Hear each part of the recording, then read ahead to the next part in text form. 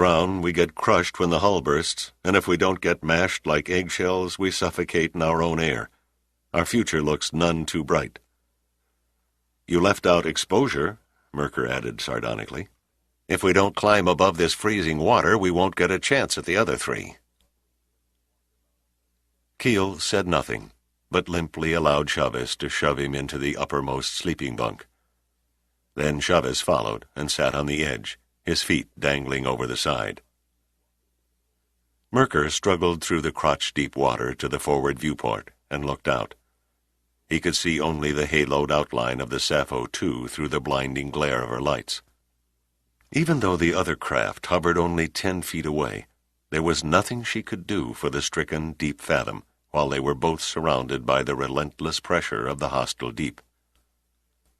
As long as she's still there, Merker thought, they haven't written us off. He took no small consolation in the fact that they were not alone. It wasn't much to lean on, but it was all they had. On board the supply ship Alhambra, camera crews from the 3 major networks, swept up in the swirling tide of expectation, feverishly struggled to get their equipment into action. Along every available foot of starboard deck railing, wire service reporters peered through binoculars in hypnotic concentration at the Capricorn floating 2 miles away, while photographers aimed their telephoto lenses on the surface of the water between the ships. Trapped in one corner of a makeshift press room, Dana Seagram pulled a foul-weather jacket tightly around her shoulders and gamely stood up to the dozen newspeople armed with tape recorders who were pushing microphones toward her face as though they were lollipops. "Is it true, Miss Seagram, that attempting to raise the Titanic 3 days ahead of schedule is in reality a last-ditch attempt to save the lives of the men trapped below?" "It's only one of several solutions," Dana replied. "Are we to understand that all other attempts have failed?"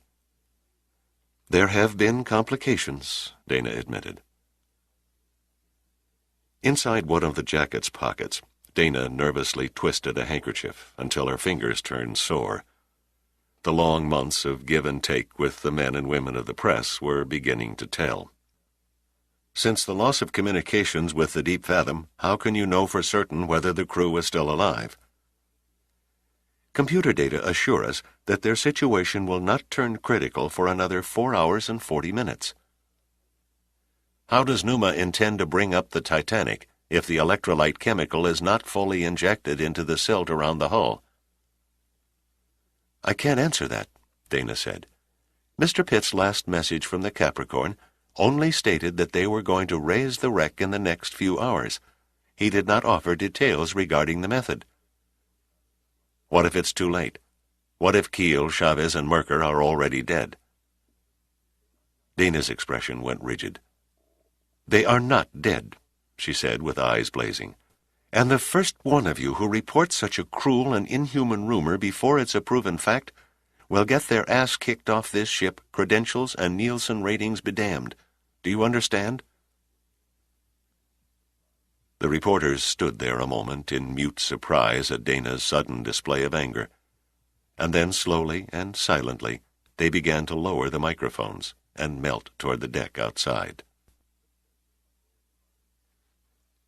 Rick Spencer unrolled a large piece of paper on the chart table and anchored it down with several half-empty coffee mugs. It was an overhead drawing that depicted the Titanic and her position in relation to the seafloor. He began pointing a pencil at various spots about the hulk that were marked with tiny crosses. "Here's the way it shapes up," he explained. "According to the computer data, we set 80 charges, each containing 30 pounds of explosives, at these key points in the sediment along the Titanic's hull." Sandecker leaned over the drawing, his eyes scanning the crosses. "I see that you've staggered them in 3 rows on each side." "That's right, sir," Spencer said. "The outside rows are set 60 yards away, the middle 40, and the inner rows are just 20 yards from the ship's plates. We'll detonate the starboard outer row first, then 8 seconds later we fire the port outer row. Another 8 seconds, and we repeat the procedure with the middle rows, and so on." Kind of like rocking a car back and forth that's stuck in the mud, Giardino volunteered. Spencer nodded. You might say that's a fair comparison. Why not jolt her out of the silt with one big bang, Giardino asked. It's possible a sudden shock might do it, but the geologists are in favor of separate overlapping shock waves. It's vibration we're after. Have we the explosives? Pitt asked. The Bomberger carries nearly a ton for seismic research purposes, Spencer replied. The Modoc has 400 pounds in her stores for underwater salvage blasting. Will it do the trick? Borderline, Spencer admitted. Another 300 pounds would have given us a more acceptable margin for success. We could have it flown from the mainland by jet and airdropped, Sandecker suggested. Pitt shook his head. By the time the explosives arrived and were loaded in a sub and planted on the seafloor, it'd be 2 hours too late. Then we'd best get on with it, Sandecker said brusquely. We have a tight deadline to meet. He turned to Gunn. How soon can the explosives be set in place? 4 hours, Gunn said unhesitatingly. Sandecker's eyes narrowed. That's cutting it pretty thin. That only leaves a leeway of 14 minutes. We'll make it, Gunn said. However, there is one condition. What is it? Sandecker snapped impatiently.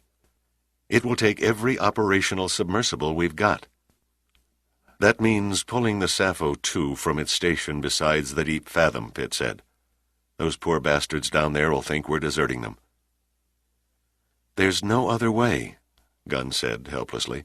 There's simply no other way.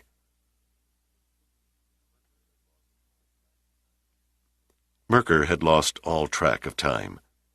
He stared at the luminous dial on his watch, but his eyes couldn't focus on the glowing numbers. How long since the derrick had fallen across their buoyancy tanks, he wondered. 5 hours? 10? Was it yesterday? His mind was sluggish and confused. He could only sit there without moving a muscle, breathing shallowly and slowly, each breath seemingly taking a lifetime.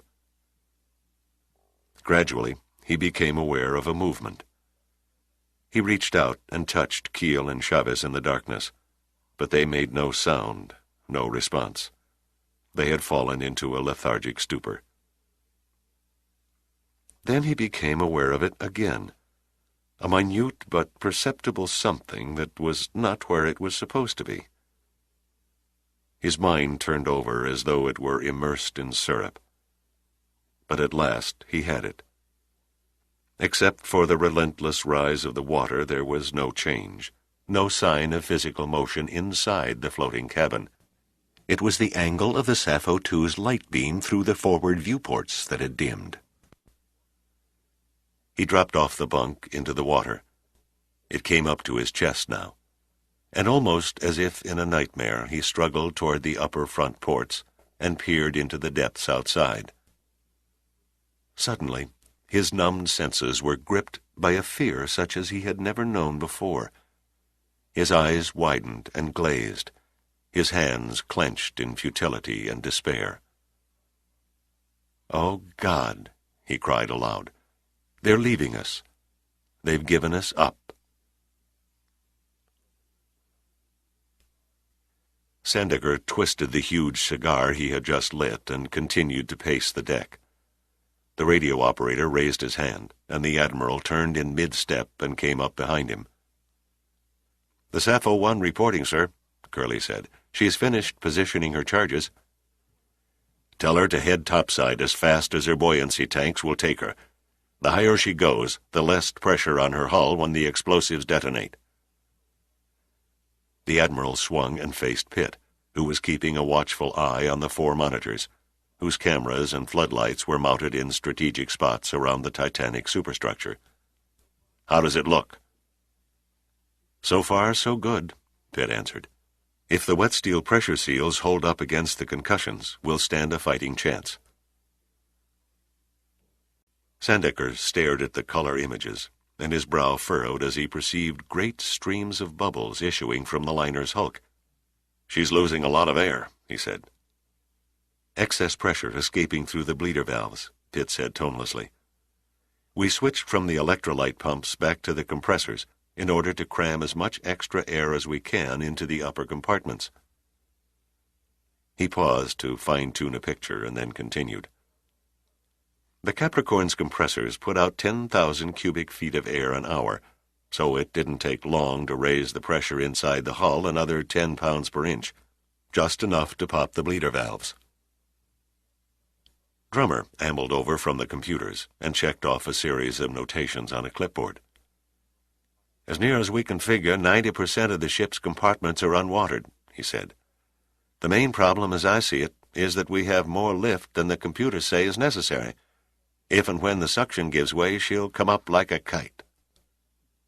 The Sea Slug just dropped her last charge, Curly reported. Ask her to make a swing by the deep fathom before she starts for the surface, Pitt said, and see if she can make visual contact with Merker and his crew. 11 minutes to go, Giardino announced. What in hell is keeping the Sappho 2? Sandecker asked no one in particular. Pitt looked across the room to Spencer. Are the charges ready to fire? Spencer nodded. Each row is tuned to a different transmitter frequency. All we have to do is turn a dial, and they'll go off in their proper sequence. What do you bet we see first, the bow or the stern? There's no contest. The bow is buried 20 feet deeper in the sediment than the rudder. I'm counting on the stern breaking free and then using its buoyant leverage to pull up the rest of the keel. She should rise on very nearly the same angle she sank, providing she's agreeable and rises at all. Last charge secured, droned Curly. Sappho 2 is making her getaway. Anything from the Sea Slug? She reports no visual contact with Deep Fathom's crew. Okay, tell her to hightail it toward the surface, Pitt said. We fire the first row of charges in 9 minutes. They're dead, Drummer suddenly cried, his voice breaking. We're too late. They're all dead. Pitt took 2 steps and gripped Drummer by the shoulders. Cut the hysterics. The last thing we need is a premature eulogy. Drummer dropped his shoulders, his face ashen and frozen in a stone-like expression of dread. Then he silently nodded and walked unsteadily back to the computer console. The water must only be a couple of feet from the sub's cabin ceiling by now, Giardino said. It came out about half an octave higher than his normal tone. If pessimism sold by the pound, you guys would all be millionaires, Pitt said dryly. The Sappho 1 has reached the safety zone at 6,000 feet. This from the sonar operator. 1 down, 2 to go, murmured Sandecker. There was nothing left to do now but wait for the other submersibles to rise above the danger level of the approaching concussion waves. 8 minutes passed. 8 interminable minutes that saw the sweat begin to ooze on 24 foreheads. Sappho 2 and Sea Slug now approaching safety zone. Sea and weather? Pitt demanded. 4-foot swells, clear skies, wind out of the northeast at 5 knots, answered Farquhar, the weatherman. You couldn't ask for better conditions. For several moments no one spoke. Then Pitt said, Well, gentlemen, the time has come. His voice was level and relaxed, and no trace of apprehension showed in his tone or manner. Okay, Spencer, count it down. Spencer began repeating the announcements with clock-like regularity. 30 seconds, 15 seconds, 5 seconds, signal transmitting, mark. Then he unhesitatingly went right into the next firing order. 8 seconds, 4 seconds, signal transmitting, mark. Everyone clustered around the TV monitors and the sonar operator, their only contacts now at the bottom. The first explosion barely caused a tremor through the decks of the Capricorn, and the volume of sound came to their ears like that of faraway thunder. The cloud of anxiety could be slashed with a sword. Every single eye was trained straight ahead on the monitors, on the quivering lines that distorted the images when the charges went off. Tense, strained, numb with the expectant look of men who feared the worst but hoped for the best, they stood there immobile as Spencer droned on with his countdowns. The shudders from the deck became more pronounced as shockwave followed shockwave and broke on the surface of the ocean.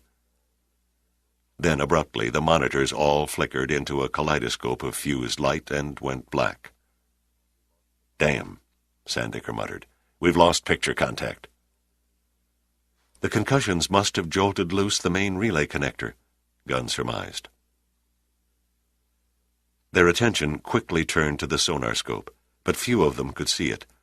The operator had drawn himself up so close to the glass that his head obscured it. Finally, Spencer straightened up. He sighed deeply to himself, pulled a handkerchief from his hip pocket, and rubbed his face and neck. "That's all she wrote," he said hoarsely. "There isn't any more." "Still stationary," said the sonar operator. "The big T is still stationary." "Go, baby," Giordino pleaded. "Get your big ass up." "Oh, God. Dear God," Drummer mumbled. "The suction is still holding her to the bottom." "Come on, damn you," Sandecker joined in. "Lift! Lift!" If it was humanly possible for the mind to will 46,328 tons of steel to release its hold on the grave it had occupied for 76 long years and return it to the sunlight, the men crowded around the sonar scope would have surely made it so. But there was to be no psychokinetic phenomenon this day. The Titanic stayed stubbornly clutched to the sea floor. "A dirty, rotten break," Farquhar said. Drummer held his hands over his face, turned away, and stumbled from the room. "Woodson on the Sappho 2 requests permission to descend for a look-see," said Curley. Pitt shrugged. "Permission granted."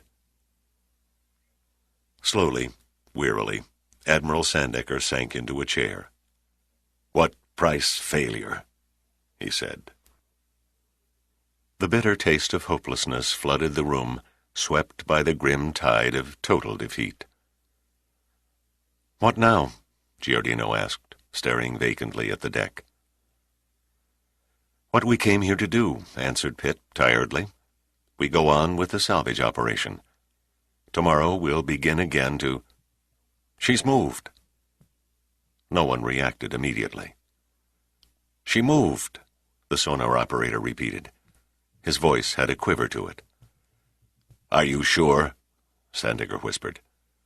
"Stake my life on it." Spencer was too stunned to speak. He could only stare at the sonar scope with an expression of abject incredulity. Then his lips began working. "The aftershocks," he said. "The aftershocks caused a delayed reaction." "Rising," the sonar operator shouted, banging his fist on the arm of his chair. "That gorgeous old bucket of bolts has broken free. She's coming up." Chapter 48. At first, everybody was too dumbstruck to move. The moment they had prayed for, had spent 8 tortuous months struggling for, had sneaked up behind them, and somehow they couldn't accept it as actually happening. Then the electrifying news began to sink in, and they all began shouting at the same time, like a crowd of Mission Control space engineers during a rocket liftoff. "Go, baby, go!" Sandecker shouted as joyfully as a schoolboy. "Move, you mother!" Giordino yelled. "Move! Move!" "Keep coming, you big, beautiful, rusty old floating palace, you," Spencer murmured. Suddenly, Pitt rushed across to the radio and clutched Curly's shoulder in a vice-like grip. "Quick, contact Woodson on the Sappho 2. Tell him the Titanic is on her way up, and to get the hell out of the way before he's run over." "Still on a surface course," the sonar operator said. "Speed of ascent accelerating." "We haven't weathered the storm yet," Pitt said. 101 things can still go wrong before she breaks surface, if only—" Yeah, Giordino cut in. Like if only the wet steel maintains its bond, or if only the bleeder valves can keep up with the sudden drop in water pressure, or if the hull doesn't take it in its mind to go snap, crackle, and pop. If, it's a mighty big word. Still coming and coming fast, the sonar operator said, staring at his scope. 600 feet in the last minute. Pitt swung to Giordino. Al, find Doc Bailey and the pilot of the helicopter and get in the air like a mad bull was on your ass. Then, as soon as the Titanic stabilizes herself, drop down on her forecastle deck. I don't care how you do it. Rope ladder, winch and bucket chair. Crash land the copter if you have to. But you and the good doctor drop down fast and pop the Deep Fathom's hatch cover and lift those men out of that hellhole. We're halfway there, Giordino grinned. He was already out the door before Pitt could issue his next order to Spencer. Rick, stand by to hoist the portable diesel pumps on board the derelict. The sooner we can get ahead of any leaks, the better. We'll need cutting torches to get inside her, Spencer said, his eyes wide with excitement. Then see to it. Pitt turned back to the sonar panel.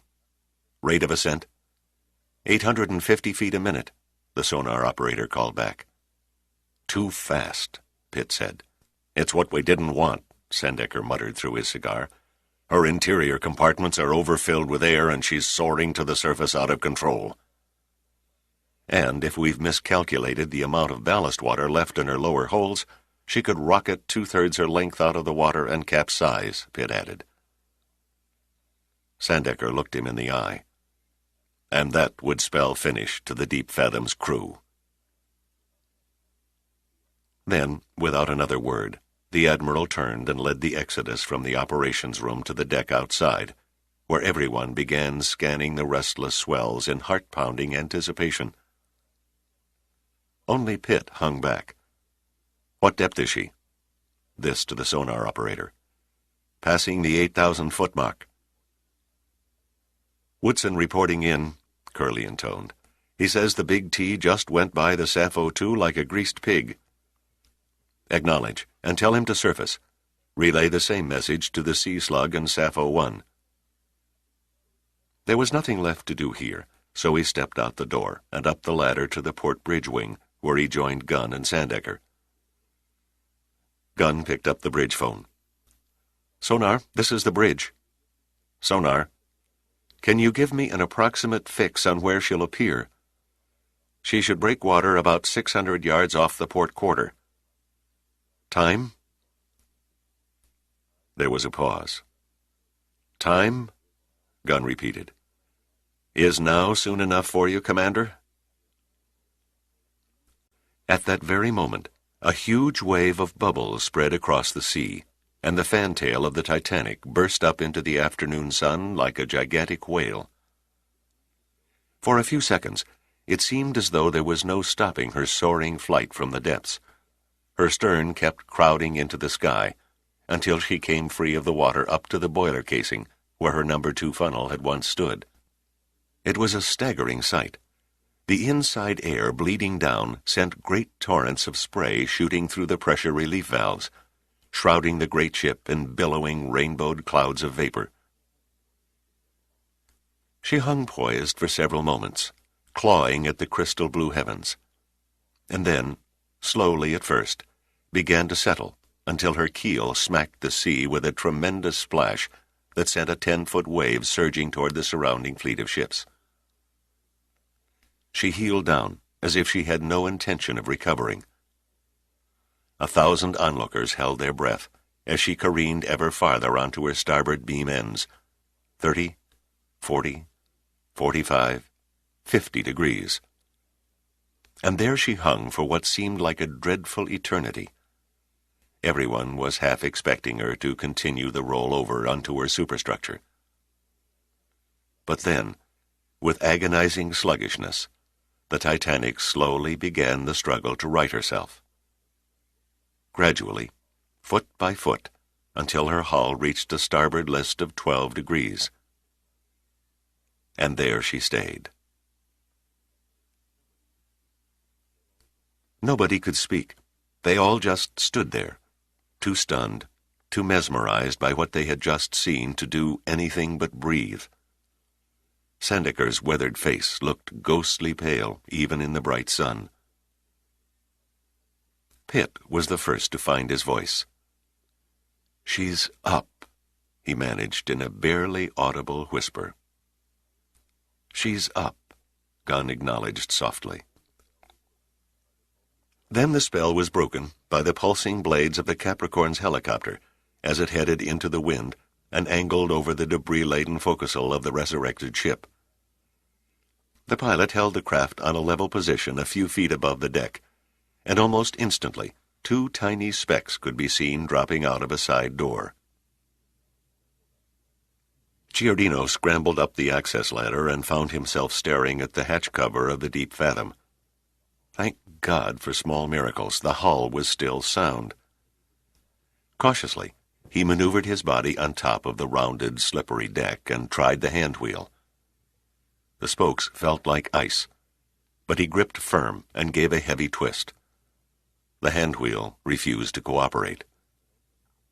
"Stop dawdling and open the damn thing," Dr. Bailey boomed behind him. "Every second counts." Giordino took a deep breath and heaved with every ounce the muscles of his ox-like body could give. It moved an inch. He tried again, and this time forced a half-turn. And then, finally, it began spinning easily as the air inside the sub hissed out and the pressure against the seal relaxed. When the handwheel halted at the end of its threads, Giordino swung the hatch open and peered into the darkness below.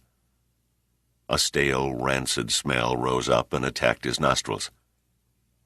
His heart sank when, after his eyes became accustomed to the darkness inside, he saw the water sloshing only 18 inches from the upper bulkhead.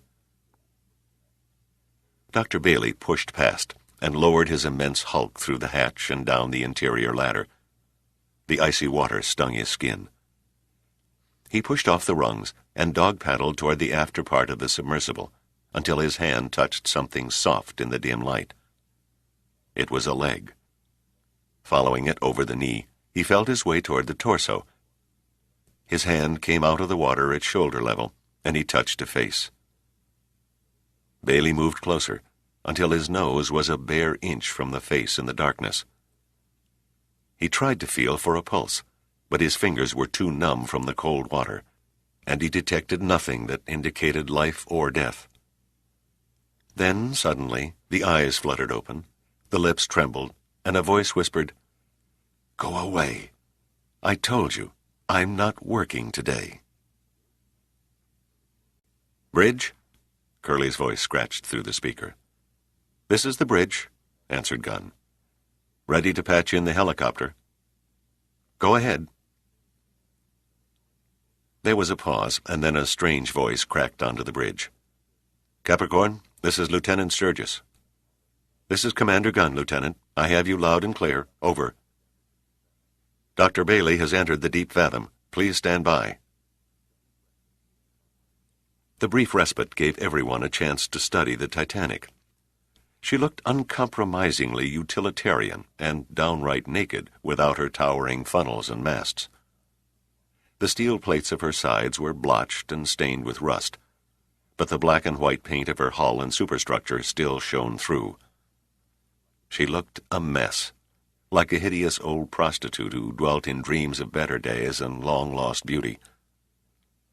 The portholes and windows were covered with the unsightly gray of the wet steel, and her once immaculate teak decks were rotted and cluttered with miles of corroded cable. The empty lifeboat davits seemed to reach out in wraith-like pleading for a return of their long-lost contents. The overall effect of the ocean liner's presence came across the water like an eerie subject in a surrealistic painting. And yet there was an inexplicable serenity about her that could not be described. "Capricorn, this is Sturgis. Over." "Gunn here. Come in." "Mr. Giordino has just given me 3 fingers and a thumbs-up sign. Merker, Keel, and Chavez are still alive." A strange quiet followed. Then Pitt walked over to the emergency equipment panel and pressed the siren button. The ear-splitting sound whooped across the water. Then the Modoc's whistle blared in reply, and Pitt saw the normally reserved Sandecker laugh and throw his cap in the air. The Monterey Park joined in, and the Alhambra, and finally the Baumburger, until the sea around the Titanic was one huge cacophony of sirens and whistles. Not to be outdone, the Juno moved up and punctuated the mad din with a thunderous salute from her 8-inch gun mount. It was a moment that none of those present would ever live again. And for the first time in all the years he could remember, Pitt felt the trickle of warm tears on his cheeks.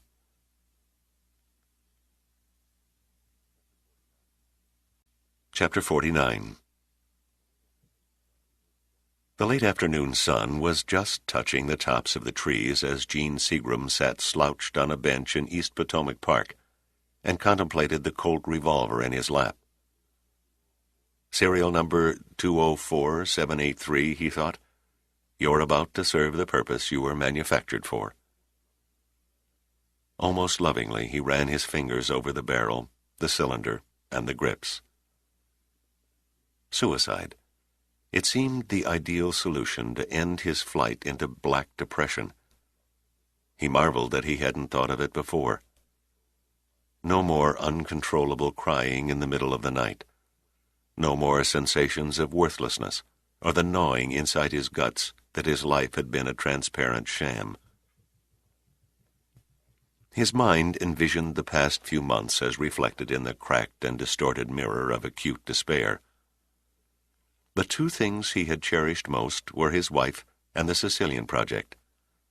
Now Dana was gone, his marriage a shambles, and the President of the United States had taken what seemed to Seagram to be a needless risk in leaking his precious project to the sworn enemy of democracy. Sandecker had revealed to him the presence of the 2 Soviet agents on the Titanic salvage fleet, and the fact that the CIA had warned the admiral not to interfere with their espionage activities only served to drive what seemed to Seagram another nail into the coffin of the Sicilian project. Already one of Numa's engineers had been murdered, and just this morning the daily report from Sandecker's staff to Metasection told of the trapped submersible and the apparent hopelessness of rescuing its crew. It had to be sabotage. There could be no doubt of it. The mismatched pieces of the puzzle were forced into unfitting slots by Seagram's confused brain. The Sicilian project was dead, and he now made up his mind to die with it. He was in the act of releasing the gun's safety catch when a shadow fell across him, and a voice spoke in a friendly tone. "It's much too nice a day to rip off your life, don't you think?" Officer Peter Jones had been walking his beat along the path beside Ohio Drive when he noticed the man on the park bench. At first glance, Jones thought Seagram was simply a wine-sodden derelict soaking up the sun. He considered running him in, but dismissed it as a waste of time. A booked bum would be back on the streets inside 24 hours. Jones figured it was hardly worth the effort of filling out the endless reports. But then something about the man didn't fit the stereotyped lost soul. Jones moved casually, inconspicuously around a large leafing elm tree, and doubled back slightly to the side of the bench. On closer inspection, his suspicions were confirmed. True, the reddened, unseeing eyes and the vacant look of the alcoholic were there, as was the listless, uncaring droop of the shoulders. But so were small bits and pieces that didn't belong.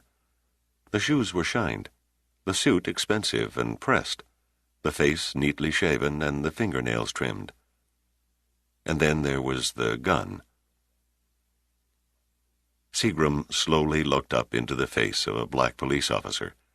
Instead of meeting a determined look of wariness, he found himself gazing into an expression of genuine compassion. "Aren't you jumping to conclusions?" Seagram said. "Man, if I ever saw a classic case of suicidal depression, you're it." Jones made a sitting gesture. "Mind if I share your bench?" It's city property, Seagram said indifferently. Jones carefully sat down an arm's length from Seagram and languidly stretched out his legs and leaned against the backrest, keeping his hands in plain sight and away from his holstered service revolver. "Now me, I'd pick November," he said softly. "April is when the flowers pop and the trees go green. But November, that's when the weather turns nasty. The winds chill you to the bone, and the skies are always cloudy and dreary. Yeah, that's the month I'd pick all right to do away with myself." Seagram clutched the Colt tighter, eyeing Jones in apprehension, waiting for him to make his move. "I take it you consider yourself something of an expert on suicide?" "Not really," Jones said. "In fact, you're the first one I ever got to watch in the act. Most of the time I come on the scene long after the main event. Now, take drownings. They're the worst. Bodies all bloated up and black. Eyeballs mush in their sockets after the fish have nibbled at 'em. Then there's the jumpers. I saw a fellow one time who'd leaped off a 30-story building. Lit on his feet. His shin bones came out his shoulders. "I don't need this," Seagram snarled.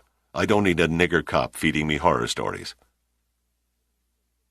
Anger flickered in Jones's eyes for an instant, then quickly passed. "Sticks and stones," he said. He took out a handkerchief and leisurely wiped the sweatband of his cap. "Tell me, Mr. Seagram, you might as well know. It won't make any difference later. Tell me, Mr. Seagram, how do you intend on doing it? A bullet in the temple, the forehead, or in the mouth?" "What does it matter? The results are the same." "Not necessarily," Jones said conversationally. "I don't recommend the temple or the forehead, at least not with a small-caliber gun. Let's see, what have you got there? Yeah, looks like a .38. It might do a messy job okay, but I doubt if it'd kill you proper. I knew one guy who fired a .45 into his temple, scrambled his brains and shoved out his left eye, but he didn't die. Lived for years like a turnip. Can't you picture him lying there, his bowels running all over the sheets, and him begging to be put out of his misery? Yeah, if I was you, I'd stick the barrel in my mouth and blow off the back of the head. That's the safest bet." "If you don't shut up," Seagram snapped, pointing the Colt at Jones, "I'll kill you too." "Kill me?" Jones said. "You haven't got the balls. You're not a killer, Seagram. It's written all over you. Every man is capable of committing murder." "I agree. Murder's no big deal. Anybody can do it. But only a psychopath ignores the consequences." "Now you're beginning to sound like a philosopher." "Us dumb nigger cops oftentimes like to fool white people with our smarts routine." "I apologize for my poor choice of words." Jones shrugged. "You think you got problems, Mr. Seagram? I'd love to have your problems. Look at yourself. You're white, obviously a man of means. You probably have a family and a nice position in life. How'd you like to trade places with me, change the color of your skin, be a black cop with 6 kids and a 90-year-old frame house with a 30-year mortgage on it? Tell me about it, Seagram. Tell me about how tough your world really is." "You could never understand." "What's there to understand? Nothing under the sun is worth killing yourself over. Oh, sure, your wife will shed a few tears at first, but then she'll give your clothes to the Salvation Army, and 6 months from now she'll be in bed with another man while you'll be nothing but a picture in a scrapbook. Look around you. It's a beautiful spring day. Hell, think what you'll be missing. Didn't you watch the president on TV?" "The president?" "He came on at 4 o'clock and talked about all the great things that were happening. Manned flights to Mars are only 3 years away.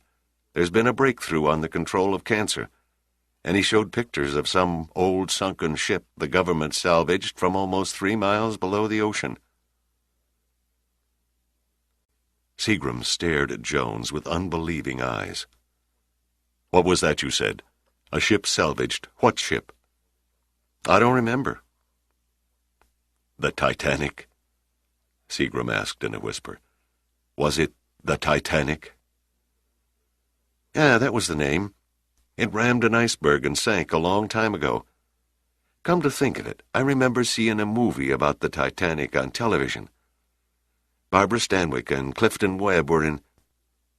Jones broke off, at the look of incredulity, then shock, then twisted confusion that showed in Seagram's face.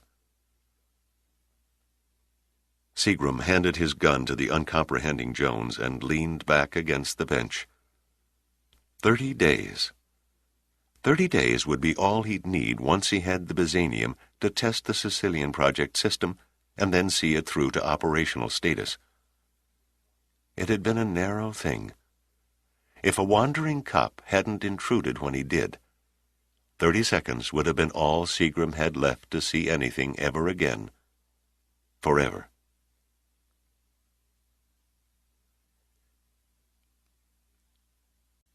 Chapter 50.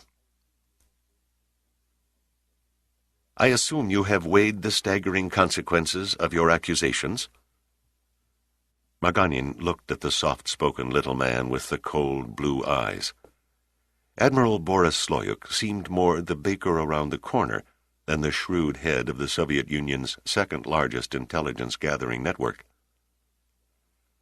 I fully realize, Comrade Admiral, that I am jeopardizing my naval career and risking a prison sentence, but I place duty to the state above my personal ambitions. Very noble of you, Lieutenant, Sloyuk said without expression. The charges you have brought are extremely damaging, to say the least. However, you have not produced concrete evidence that indicates Captain Prevlov is a traitor to our country, and without it, I cannot condemn a man on his subordinate's word alone. Margonian nodded. But he had planned this confrontation with the Admiral carefully. Bypassing Prevlov and the normal chain of command to approach Sloyuk had been a risky business indeed. But the trap had been exactingly set, and timing was critical. Calmly, he reached into his pocket and produced an envelope which he passed across the desk to Sloyuk. Here are transaction records of account number AZF 7609 at the Banque de Lausanne in Switzerland. You will note, sir, that it receives large deposits on a regular basis from one V. Volper, a clumsy anagram derived from the name Prevlov.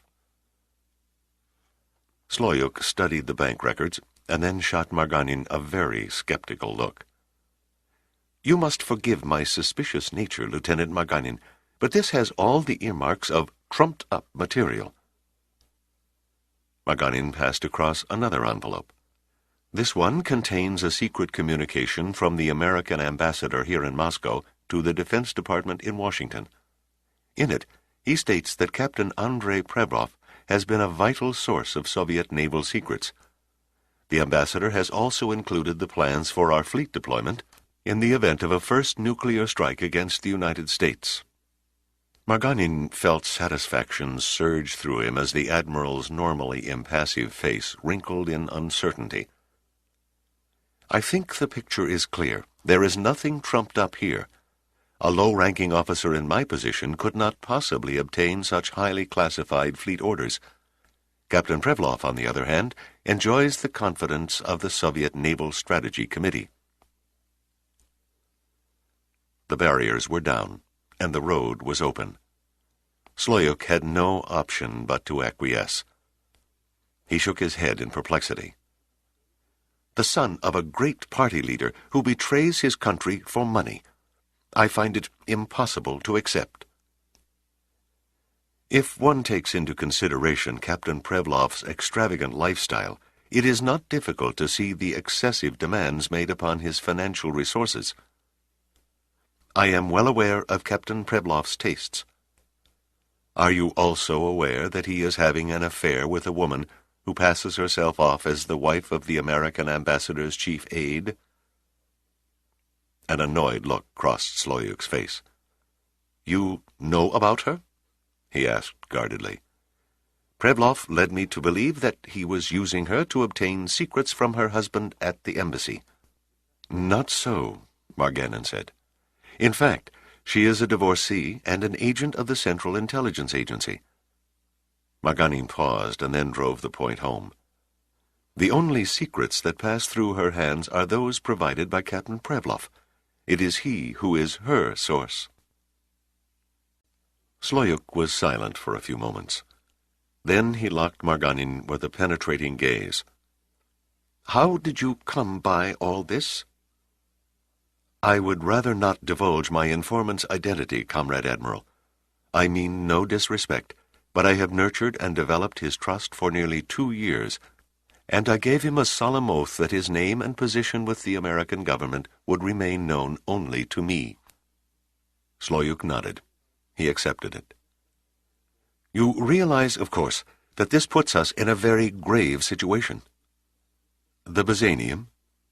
"Exactly," Sloyuk said tersely. "If Prevlov told the Americans of our plan, it could prove disastrous. Once the Byzanium is in their hands and the Sicilian project is operational, the balance of power would be theirs for the next decade." "Perhaps Captain Prevlov has not leaked our plan yet," Marganin said. "Perhaps he was waiting until the Titanic was raised." "She has risen," Sloyuk said.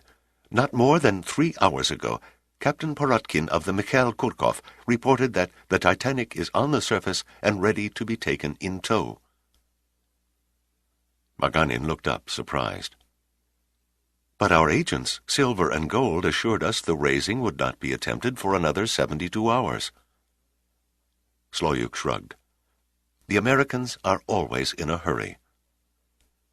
"Then we must cancel Captain Prevlov's plan to seize the Byzanium in favor of one with credence." Prevlov's plan. Marganin had to suppress a grin when he said it. The shrewd captain's colossal ego would be his downfall. From here on in, Marganin thought confidently, the drama would have to be played out very, very carefully. "It is too late to change our strategy now," Sloyuk said slowly. "The men and ships are in place. We will go ahead as scheduled." "But what about Captain Prevlov? Surely you will order his arrest." Sloyuk looked at Marganin coldly. "No, Lieutenant. He will remain at his duties." "He cannot be trusted," Marganin said desperately. "You have seen the evidence." "I have seen nothing that cannot be manufactured," Sloyuk snapped brusquely. "Your little package comes too neatly wrapped, too meticulously tied with ribbon to be bought at first glance. What I do see is a young upstart who is stabbing his superior in the back in order to reach the next rung on the ladder of promotion. Purges went out before you were born, Lieutenant. You played a dangerous game, and you lost." "I assure you—" "Enough." Sloyuk's tone was hard as granite. "I am secure in the knowledge that the Byzanium will be safely on board a Soviet ship no later than 3 days from now, an event that will prove Captain Prevlov's loyalty and your guilt." This book is continued on Disc 8. Disc 8. Chapter 51. The Titanic lay motionless and dead against the unending onslaught of the waves, as they swirled around her huge mass, then closed ranks again and swept onward toward some as yet unknown and distant shore. She lay there and drifted with the current, her sodden wooden decks steaming under the fading evening sun. She was a dead ship that had returned among the living. A dead ship, but not an empty ship. The compass tower on the raised deck over her first-class lounge had been quickly cleared away to accommodate the helicopter, and soon a steady stream of men and equipment was being ferried on board to begin the arduous task of correcting the list and preparing her for the long tow to New York Harbor. For a few short minutes after the half-dead crew of the Deep Fathom were airlifted to the Capricorn, Giordino had the Titanic all to himself. The fact that he was the first man to set foot on her decks in 76 years never entered his head, and though it was still broad daylight, he shied away from any exploring.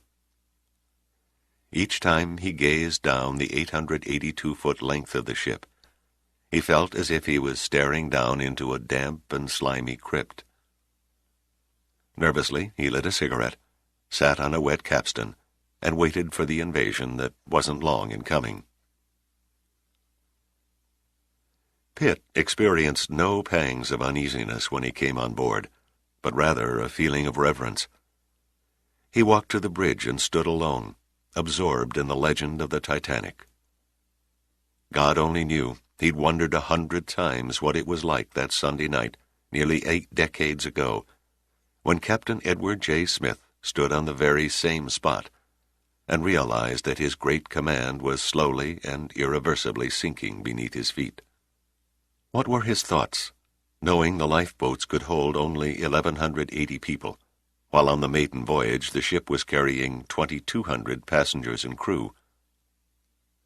Then he wondered what the venerable old captain would have thought had he known the decks of his ship would one day be walked again by men as yet unborn in his time.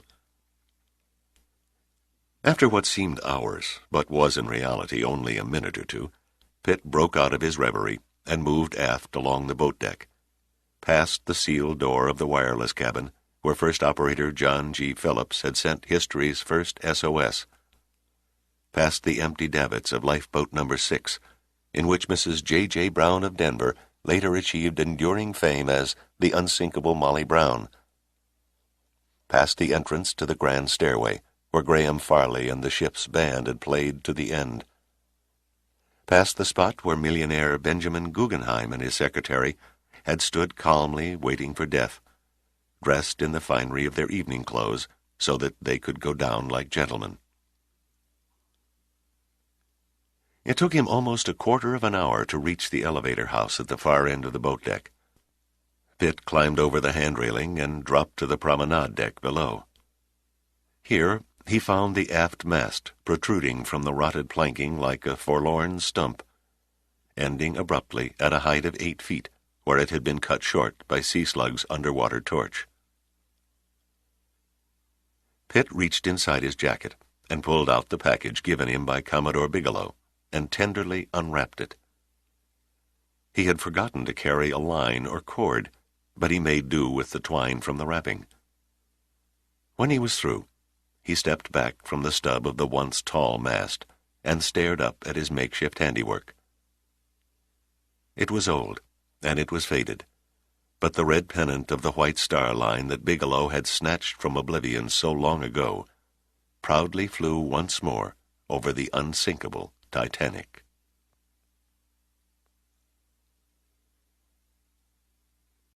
Chapter 52. The morning sun was just probing its rays above the eastern horizon when Sandecker jumped from the helicopter's cockpit door and ducked under the whirling blades, clutching his cap.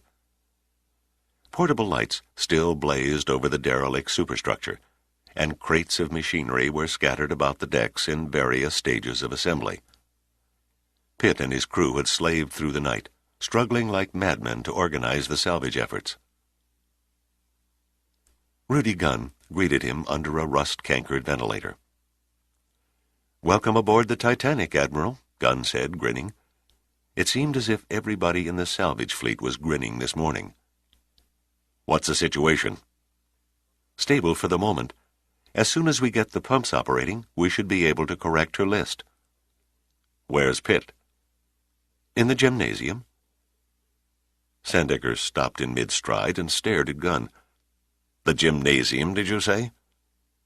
Gunn nodded and pointed at an opening in the bulkhead whose ragged edges suggested the work of an acetylene torch. "Through here." The room measured about 15 feet wide by 40 feet deep, and was inhabited by a dozen men who were all involved in their individual assignments, and who were seemingly oblivious to the weird assortment of antiquated and rust-worn mechanisms mounted on what had once been a colorful linoleum block floor. There were ornate rowing machines, funny-looking stationary bicycles that were attached to a large circular distance clock on the wall, several mechanical horses with rotting leather saddles, and what Sandecker could have sworn looked like a mechanical camel, which, as he discovered later, was exactly that. Already the salvage crew had equipped the room with a radio transmitter and receiver, 3 portable gas-driven electrical generators, a small forest of spotlights on stands, a compact little Rube Goldberg-like galley, a clutter of desks and tables made out of collapsible aluminum tubing and packing crates, and several folding cots. Pitt was huddled with Drummer and Spencer as Sandecker moved toward them. They were studying a large cutaway drawing of the ship. Pitt looked up and waved a salute. "Welcome to the Big T, Admiral," he said warmly. "How are Merkel, Keel, and Chavez?" "Safely bedded down in Capricorn sickbay," Sandecker answered. 90% recuperated and begging Dr. Bailey to return 'em to duty. A request, I might add, that fell on deaf ears. Bailey insisted that they remain under observation for 24 hours, and there's simply no budging a man of his size and determination. Sandecker paused to sniff the air and then wrinkled his nose. "God, what's that smell?" "Rot," Drummer replied. "It fills every nook and cranny. There's no escaping it. And it's only a matter of time before the dead marine life that came up with the wreck begins to stink." Sandecker gestured about the room. "A cozy place you've got here," he said. "But why set up operations in the gym rather than the bridge?"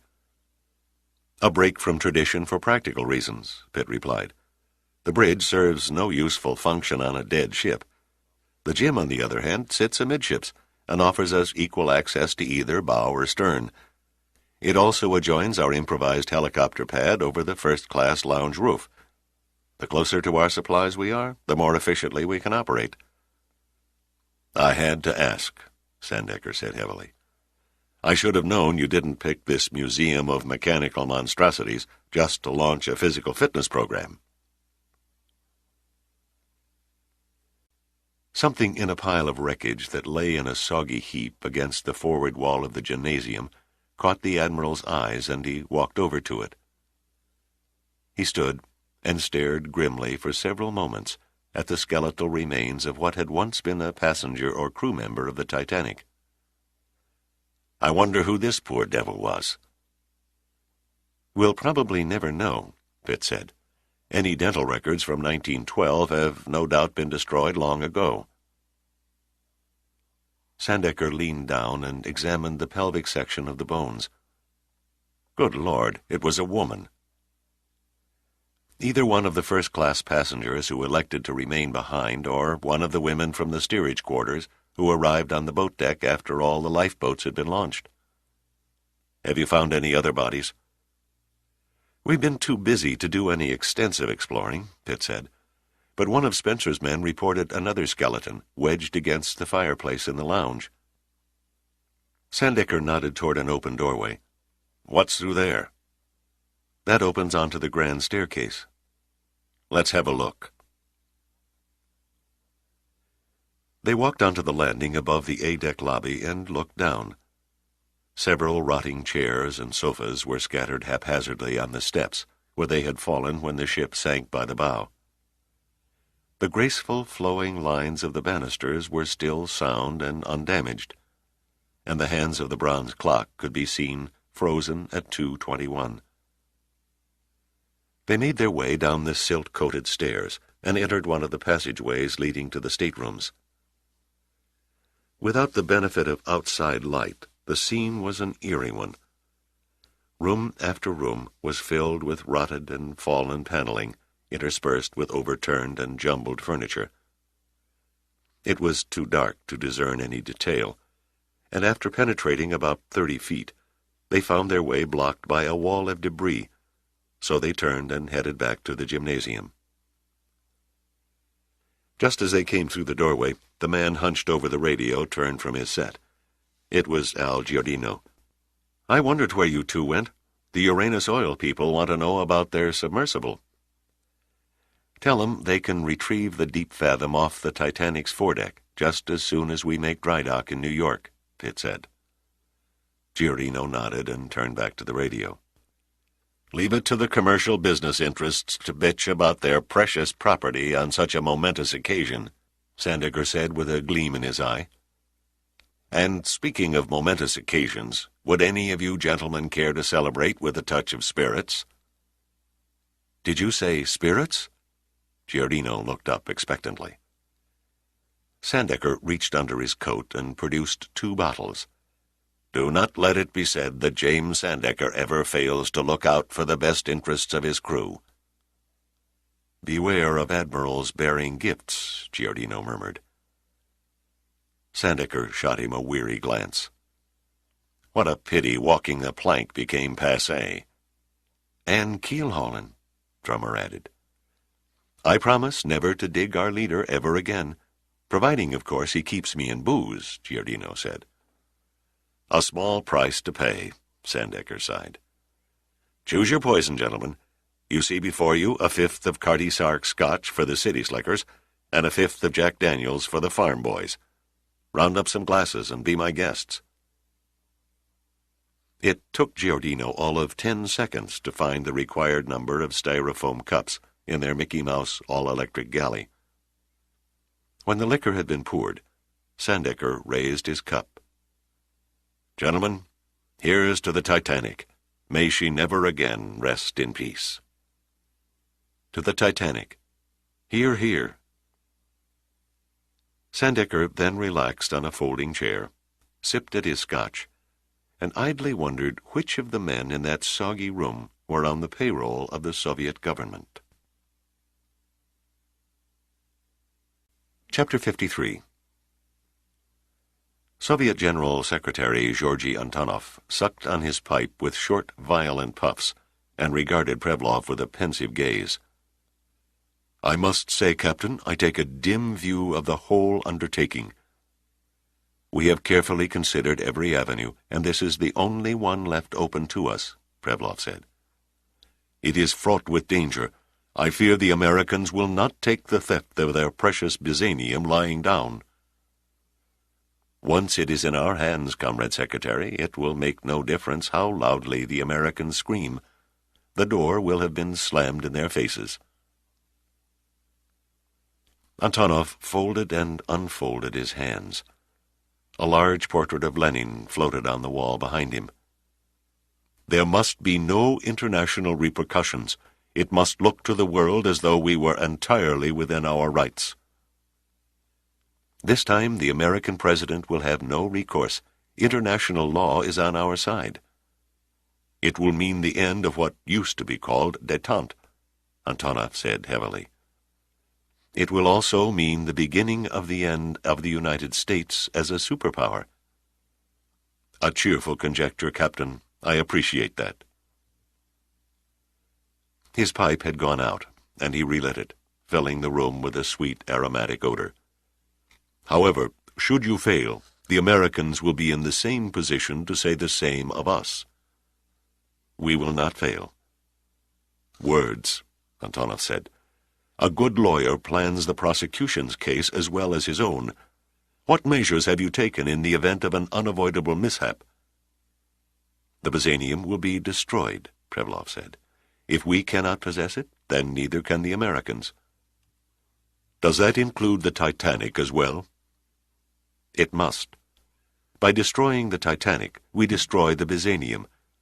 It will be accomplished in such a way that another recovery operation will be totally out of the question. Prevlov fell silent, but Antonov was satisfied. He had already given his approval for the mission. He studied Prevlov carefully. The captain looked like a man who was not used to failure. His every movement, every gesture seemed thoughtfully planned in advance. Even his words carried an air of confident forethought. Yes, Antonov was satisfied. When do you leave for the North Atlantic? He asked. With your permission, Comrade Secretary, at once. A long-range reconnaissance bomber is on standby at Gorky Airfield. It is imperative that I be standing on the bridge of the Mikhail Kurkov within 12 hours. Good fortune has sent us a hurricane, and I will make full use of its force as a diversion for what will seem our perfectly legal seizure of the Titanic." "Then I will not keep you." Antonov stood and embraced Prevlov in a great bear hug. "The hopes of the Soviet Union go with you, Captain Prevlov. I beg you, do not disappoint us." Chapter 54. The day began going badly for Pitt right after he wandered away from the salvage activity and made his way down to number 1 cargo hold on G deck. The sight that met his eyes in the darkened compartment was one of utter devastation. The vault containing the Byzanium was buried under the collapsed forward bulkhead. He stood there for a long time, staring at the avalanche of broken and twisted steel that prevented any easy attempt to reach the precious element. It was then that he sensed someone standing behind him. "It looks like we've been dealt a bum hand," Sandecker said. Pitt nodded. "At least for the moment. Perhaps if we—" It'd take weeks for our portable cutting equipment to clear a path through that jungle of steel. "There's no other way?" "A giant Doppelmann crane could clear the debris in a few hours." "Then what you're saying is that we have no choice but to stand by and wait patiently until we reach the dry dock facilities in New York." Pitt looked at him in the dim light, and Sandecker could see the look of frustration that cracked his rugged features. There was no need for an answer. "Removing the Byzanium to the Capricorn would have been a break in our favor," Pitt said. "It'd certainly have saved us a lot of grief. Maybe we could fake a transfer." Our friends who worked for the Soviets would smell a hoax before the first crate went over the side. Assuming they're both on board the Titanic, of course. "I'll know this time tomorrow." "I take it you have a line on who they are." "I've got one of them pegged, the one who killed Henry Monk. The other is purely an educated guess." "I'd be interested in knowing who you ferreted out," Sandecker said. "My proof would never convince a federal prosecutor, much less a jury. Give me a few more hours, Admiral, and I'll lay them both, silver and gold, or whatever their stupid code names are, right in your lap." Sandecker stared at him, then said, "You're that close?" "I'm that close." Sandecker passed a weary hand across his face and tightened his lips. He looked at the tons of steel covering the vault. "I leave it with you, Dirk.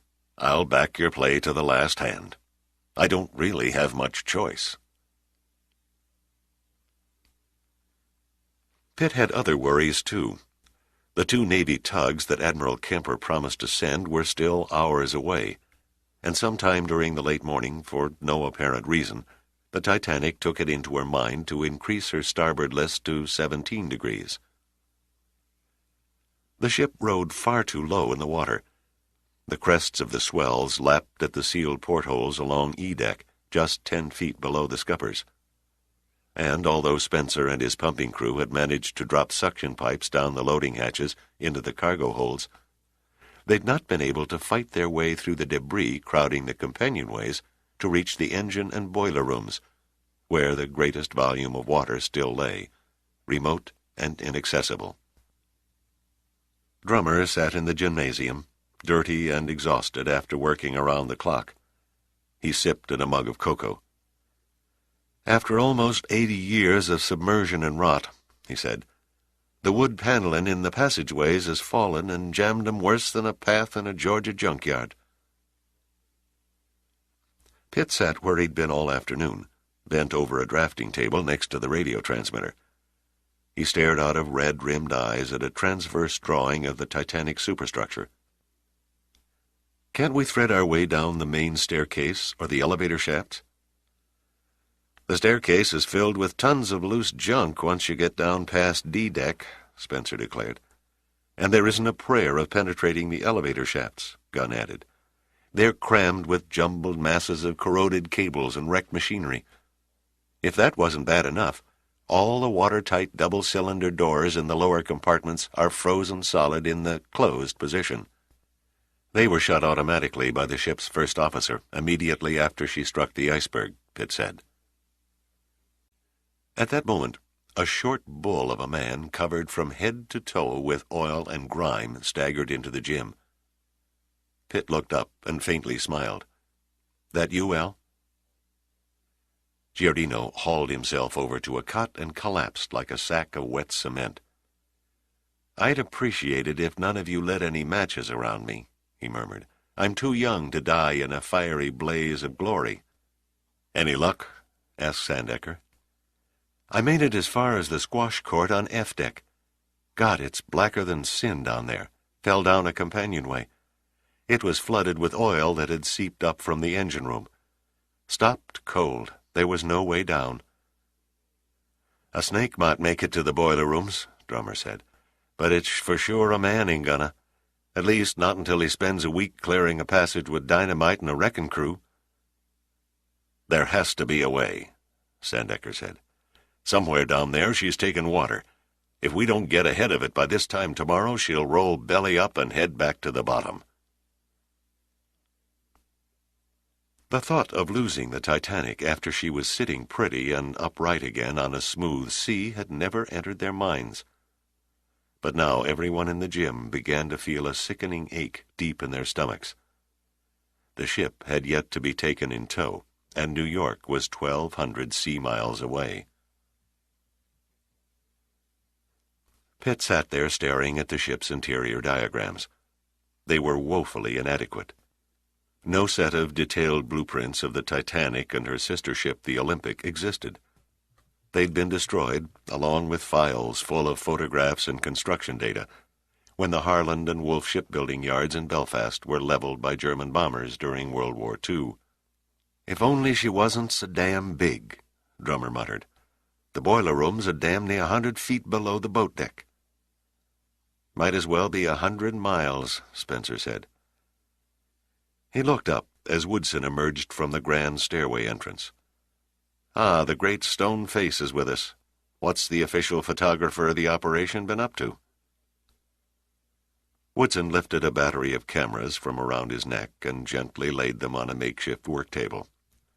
"Just taking some pictures for posterity," he said with his usual deadpan expression. "Never know. I just might write a book about all this someday, and naturally I'll want credit for the illustrations." "Naturally," Spencer said. "You didn't by chance find a clear companionway down to the boiler rooms?" He shook his head. "I've been shooting in the first-class lounge. It's remarkably well preserved. Except for the obvious ravages of water on the carpeting and furniture, it could pass for a sitting room in the Palace of Versailles." He began changing film cartridges. "How's chances of borrowing the helicopter? I'd like to get some bird's-eye shots of our prize before the tugs arrive." Giardino raised up on one elbow.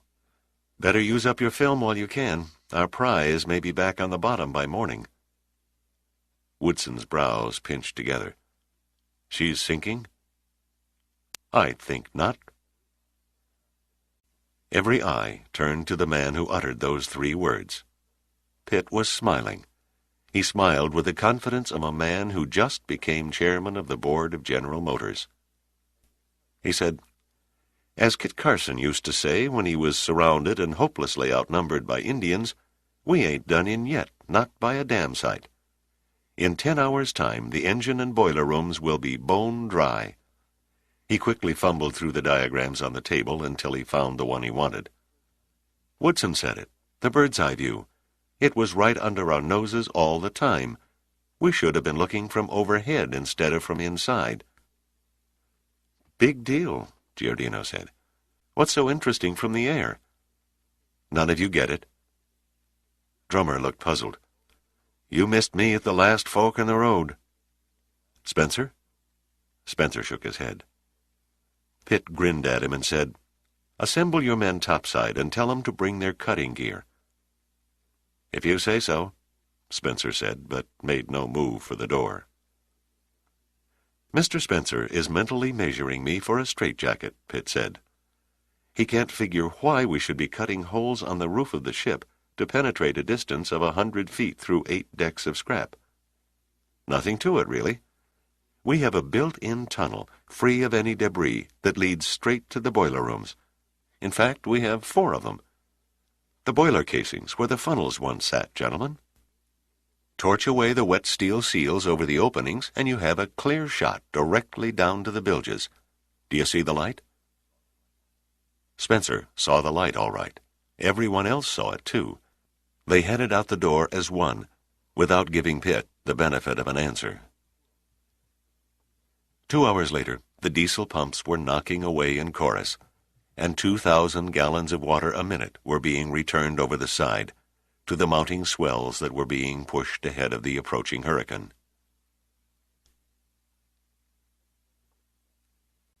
Chapter 55. They had dubbed her Hurricane Amanda, and by that same afternoon the great steamer tracks running across her projected path were devoid of most vessels. All freighters, tankers, and passenger liners that had put to sea between Savannah, Georgia, and Portland, Maine, had been ordered back to port after Numa's Hurricane Center in Tampa sent out the first warnings. Nearly 100 vessels along the eastern seaboard had postponed their sailing dates, while all ships bound from Europe that were already far at sea hove to, waiting for the hurricane to pass. In Tampa, Dr. Prescott and his weather people swarmed around the wall chart, feeding new data into the computers and plotting any deviation of Hurricane Amanda's track. Prescott's original predicted track was holding up to within 175 miles. A weatherman came up and handed him a sheet of paper. Here's a report from a Coast Guard reconnaissance plane that penetrated the hurricane's eye. Prescott took the report and read parts of it aloud. Eye approximately 22 miles in diameter. Forward speed increased to 40 knots. Wind strength 180 plus. His voice trailed off. His assistant looked at him, her eyes wide. 180-mile-an-hour winds? And more, Prescott murmured. I pity the ship that gets caught in this one. A glaze suddenly passed across the weatherman's eyes, and he swung back to study the wall chart. Then his face turned ashen. Oh, Jesus, the Titanic. Prescott looked at him. The what? The Titanic and her salvage fleet. They're sitting right in the middle of the projected path of the hurricane. The hell you say, Prescott snapped. The weatherman moved up to the wall chart and hesitated for several moments. Finally, he reached up and drew an X just below the Newfoundland Grand Banks. There, that's the position where she was raised from the bottom. Where did you get this information? It's been smeared all over the newspapers and television since yesterday. If you don't believe me, teletype Numa headquarters in Washington and confirm. Screw the teletype, Prescott growled. He rushed across the room, snatched up a telephone, and shouted into the receiver. Punch me on a direct line to our headquarters in Washington. I want to speak with someone who's connected with the Titanic project. While he waited for his call to go through, he peered over his glasses at the X on the wall chart. Here's hoping those poor bastards have a weatherman on board with uncanny foresight, he muttered to himself. Or about this time tomorrow, they'll forever learn the meaning of the fury of the sea. There was a vague expression on Farquhar's face as he stared at the weather maps laid out before him on the table.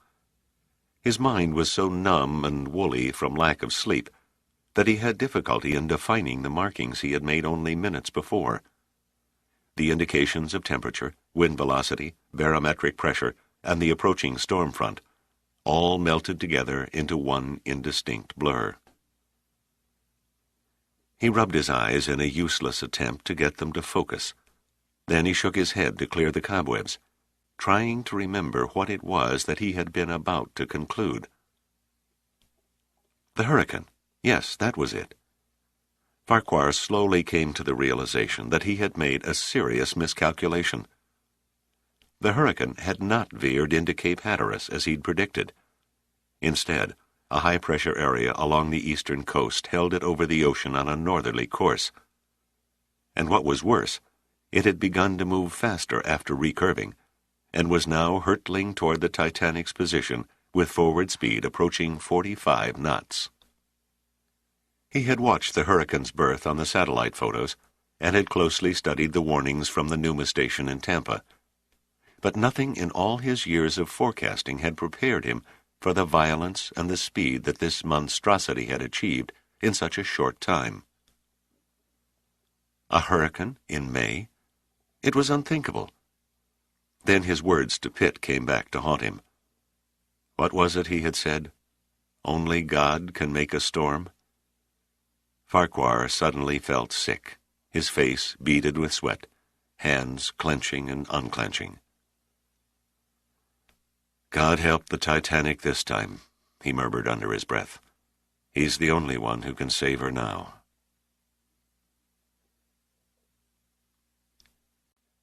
Chapter 56. The U.S. Navy salvage tugs Thomas J. Morse and Samuel R. Wallace arrived just before 1500 hours and slowly began circling the Titanic. The vast size and the strange death-like aura of the derelict filled the tug's crews with the same feeling of awe that was experienced by the Numa salvage people the day before. After a half-hour of visual inspection, the tugs pulled parallel to the great rusty hull and lay to in the heavy swells, their engines on stop. Then, as if in unison, their cutters were lowered, and the captains came across and began climbing a hastily thrown boarding ladder to the Titanic's shelter deck. Lieutenant George Uphill, of the Morse, was a short, plump, ruddy-faced man who sported an immense Bismarck mustache, while Lieutenant Commander Scotty Butera, of the Wallace, nearly scraped the ceiling at 6'6", and buried his chin in a magnificent black beard. No spick-and-span fleet officers, these two. They looked and acted every bit the part of tough, no-nonsense salvage men. "You don't know how happy we are to see you, gentlemen," Gunn said, shaking their hands. "Admiral Sandecker and Mr. Dirk Pitt, our Special Projects Director, are awaiting you in, if you'll pardon the expression, our operations room." The tug captains tailed after Gunn up the stairways and across the boat deck, staring in trance-like rapture at the remains of the once beautiful ship. They reached the gymnasium, and Gunn made the introductions. "It's positively incredible," Uphill murmured. "I never thought in my wildest imagination that I would ever live to walk the decks of the Titanic." "My sentiments exactly," Butera added. "I wish we could give you a guided tour," Pitt said, "but each minute adds to the risk of losing her to the sea again." Admiral Sandecker motioned them to a long table laden with weather maps, diagrams, and charts, and they all settled in with steaming mugs of coffee. "Our chief concern at the moment is weather," he said. "Our weatherman on board the Capricorn has suddenly taken to imagining himself as the prophet of doom." Pitt unrolled a large weather map and flattened it on the table. "There's no ducking the bad news. Our weather is deteriorating rapidly. The barometer has fallen half an inch in the last 24 hours. Wind force 4, blowing north-northeast and building. We're in for it, gentlemen, make no mistake. Unless a miracle occurs and Hurricane Amanda decides to cut a quick left turn to the west, we should be well into her front quadrant by this time tomorrow." "Hurricane Amanda," Butera repeated the name. "How nasty is she?" "Joel Farquhar, our weatherman, assures me they don't come any meaner than this baby," Pitt replied. "She's already reported winds of force 15 on the Beaufort scale." "Force 15?" Gunn repeated in astonishment. "My God, force 12 is considered a maximum hurricane." "This, I'm afraid," said Sandecker, "is every salvage man's nightmare come true. Raise a derelict only to have it snatched away by a whim of the weather." He looked grimly at Uphill and Butera. "It looks as though you two made the trip for nothing. You'd better get back to your ships and make a run for it." "Make a run for it, hell," Uphill boomed. "We just got here." "I couldn't have said it better." Butera grinned and looked up at Sandecker. "The Morse and the Wallace can tow an aircraft carrier through a swamp in a tornado if they have to. They're designed to slug it out with anything Mother Nature can dish out. If we can get a cable on board the Titanic and get her under tow, she'll stand a fighting chance of riding out the storm intact. Pulling a 45,000-ton ship through the jaws of a hurricane, Sandecker murmured. That's a pretty heady boast. No boast, Butera came back dead serious. By fastening a cable from the stern of the Morse to the bow of the Wallace, our combined power can tow the Titanic in the same manner as a pair of railroad engines in tandem can pull a freight train. And we can do it in 30-foot seas at a speed of 5 to 6 knots, Uphill added. Sandecker looked at the two tug captains and let them go on. Butera charged ahead. Those aren't run-of-the-mill harbor tugs floating out there, Admiral. They're deep-sea ocean rescue tugs, 250 feet in length with 5,000-horse diesel power plants. Each boat capable of hauling 20,000 tons of dead weight at 10 knots for 2,000 miles without running out of fuel. If any two tugs in the world can pull the Titanic through a hurricane, these can. I appreciate your enthusiasm, Sandecker said, but I won't be responsible for the lives of you and your crews on what has to be an impossible gamble. The Titanic will have to drift out the storm as best she can. I'm ordering you both to shove off and head into a safe area. Uphill looked at Butera. Tell me, Commander, when was the last time you defied a direct command from an admiral? Butera feigned mock thoughtfulness. Come to think of it, not since breakfast. Speaking for myself and the salvage crew, Pitt said, we'd welcome your company. There you have it, sir, Butera said, grinning. Besides, my orders from Admiral Kemper were either to bring the Titanic into port or take out papers for an early retirement. Me, I opt for the Titanic.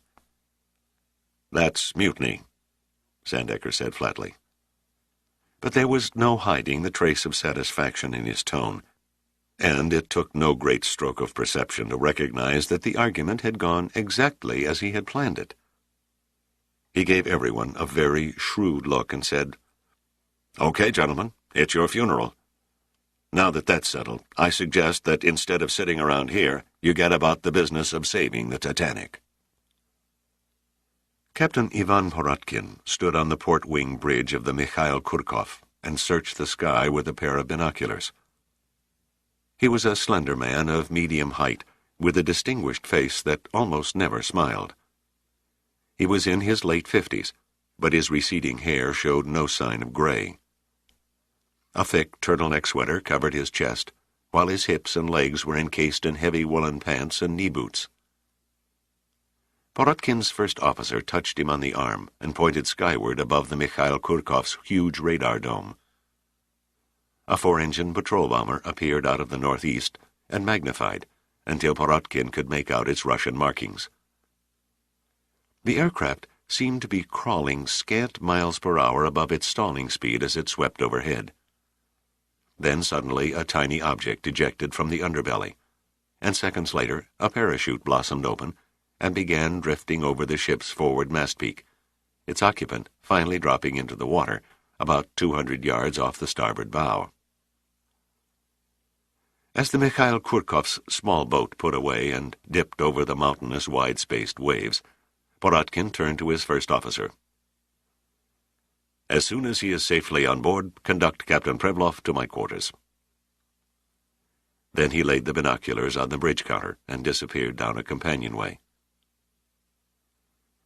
20 minutes later, the first officer knocked at the highly polished mahogany door, opened it, and then stood aside to allow a man to pass through. He was thoroughly soaked and dripping salt water in puddles about the deck. Captain Porotkin. Captain Prevlov. They stood there in silence a few moments, both highly trained professionals, and sized each other up. Prevlov had the advantage. He'd studied Porotkin's service history in depth. Porotkin, on the other hand, had only repute and first appearances to form a judgment. He wasn't sure he liked what he saw. Prevlov came off too handsome, too fox-like for Porotkin to grasp a favorable sense of warmth or trust. "We are short on time," Prevlov said. if we could get right down to the purpose of my visit. Poratkin held up his hand. First things first. Some hot tea and a change of clothing. Dr. Rogovsky, our chief scientist, is about your height and weight. The first officer nodded and closed the door. Now then, Poratkin said, I am certain a man of your rank and importance didn't risk his life parachuting into a running sea merely to observe the atmospheric phenomenon of a hurricane. Hardly. Personal danger is not my cup of tea. And speaking of tea, I don't suppose you have anything stronger on board. Poratkin shook his head. Sorry, Captain. I insist on a dry ship. Not exactly to the crew's liking, I admit, but it does save occasional grief. Admiral Sloyik said you were a paragon of efficiency.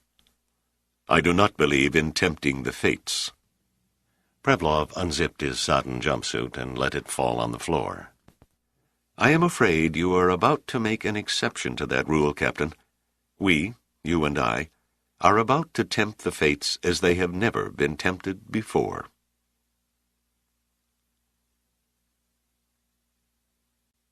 Chapter 57.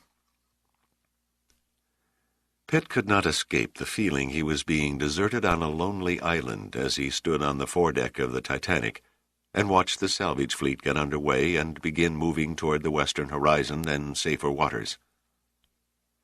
The Alhambra was the last in line to slip past, her captain flashing a good luck with his Addis lamp, the newspeople quietly, solemnly filming what might be the last visual record of the Titanic.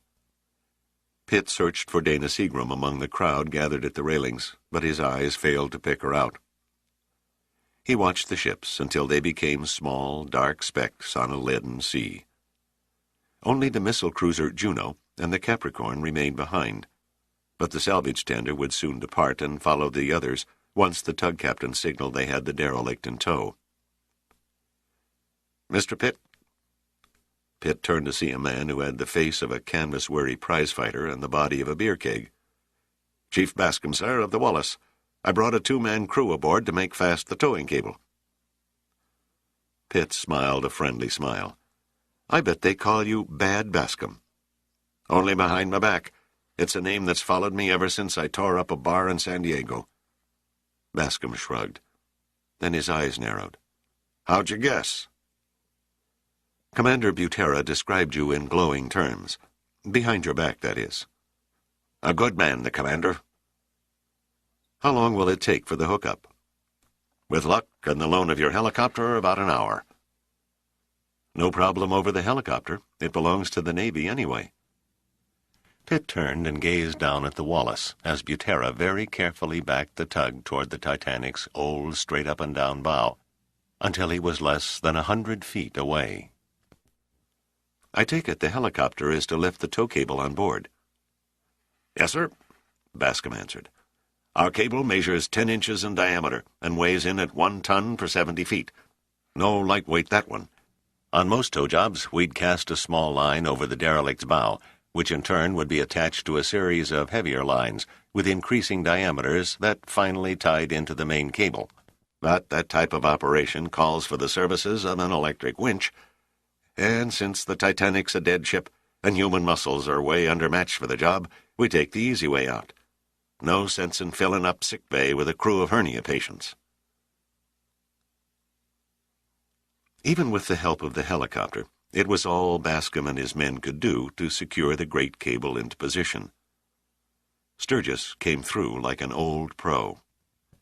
Tenderly manipulating the helicopter's controls, he laid the end of the Wallace's tow cable on the Titanic's forecastle deck as neatly as though he'd practiced the trick for years. It took only 50 minutes from the time Sturgis released the cable and flew back to the Capricorn until Chief Bascom stood on the forepeak and waved his arms over his head, signaling the tugs that the connection was made.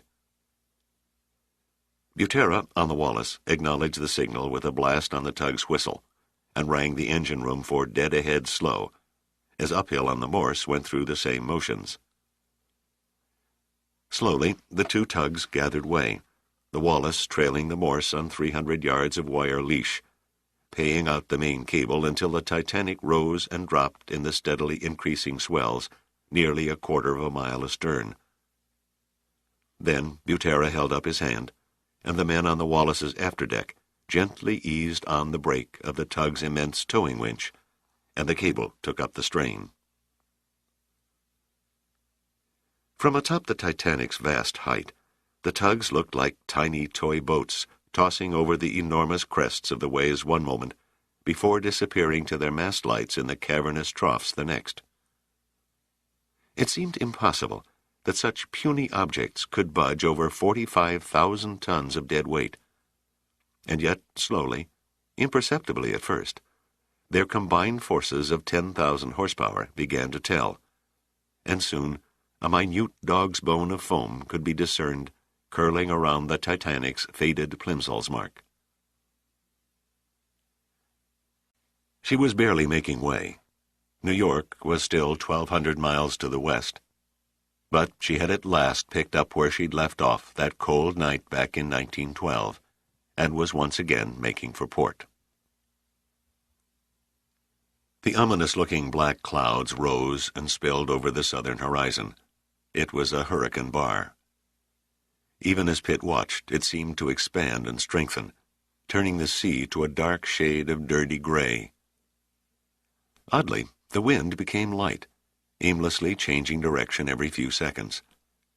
He noticed that the seagulls that had once swarmed about the salvage fleet were not in view. Only the sight of the Juno, moving steadily 500 yards abeam the Titanic, provided any sense of security. Pitt glanced at his watch, and then took another look over the port railing, before he slowly, almost casually, approached the entrance to the gymnasium. "Is the gang all here?" "They're getting restless as hell," Giardino said. He was standing huddled against a ventilator in a seemingly vain attempt to hide from the icy wind. "If it wasn't for the Admiral's restraining influence, you'd have had a first-class riot on your hands." "Everyone's accounted for?" "To a man." "You're positive?" "Take the word of Warden Giardino. None of the inmates have left the room, not even to go potty." "Then I guess it's my turn to enter stage right." "Any complaints from our guests?" Giardino asked. "The usual. Never satisfied with their accommodations. Not enough heat or too much air conditioning, you know." "Yeah, I know." "You'd better go aft and see about making their wait enjoyable." "For God's sake, how?" "Tell 'em jokes." Giardino gave Pitt a sour look and mumbled dryly to himself as he turned and walked off into the evening's dimming light. Pitt checked his watch once more and entered the gymnasium. 3 hours had passed since the tow had begun, and the final act of the salvage had settled down to a routine. Sandecker and Gunn were bent over the radio, pestering Farquhar on the Capricorn, now 50 miles to the west, for the latest news on Hurricane Amanda, while the rest of the crew was grouped in a tight semicircle around a small and thoroughly inadequate oil-burning stove. As Pitt entered, they had all looked up expectantly. When at last he spoke, his voice was unnaturally soft in the unnatural quiet that was broken only by the hum of the portable generators. "My apologies, gentlemen, for keeping you waiting, but I thought the short coffee break would reconstitute your sagging sinews." "Cut the satire," Spencer snapped, his voice taut with irritation. "You call us all up here and then make us sit around for half an hour when there's work to do. What's the story?" "The story is simple," Pitt said evenly. "In a few minutes, Lieutenant Sturgis will drop his helicopter on board one last time before the storm strikes. With the exception of Giardino and myself, I would like all of you, and that includes you, Admiral, to return with him to the Capricorn." "Aren't you out of your depth, Pitt?" Sandecker said in an unemphatic tone. "To some degree, yes, sir, but I firmly believe I'm doing the right thing." "Explain yourself." Sandecker glowed like a piranha about to gulp a goldfish. He was playing his role to the hilt. It was an epic job of typecasting. "I have every reason to believe the Titanic hasn't the structural strength left to weather a hurricane." This old tub has taken more punishment than any man-made object since the pyramids, Spencer said. And now the great seer of the future, Dirk Pitt, predicts the old girl will throw in the sponge and sink at the first blow from a lousy storm. There's no guarantee she can't or won't founder under a heavy sea, Pitt hedged. Either way, it's stupid to risk any more lives than we have to. Let me see if I get this straight. Drummer leaned forward, his hawk-like features intent and angry. Except for you and Giardino, the rest of us are supposed to haul ass and ditch everything we've busted our balls to achieve over the last 9 months, just so's we can hide on the Capricorn till the storm blows over? Is that the idea? You go to the head of the class, Drummer. Man, you're out of your gourd. Impossible, Spencer said. It takes 4 men just to oversee the pumps. And the hull below the waterline has to be sounded around the clock for new leaks, Gunn added. You heroes are all alike, Drummer drawled. Always making noble sacrifices to save others. Let's face it, ain't no way 2 men can ride herd on this old tub. I vote we all stay. Spencer turned and read the faces of his 6-man crew. They all stared back at him out of eyes red-rimmed with lack of sleep, and nodded in chorus. Then Spencer faced Pitt again. Sorry, great leader, but Spencer and his merry band of pump pushers have decided to hang in there. I'm with you, Woodson said solemnly. Count me in, said Gunn. Chief Bascom touched Pitt on the arm. Begging your pardon, sir, but me and my boys are for sticking around too. That cable out there has to be checked every hour during the storm for signs of chafing, and heavy grease applied to the fairhead to prevent a break. Sorry, Pitt, my boy, Sandecker said with a marked degree of satisfaction. You lose. The sound of Sturgis's helicopter was heard hovering for a landing over the lounge roof. Pitt shrugged resignedly and said, Well, that settles it then. We all sink or swim together. Then he cracked a tired smile. You'd all better get some rest and some food in your stomachs. It may be your last chance. A few hours from now, we'll be up to our eyeballs in the front quadrant of the hurricane, and I don't have to draw a picture of what we can expect. He swung on his heels and walked out the door to the helicopter pad. Not a bad performance, he thought to himself. Not a bad performance at all. He'd never be nominated for an Academy Award, but what the hell? His captive audience had thought it convincing, and that's all that really mattered. Jack Sturgis was a short, thin man with sad, drooping eyes, the kind women considered bedroom eyes. He gripped a long cigarette holder between his teeth and jutted his chin forward in a show reminiscent of Franklin Roosevelt. He'd just climbed down from the cockpit of the helicopter and seemed to be groping for something under the landing gear when Pitt stepped onto the pad. Sturgis looked up. Any passengers? He asked. Not this trip. Sturgis nonchalantly flicked an ash from his cigarette holder. I knew I should have stayed cuddled in my warm, cozy cabin on the Capricorn, he sighed. Flying in the face of hurricanes will be the death of me yet. You better get going, Pitt said. The wind will be on us any time now. Makes no difference, Sturgis shrugged indifferently. I'm not going anywhere. Pitt looked at him. What do you mean by that? I've been had, that's what I mean.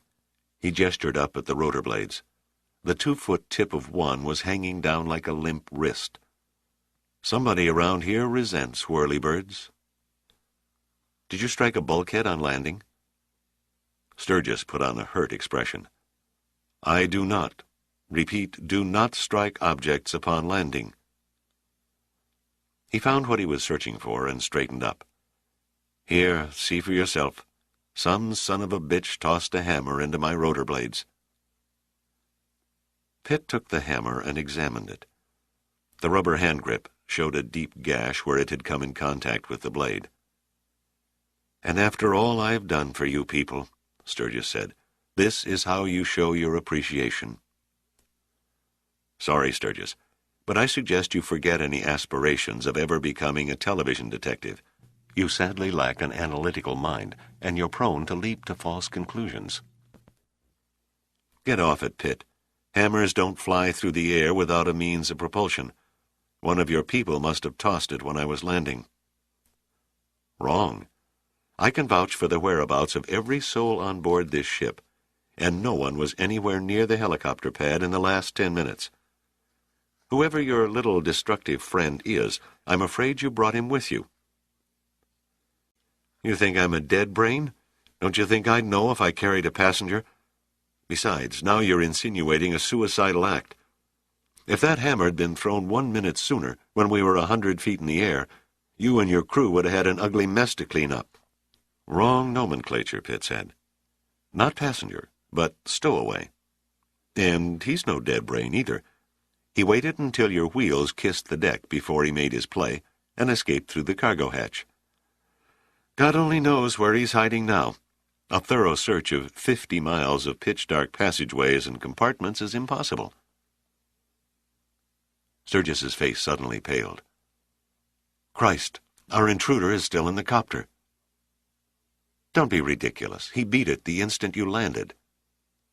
No. It's possible to throw a hammer out and up through an open cabin window into the rotor blades, but escape is something else again. I'm listening, Pitt said quietly. The cargo compartment hatch is electronically operated and can only be activated from a switch in the control cabin. Is there another exit? Only a door to the control cabin. Pitt studied the sealed cargo hatch for a long moment, then turned back to Sturgis, his eyes cold. Is this any way to treat an unexpected guest? I think the appropriate thing to do is for us to invite him into the fresh air. Sturgis became rooted to the deck as he spotted the Colt .45 automatic, complete with silencer, that had suddenly materialized in Pitt's right hand. Sure, he stammered. If you say so. Sturgis clambered up the ladder to the control cabin, leaned in, and pushed a switch. The electric motors made a whirring sound, and the contoured 7-foot by 7-foot door rose open and upward over the helicopter's fuselage. Even before the locking pins clicked into position, Sturgis was back on the deck and standing warily behind Pitt's broad shoulders. Half a minute after the door had opened, Pitt was still standing there. He stood there for what Sturgis thought was a lifetime without moving a muscle, breathing slowly and evenly and listening.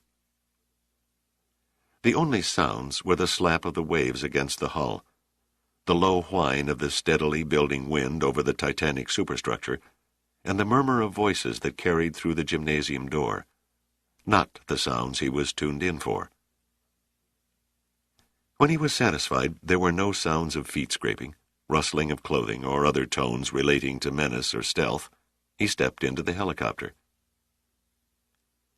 The darkened skies outside dimmed the interior, and Pitt was uneasily aware that he was perfectly silhouetted against the dusk light. At first glance, the compartment seemed empty. But then Pitt felt a tapping on his shoulder, and noted that Sturgis was pointing past him at a tarpaulin tucked around a human-like shape. "I neatly folded and stowed that tarp not more than an hour ago," Sturgis whispered. Swiftly, Pitt reached down and dragged the tarpaulin away with his left hand, while aiming the Colt as steadily as a park statue with his right. A figure, enveloped in a heavy foul-weather jacket, lay huddled on the cargo deck, the eyes loosely closed in a state of unconsciousness that was obviously related to the ugly, bleeding, and purplish bruise just above the hairline. Sturgis stood rooted in the shadows in shocked immobility, his widening eyes blinking rapidly, still adjusting to the diminishing light. Then he rubbed his chin lightly with his fingers and shook his head in disbelief. "Good Lord," he muttered in awe. "Do you know who that is?" "I do," Pitt answered evenly. "Her name is Seagram. Dana Seagram."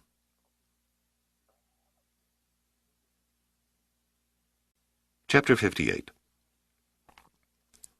With appalling abruptness, the sky above the Mikhail Kurkov went pitch dark. Great black clouds rolled overhead, obliterating the evening stars, and the wind returned and rose to a wailing gale of 40 miles an hour, breaking the edges of the wave crests and carrying the foam in well-defined streaks toward the northeast. Inside the large wheelhouse of the Soviet ship, it was warm and comfortable. Prevlov stood beside Porotkin, who was watching the Titanic's blip on radar. "When I took command of this ship," Porotkin said, as though lecturing a schoolboy, "I was under the impression my orders were to carry out research and surveillance programs. Nothing was said about conducting an out-and-out military operation." Prevlov held up a protesting hand. "Please, Captain, forget the words. Military and operation are unmentionable. The little venture upon which we are about to embark is a perfectly legal civilian activity, known in the Western countries as a change in management." "Blatant piracy is closer to the truth," Porotkin said. "And what do you call those 10 Marines you so kindly added to my crew when we left port? Stockholders?" Again, not Marines, but rather civilian crewmen. "Of course," Porotkin said dryly, "and every one armed to the teeth." "There is no international law I know of that forbids ship crewmen the right to possess arms." "If one existed, you would no doubt discover an escape clause." Come, my dear Captain Porotkin." Prevlov slapped him heartily on the back. "When this evening is played to the finale, we will both be heroes of the Soviet Union." "Or dead," Porotkin said woodenly. "Calm your fears. The plan is flawless, and with the storm which drove off the salvage fleet, it becomes even more so. Aren't you overlooking the Juno? Her captain will not stand idly by while we steam alongside the Titanic, board her, and raise the hammer and sickle over her bridge." Prevlov held up his wrist and stared at his watch. "In exactly 2 hours and 20 minutes, one of our nuclear attack submarines will surface 100 miles to the north and begin transmitting distress signals under the name of the Laguna Star, a tramp freighter of rather dubious registry." "And you think the Juno will take the bait and dash to the rescue?" "Americans never reject an appeal for help," Prevlov said confidently. "They all have a Good Samaritan complex. Yes, the Juno will respond. She has to. Except for the tugs which cannot leave the Titanic, she is the only available ship within 300 miles. But if our submarine then submerges, nothing will show on the Juno's radar screens." "Naturally, her officers will assume that the Laguna Star has sunk, and they will double their efforts to arrive in the nick of time to save the lives of a non-existent crew." "I bow to your imagination." Porotkin smiled. "Yet that still leaves you with such problems as the 2 United States Navy tugs, boarding the Titanic during the worst hurricane in years, neutralizing the American salvage crew, and then towing the derelict back to Russia, all without creating an international uproar." "There are 4 parts to your statement, Captain." Prevlov paused to light a cigarette.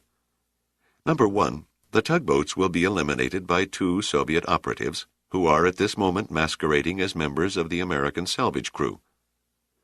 Number 2, I shall board the Titanic and assume its command when the eye of the hurricane reaches us. Since the wind velocities in this area seldom exceed 15 knots, my men and I should have little difficulty in crossing over and entering through a hull loading door that will be conveniently opened on schedule by one of the operatives. Number 3, my boarding party will then dispose of the salvage crew quickly and efficiently. And finally, Number 4, it will be made to look to the world as though the Americans fled the ship at the height of the hurricane and were lost at sea. That, of course, makes the Titanic an abandoned derelict. The first captain who gets a tow-line honor is then entitled to the salvage rights. You are to be that lucky captain, Comrade Porotkin. Under international marine law, you will have every legal right to take the Titanic in tow." "You will never get away with it," Porotkin said. "What you are suggesting is outright mass murder."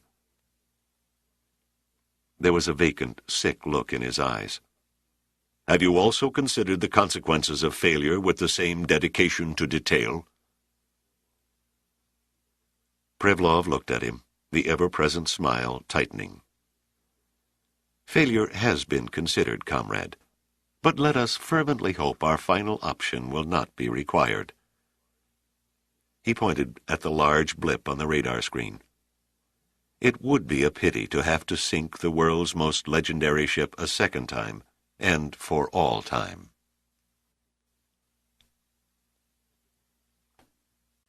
Chapter 59. Deep in the bowels of the ancient ocean liner, Spencer and his pumping crew struggled to keep the diesel pumps going. Sometimes working alone in the cold black caverns of steel, with nothing but the pitiful comfort of small spotlights, they uncomplainingly went about their business of keeping the ship afloat. It came as somewhat of a surprise to find that in some compartments the pumps were falling behind the incoming water. By 7 o'clock, the weather had deteriorated to the point of no return. The barometer slipped past 29.6 and was still falling steeply. The Titanic began to pitch and roll and take solid water over her bow and cargo deck bulwarks. Visibility over the shroud of night and the driving rain dropped to almost zero. The only sighting the men on the tugs had of the big ship came with an occasional bolt of lightning that vaguely silhouetted her ghostly outline. Their main concern, however, was the cable that disappeared into the mad, swirling waters astern. The constant strain on this lifeline was enormous. Every time the Titanic took the full onslaught from a wave of massive proportions, they watched in ominous fascination as the cable arched out of the water and creaked in agonized protest. Butera never moved from his bridge, keeping in constant contact with the men in the afterdeck cable house. Suddenly, a voice from the speaker crackled over the howl of the outside wind. "Captain?" "This is the captain," he replied into a handphone. "Ensign Kelly in the cable house, sir. Something mighty peculiar going on back here." "Would you care to explain, Ensign?" "Well, sir, the cable seems to have gone berserk. First she swung to port, and now she's carried over to starboard at what I must say, sir, is an alarming angle." "Okay, keep me posted." Butera switched off and opened another channel. "Uphill, can you hear me? This is Butera." On the Morse, Uphill answered almost immediately. "Go ahead." "I think the Titanic is sheared off to starboard." "Can you make out her position?" "Negative. The only indication is the angle of the cable." There came a silence of several moments, as Uphill thrashed the new development over in his mind. Then he came back through the speaker. "We're hardly making 4 knots as it is. We have no alternative but to push on. If we stop to see what she's up to, she may swing broadside into the sea and roll over." "Can you pick her up on your radar?" "No can do. A sea swept away our antenna 20 minutes ago. How about yours?" "Still have the antenna, but the same sea that took yours shorted out my circuits." "Then it's a case of the blind leading the blind." Butera set the radiophone in its cradle and cautiously cracked the door leading to the starboard wing of the bridge. Shielding his eyes with his arm, he staggered outside and strained his eyes to penetrate the night gone crazy. The searchlights proved useless. Their beams merely reflected the driving rain and revealed nothing. Lightning flashed astern, its thunder drowned out by the wind, and Butera's heart skipped a beat. The brief burst of backlighting failed to reveal any outline of the Titanic. It was as though she had never been. Water streaming down his oilskins, his breath coming in gasps, he pushed back past the door, just as Ensign Kelly's voice rasped over the speaker again. "Captain?" Butera wiped the spray from his eyes and picked up the phone. "What is it, Kelly?" "The cable. It's slackened." "Is it a break?" "No, sir. The cable is still paid out, but it's settled several feet lower in the water. I've never seen one act like this before. It's as if the derelict took it in her mind to pass us." It was the words "pass us" that did it, and Butera would never forget the sudden shock of realization. A mental click triggered open a floodgate in his mind, released a nightmare of images in orderly sequence, images of a mad pendulum, its arc growing ever wider until it turned in on itself. The signs were there, the cable angled badly to starboard, the sudden slackness. He envisioned the whole scene in his mind. The Titanic driven slightly ahead and parallel to the Wallace's starboard beam, and now the pull from the cable snapping the derelict back, in the manner of a line of schoolchildren playing crack the whip. Then something broke the nightmare inside Butera's head and released him from its numbing thrall. He grabbed the radiophone and rang the engine room in almost the same movement. "Ahead, full speed. Do you hear me, engine room? Ahead, full speed." And then he called the Morse. "I'm coming at you full speed," he shouted. "Do you read me, Uphill?" "Please repeat," Uphill asked. "Order full speed ahead, damn it, or I'll run you down." Butera dropped the phone and fought his way outside onto the bridge wing again. The hurricane was beating the sea into a froth so savage, so angry, that it was nearly impossible to separate air from water. It was all he could do to maintain a hold on the railing. Then he saw it. The immense bow of the Titanic looming up through the curtain of the thrashing deluge, hardly more than 100 feet off the starboard quarter. There was nothing he could do now except watch in frozen horror as the menacing mass moved inexorably closer to the Wallace. "No," he cried above the wind. "You dirty old corpse, you leave my ship alone." It was too late. It seemed impossible that the Titanic could ever swing clear of the Wallace's stern. And yet the impossible happened. The great 60-foot bow rose up on a mountainous wave and hung there suspended just long enough for the tug's screws to take bite and pull her clear. Then the Titanic dropped in the trough, missing the stern of the Wallace by no more than 3 feet, throwing up a surge that engulfed the entire smaller vessel, carrying away both its lifeboats and one of the ventilators. The wave tore Butera's grip from the railing and swept him across the bridge, jamming his body against the wheelhouse bulkhead. He lay there, totally submerged under the billow, his throat choking, his lungs gasping for air, his brain sluggishly taking strength from the strong, pulsing beat of the Wallace's engines that transmitted through the deck. When the water finally drained away, he struggled to his feet and wrenched his stomach empty. He clawed his way back into the safety of the wheelhouse. Butera, his senses stunned by the miracle of the Wallace's deliverance, watched the great black apparition that was the Titanic slide by astern until she disappeared again in the shroud of wind-whipped rain. This book is continued on Disc 9. Disc 9. Chapter 60. "Leave it to Dirk Pitt to pick up a dame in the middle of the ocean during a hurricane," Sandecker said. "What's your secret?" "The Pitt curse," Pitt answered, as he tenderly bandaged the swelling on Dana's head. "Women are forever attracted to me under impossible circumstances when I'm in no mood to respond." Dana began to moan softly. "She's coming around," Gunn said. He was on his knees next to a cot they had wedged between the gymnasium's old exercise equipment to steady it from the ship's rolling and pitching. Pitt covered her with a blanket. She suffered a nasty tap, but her mass of hair probably saved her from anything worse than a concussion. "How did she come to be on Sturgis's helicopter?" Woodson asked. "I thought she was babysitting the news people on board the Alhambra." "She was," Admiral Sandecker said.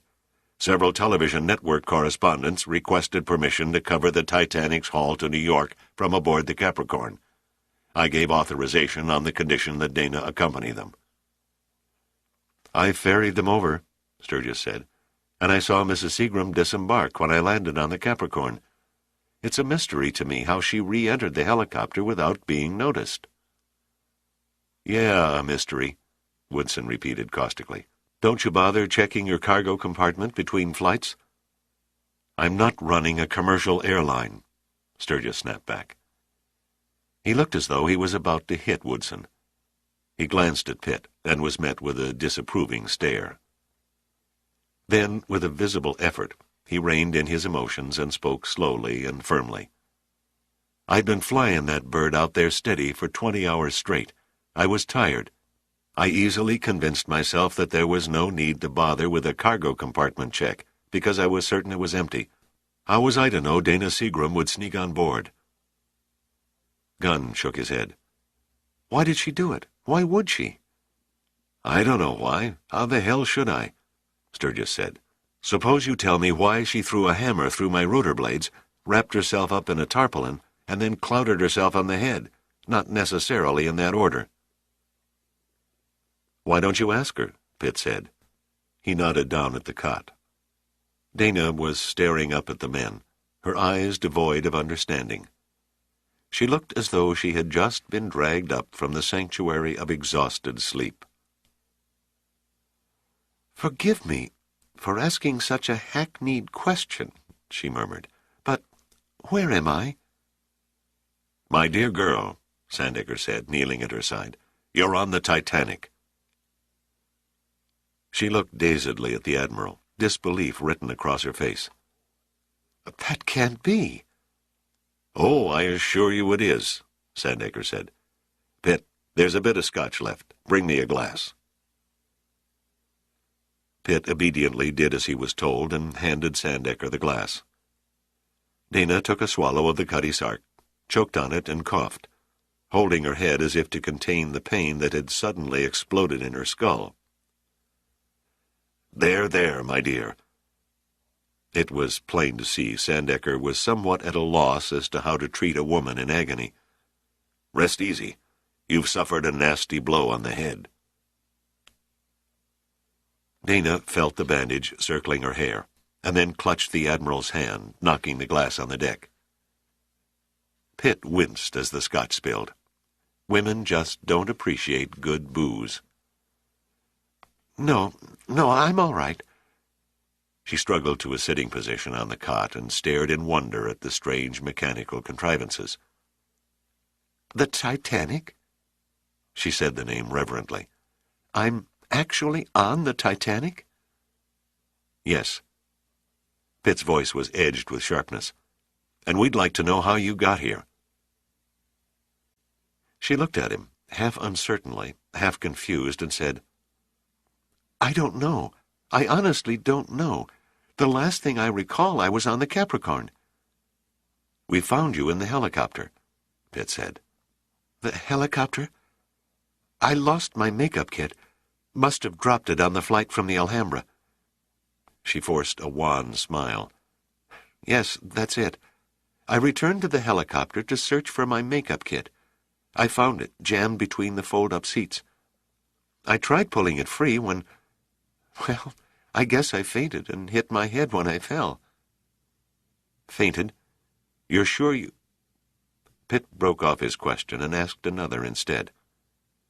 "What was the very last thing you remember seeing before you blacked out?" She thought a moment, staring as if at some distant vision in time. Those coffee-brown eyes seemed unnaturally large against her pale and strained face. Sandecker patted her hand paternally.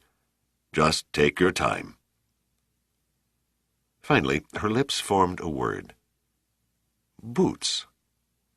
"Say again?" Pitt ordered. "A pair of boots," she answered, as if seeing a revelation. "Yes, I remember now. A pair of sharp-toed cowboy boots." "Cowboy boots?" Gunn asked, his expression blank. Dana nodded. "You see, I was down on my hands and knees trying to extricate my makeup kit, and then, I don't know, they just seemed to be there." She paused. "What color were they?" Pitt prodded her. "Kind of a yellow cream color." "Did you see the man's face?" She started to shake her head and caught herself at the first stab of pain. "No. Everything went dark then. That's all there is."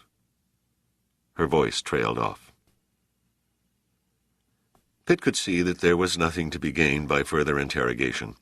He looked down at Dana and smiled. She looked up and smiled back with an anxious-to-please smile. "We dirty old men had best leave you alone to rest for a while," he said. "If you need anything, one of us will always be close by." Sandecker followed Pitt over to the entrance to the grand staircase. "What do you make of it?" Sandecker asked. "Why would anyone want to harm Dana?" "For the same reason they killed Henry Monk." "You think she got wise to one of the Soviet agents?" "More likely in her case. It was a matter of being in the wrong place at the wrong time."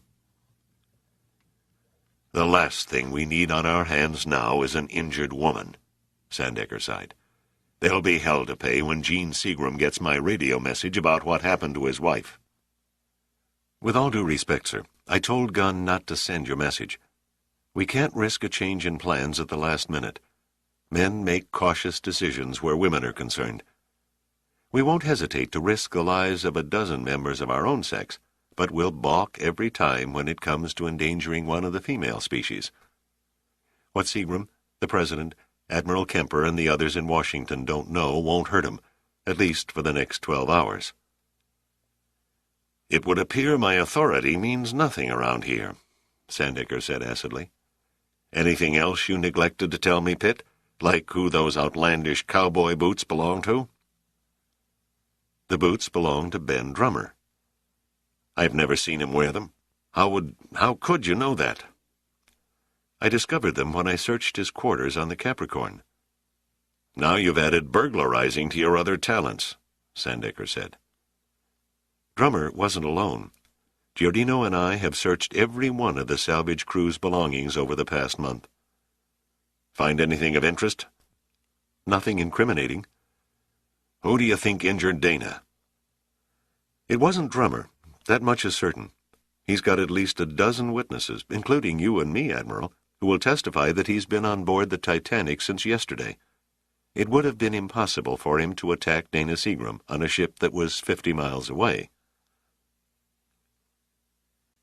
At that moment, Woodson came up and caught Pitt's arm. "Sorry for the interruption, boss, but we just received an urgent call from the Juno. I'm afraid it's bad news." "Let's have it," Sandecker said wearily. "The outlook can't possibly be painted any blacker than it is now." "Oh, but it can," Woodson said. "The message is from the missile cruiser's captain, and it reads, 'Have received distress call from eastbound freighter Laguna Star, bearing 05 degrees, 110 miles north of your position. Must respond. Repeat, must respond. Sorry to leave you. Good luck to the Titanic.'" "Good luck to the Titanic," Sandecker echoed. His voice was flat and empty of life. "We might as well raise a flashing sign on the hull that says, 'Welcome, thieves and pirates. Come one, come all.'" So now it begins, Pitt thought to himself. But the only sensation that coursed through his body was a sudden, overwhelming urge to go to the bathroom.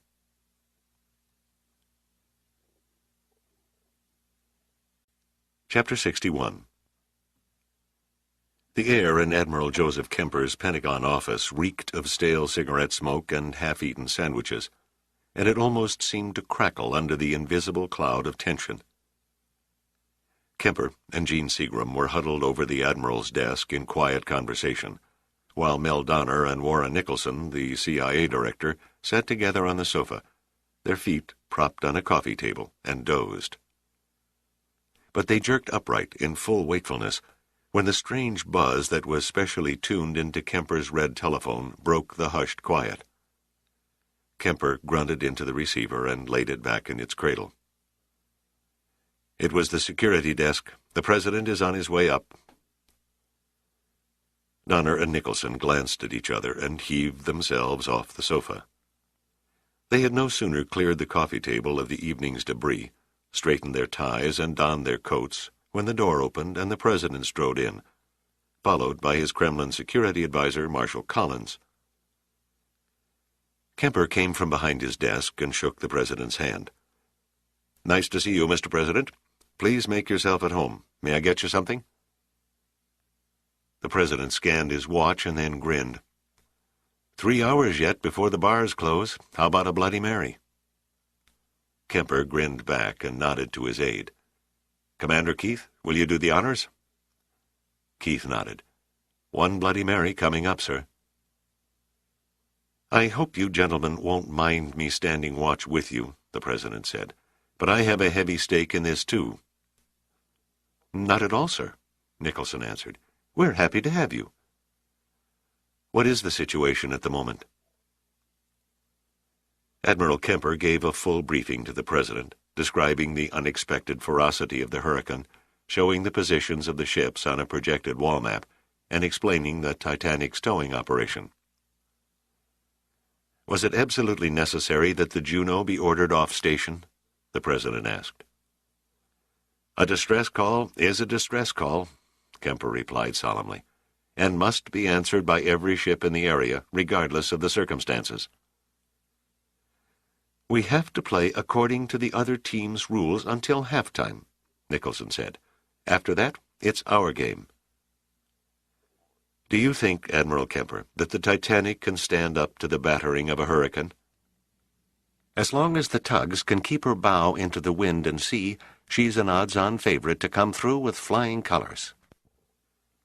"And if for some reason the tugs cannot keep her from swinging broadside to the waves?" Kemper avoided the president's gaze and shrugged. "Then it's in God's hands." "Nothing could be done?" "No, sir. There is simply no way to protect any one vessel caught in the clutches of a hurricane. It becomes a case of every ship for herself." "I see." A knock at the door, and another officer entered, laid 2 slips of paper on Kemper's desk, and retreated. Kemper read the notes and looked up, his face set in a grim expression. "A message from the Capricorn," he said. "Your wife, Mr. Seagram. Your wife is reported missing. A search party aboard the ship was unable to locate her. They fear she was lost overboard. I'm sorry." Seagram sagged into Collins' arms, his eyes widened in stunned horror. "Oh, my God," he cried. "It can't be true. Oh, God, what am I going to do? Dana. Dana." Donner rushed to his side. "Steady, Gene, steady." He and Collins steered Seagram over to the sofa and gently lowered him to the cushions. Kemper gestured to the president for his attention. "There's another message, sir, from the Samuel R. Wallace, one of the tugs towing the Titanic." "The towing cable," Kemper said. "It snapped. The Titanic is adrift in the center of the hurricane." The cable hung like a dead snake over the stern of the Wallace, its severed end swaying in the black depths a quarter of a mile below. Butera stood frozen beside the great electric winch, refusing to believe his eyes. "How?" he shouted in Ensign Kelly's ear. "How could it part? It was built to take worse stress than this." "Can't figure it," Kelly yelled back above the storm. "There was no extreme stress on her when she went." "Bring her up, Ensign. Let's take a look." The ensign nodded and gave the orders. The brake was released, and the wheel began turning, pulling the wire up from the sea. A solid sheet of spray dashed against the cable house. The dead weight of the wire acted as an anchor, dragging down the stern of the Wallace. And each time a column of water approached, it rose high over the wheelhouse and came thundering down upon it with a shock that jarred the entire tug. At last, the end of the tow cable appeared over the stern and snaked up onto the reel. As soon as the brake was applied, Butera and Kelly moved in and began examining the frayed strands. Butera stared at it, his face twisted in stunned incomprehension. He touched the burned wire ends and looked dumbly at the ensign. The ensign did not share Butera's muteness. "Jesus Christ in heaven," he shouted hoarsely. "It's been cut through with an acetylene torch." Pitt was down on his hands and knees on the cargo floor of the helicopter, sweeping his flashlight under the folded passenger seats, when the Titanic's tow cable dropped into the sea. Outside, the wind howled with demonic power. Pitt couldn't have known it, but without the tug's steadying influence, the Titanic's bows were being forced by the raging sea to leeward, exposing her entire flank to the unleashed furies. She was beginning to broach to. It had taken him only 2 minutes to find Dana's makeup kit, where it had solidly jammed behind one of the folded front seats, immediately behind the control cabin bulkhead. He could easily see why she had had difficulty retrieving the blue nylon case from its prison. Very few women are blessed with mechanical inclinations, and Dana was definitely not one of them. It hadn't occurred to her to simply unclasp the restraining straps and unfold the seat. Pitt did so, and the kit fell free in his hand. He didn't bother opening it. He wasn't interested. What he was interested in was the recessed compartment in the forward bulkhead, where a 20-man life raft sat, or where it was supposed to sit. The yellow, rubberized cover was there all right, but the raft was gone. Pitt had no time to appreciate the implication of his discovery. Even as he pulled the empty cover out of its compartment, a monstrous sea crashed against the flank of the helpless Titanic, heeling her great mass over on her starboard side as though she never meant to stop. Pitt made a desperate grab for one of the seat supports, but his fingers closed on air, and he was spilled like a sack of potatoes down across the sloping floor, crashing against the partially open cargo door with such force that he ripped a 4-inch gash in his scalp. Mercifully, the next few hours were lost to Pitt. He was aware of a cold gale sweeping into the fuselage, but not much else. His mind was a vague mass of gray wool, and he felt remotely detached from his surroundings. He could not know, or even sense, when the helicopter shed its triple-lashed moorings and was hurled sideways, dropping off the first-class lounge roof onto the boat deck, crumpling its tail section, tearing off its rotor blades, before grinding over the railing and falling toward the tormented sea.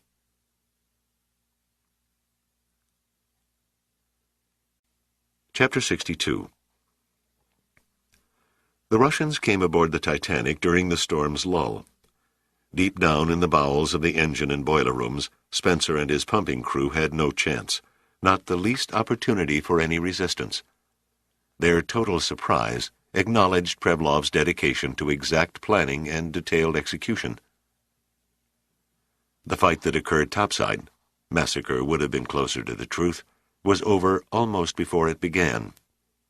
5 Russian Marines, half the boarding force, their faces all but hidden by seaman caps pulled low on top and with huge mufflers wrapped below, were in the gymnasium with automatic machine pistols ready and aimed before anyone could comprehend what was happening.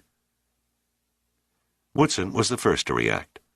He swung from the radio, his eyes widened in a look of recognition, and an expression of pure anger swept over his normally passive face. "You bastard," he blurted, and then hurled himself at the nearest intruder. But a knife materialized in the man's hand, and he deftly rammed it into Woodson's chest, tearing the photographer's heart nearly in two. Woodson clutched at his killer, then slowly slid downward to the booted feet, shock in his eyes, then disbelief, then pain, and finally the emptiness of death. Dana sat up on her cot and screamed and screamed. It was that stimulus that finally stung the other members of the salvage crew into action. Drummer caught Woodson's murderer on the cheek with his fist and received the barrel of a machine pistol across his face for his effort. Sturgis launched his body in a flying tackle, but his timing was late. A gun butt caught him just above the temple at the same instant he crashed into his intended victim, and they both fell to the deck in a heap, the assailant quickly regaining his feet, while Sturgis lay there as if dead. Giordino was in the act of bringing a wrench down on another Russian skull when there was an ear-splitting crack. A bullet passed through his upraised hand and sent the wrench clattering across the deck. The shot seemed to freeze all movement. Sandecker, Gunn, and Chief Bascom and his men halted in mid-action as they abruptly realized that their unarmed defense of the ship was hopeless in the face of guns held by highly trained killers. At that precise moment, a man strode into the room, his intense gray eyes taking in every detail of the scene. He wasted no more than 3 seconds. 3 seconds, and no more, was all Andrei Prevlov needed to survey any given situation. He stared down at the still screaming Dana and smiled graciously. "Do you mind, my dear lady?" he said in fluent, idiomatic English. "I think female panic inflicts quite an unnecessary strain on the vocal cords." Her round eyes were stricken. Her mouth closed, and she sat huddled in a ball on the cot, staring at the spreading pool of blood under Omar Woodson and shuddering uncontrollably. "There now, that's much better." Prevlov followed her eyes to Woodson, then to Drummer, who was sitting on the deck in the process of spitting out a tooth, and then to Giordino, who glared back, holding his bleeding hand. "Your resistance was foolish," Prevlov said. "1 dead and 3 injured, and for nothing." "Who are you?" Sandecker demanded. "By what right do you board this ship and murder my crew?" "Ah, a pity we must meet under such remote and unpleasant circumstances," Prevlov apologized. "You are, of course, Admiral James Sandecker, are you not?" "My questions still stand," Sandecker spat angrily. "My name is of no consequence," Prevlov replied. "The answer to your other question is obvious. I am taking over this ship in the name of the Union of Soviet Socialist Republics." "My government will never stand idly by and let you get away with it." "Correction," Prevlov murmured. "Your government will stand idly by." "You underestimate us." Prevlov shook his head. "Not I, Admiral. I am fully aware of what your countrymen are capable of. I also know they will not start a war over the legitimate boarding of a derelict ship." "Legitimate boarding?" Sandecker echoed. "The Civil Salvage Service laws define a derelict vessel as one whose crew has abandoned at sea without intent of returning or attempted recovery. Since this ship still retains its crew, your presence, sir, constitutes a blatant act of high-seas piracy." "Spare me your interpretation of maritime legalities." Prevlov held up a protesting hand. "You are quite right, of course, for the moment." The implication was clear. "You wouldn't dare cast us adrift in the middle of a hurricane." "Nothing so mundane, Admiral. Besides, I am well aware that the Titanic is taking on water. I need your salvage engineer, Spencer I believe his name is, and his crew to keep the pumps operating until the storm abates. After that, you and your people will be provided with a life raft. Your departure will then guarantee our right to salvage." "We cannot be allowed to live to testify," Sandecker said. "Your government would never permit that. You know it, and I know it." Prevlov looked at him, calm, unaffected. Then he turned casually, almost callously, dismissing Sandecker. He spoke in Russian to one of the Marines. The man nodded and tipped over the radio, and pounded it with the stock of his machine pistol into mangled pieces of metal, glass, and wiring. "There is no further use for your operations room." Prevlov motioned around the gymnasium. "I have installed my communication facilities in the main dining room on D-deck. If you and the others will be so kind as to follow me, I will see to your comfort until the weather clears." "One more question," Sandecker said without moving. "You owe me that." "Of course, Admiral. Of course." "Where is Dirk Pitt?" "I regret to inform you," Prevlov said with ironic sympathy, "that Mr. Pitt was in your helicopter when it was swept over the side into the sea. His death must have come quickly."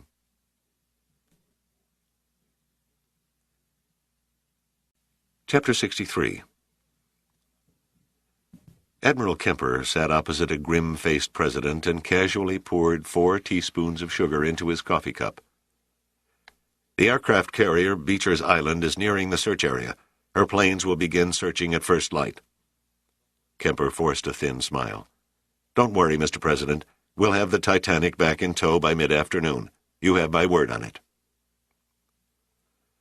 The president looked up. A helpless ship, adrift and lost in the middle of the worst storm in 50 years? A ship that's rusted half through after lying on the bottom for 76 years? A ship the Soviet government is looking for any excuse to get their hands on? And you say not to worry. You're either a man of unshakable conviction, Admiral, or you're a hyper-optimist. Hurricane Amanda. Kemper sighed at the name.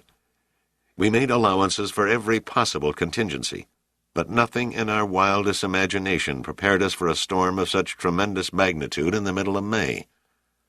It struck so fearfully hard and on such short notice that there was no time to reshuffle our priorities and time schedules. Suppose the Russians took it into their heads to make their play and are on board the Titanic this minute." Kemper shook his head. "Boarding a ship under 100+ mile-an-hour winds and 70-foot seas, my years at sea tell me that's impossible." A week ago, Hurricane Amanda would have been considered impossible, too. The president looked up dully as Warren Nicholson sank in the opposite sofa. "Any news?" "Nothing from the Titanic," Nicholson said. "They haven't reported since they entered the eye of the hurricane." "And the Navy tugs?" "They still haven't sighted the Titanic, which isn't too surprising. With their radar inoperative, they're reduced to a visual search pattern. A hopeless chore, I'm afraid, in near-zero visibility." For long moments there was a suffocating silence. It was finally broken by Gene Seagram. "We can't lose it now, not when we're so close," he said, struggling to his feet. "The terrible price we've paid. I've paid. The Byzanium. Oh, God, we can't let it be taken away from us again." His shoulders drooped, and he seemed to wither, as Donner and Collins eased him back down on the sofa. Kemper spoke in a whisper. "If the worst happens, Mr. President, what then?" "We write off Sandecker, Pitt, and the others." "And the Sicilian Project?" "The Sicilian Project," the president murmured. "Yes, we write that off, too."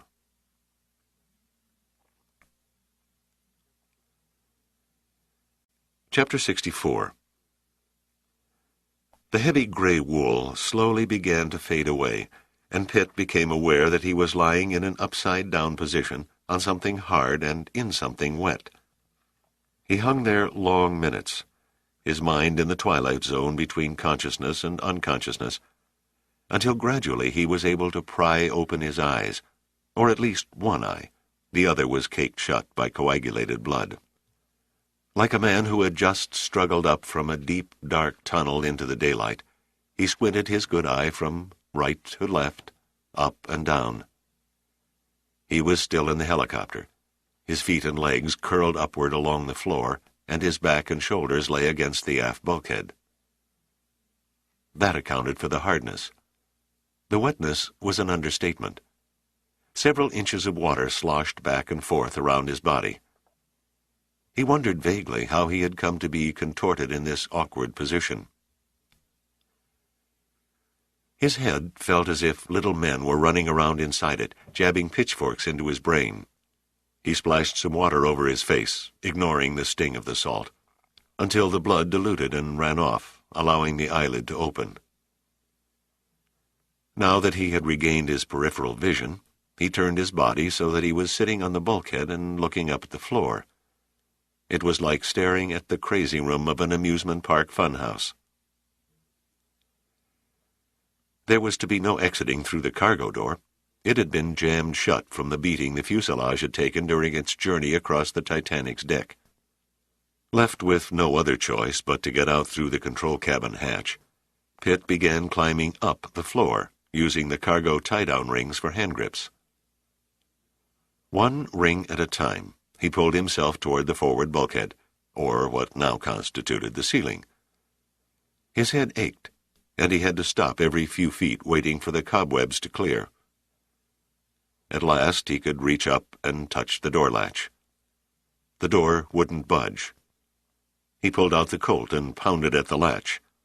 The force of the blow knocked the pistol out of his wet hand, and it clattered all the way to the rear bulkhead. The door remained stubbornly closed.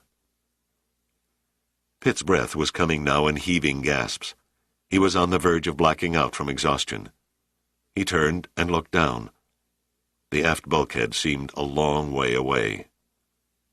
He gripped a cargo tie-down ring with both hands, swung in a series of ever-widening arcs, and then lashed out with both feet, using all the muscle a man can use when he knows it is his last try. The latch gave, and the door sprung upward at an angle of 30 degrees before gravity took over and brought it slamming back down. But the brief opening was all Pitt needed to thrust a hand over the doorframe, using his fingers as a jam. He gasped in agony as the door fell across his knuckles. He hung there, soaking up the pain, gathering the strength for the final hurdle.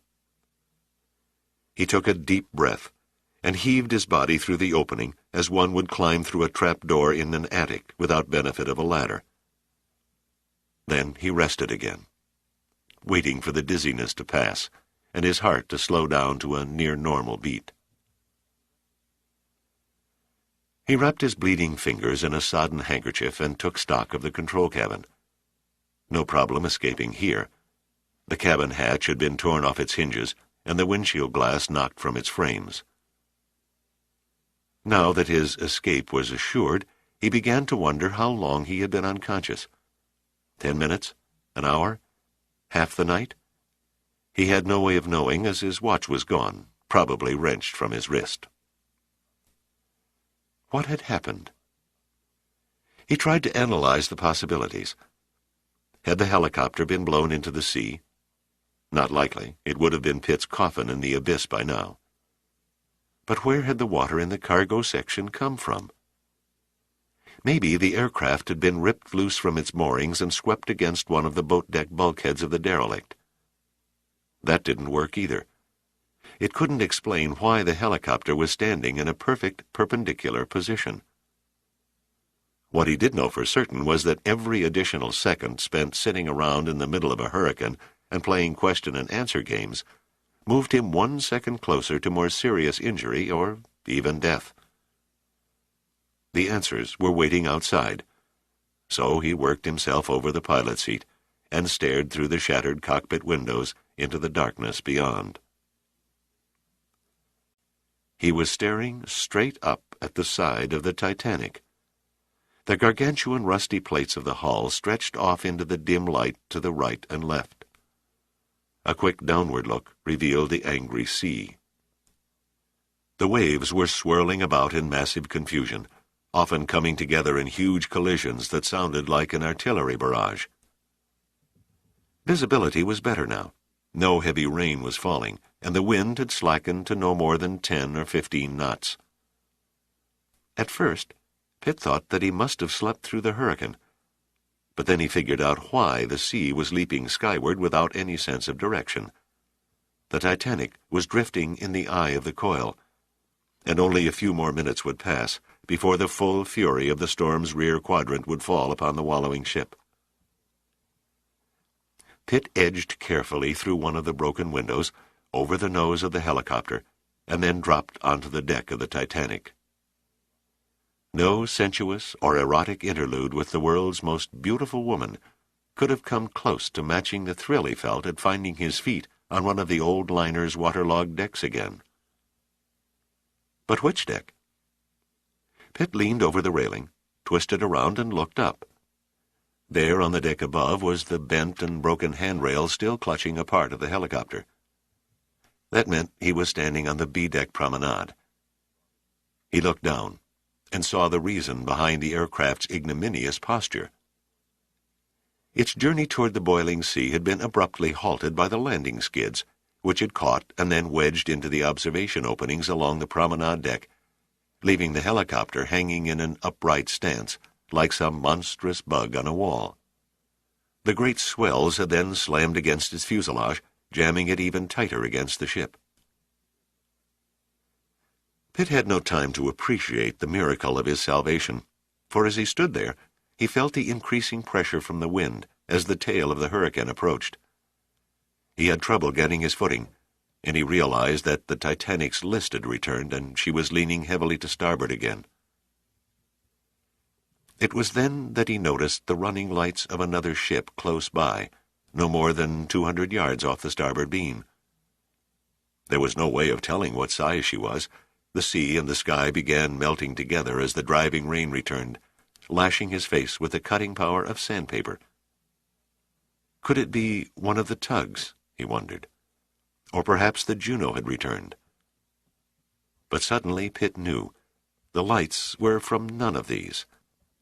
A shaft of lightning flashed, and he saw the unmistakable dome that could only be the Mikhail Kurkov's radar antenna shield. By the time he had climbed a stairway and staggered to the helicopter pad on the boat deck, he was still wet to the skin and panting from the exertion. He paused to kneel and pick up one of the mooring lines, studying the parted ends of the nylon fibers. Then he rose and leaned into the howling wind and vanished into the curtain of water that enshrouded the ship.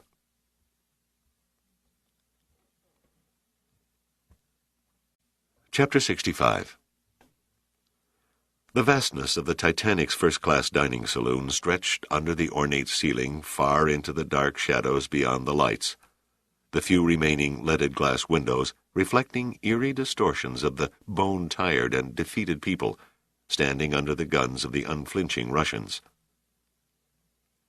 Spencer had been forced to join the group, the shock of incomprehension mirrored in his eyes. He stared at Sandecker incredulously. Pitt and Woodson dead? It can't be true. It's true, all right, Drummer mumbled through a swollen mouth. One of them sadistic bastards standing there shoved a knife into Woodson's gut. A miscalculation on your friend's part, Prevlov said with a shrug. He gazed speculatively at the frightened woman and the 9 men standing before him, at their gaunt and blood-caked faces. He seemed to enjoy, in a detached sort of way, their struggle to retain their balance whenever the Titanic was struck broadside by an immense swell. And speaking of miscalculations, Mr. Spencer, it seems your men have developed a noticeable lack of enthusiasm for manning the pumps. I needn't remind you that, unless the water that is pouring in below the waterline is returned to the sea, this ancient monument to capitalistic extravagance will sink. So let it sink, Spencer said easily. At least you and your communist scum will go with it. Not a likely event, particularly when you consider that the Mikhail Kurkov is standing by for just such an emergency. Prevlov selected a cigarette from a gold case and tapped it thoughtfully. So you see, a sensible man would accept the inevitable and perform his duties accordingly. It still beats hell out of letting you get your slimy hands on her. You won't get any of us to do your dirty work for you, Sandecker said. There was a quiet finality in his voice. Perhaps not. Prevlov was quite unruffled. On the other hand, I think I shall have the cooperation I require, and very soon. He motioned to one of the guards and muttered in Russian. The guard nodded, walked unhurriedly across the dining saloon, grabbed Dana by the arm and roughly pulled her under one of the portable lights. As one, the salvage crew crowded forward, only to be met by 4 unyielding machine pistols held at gut level.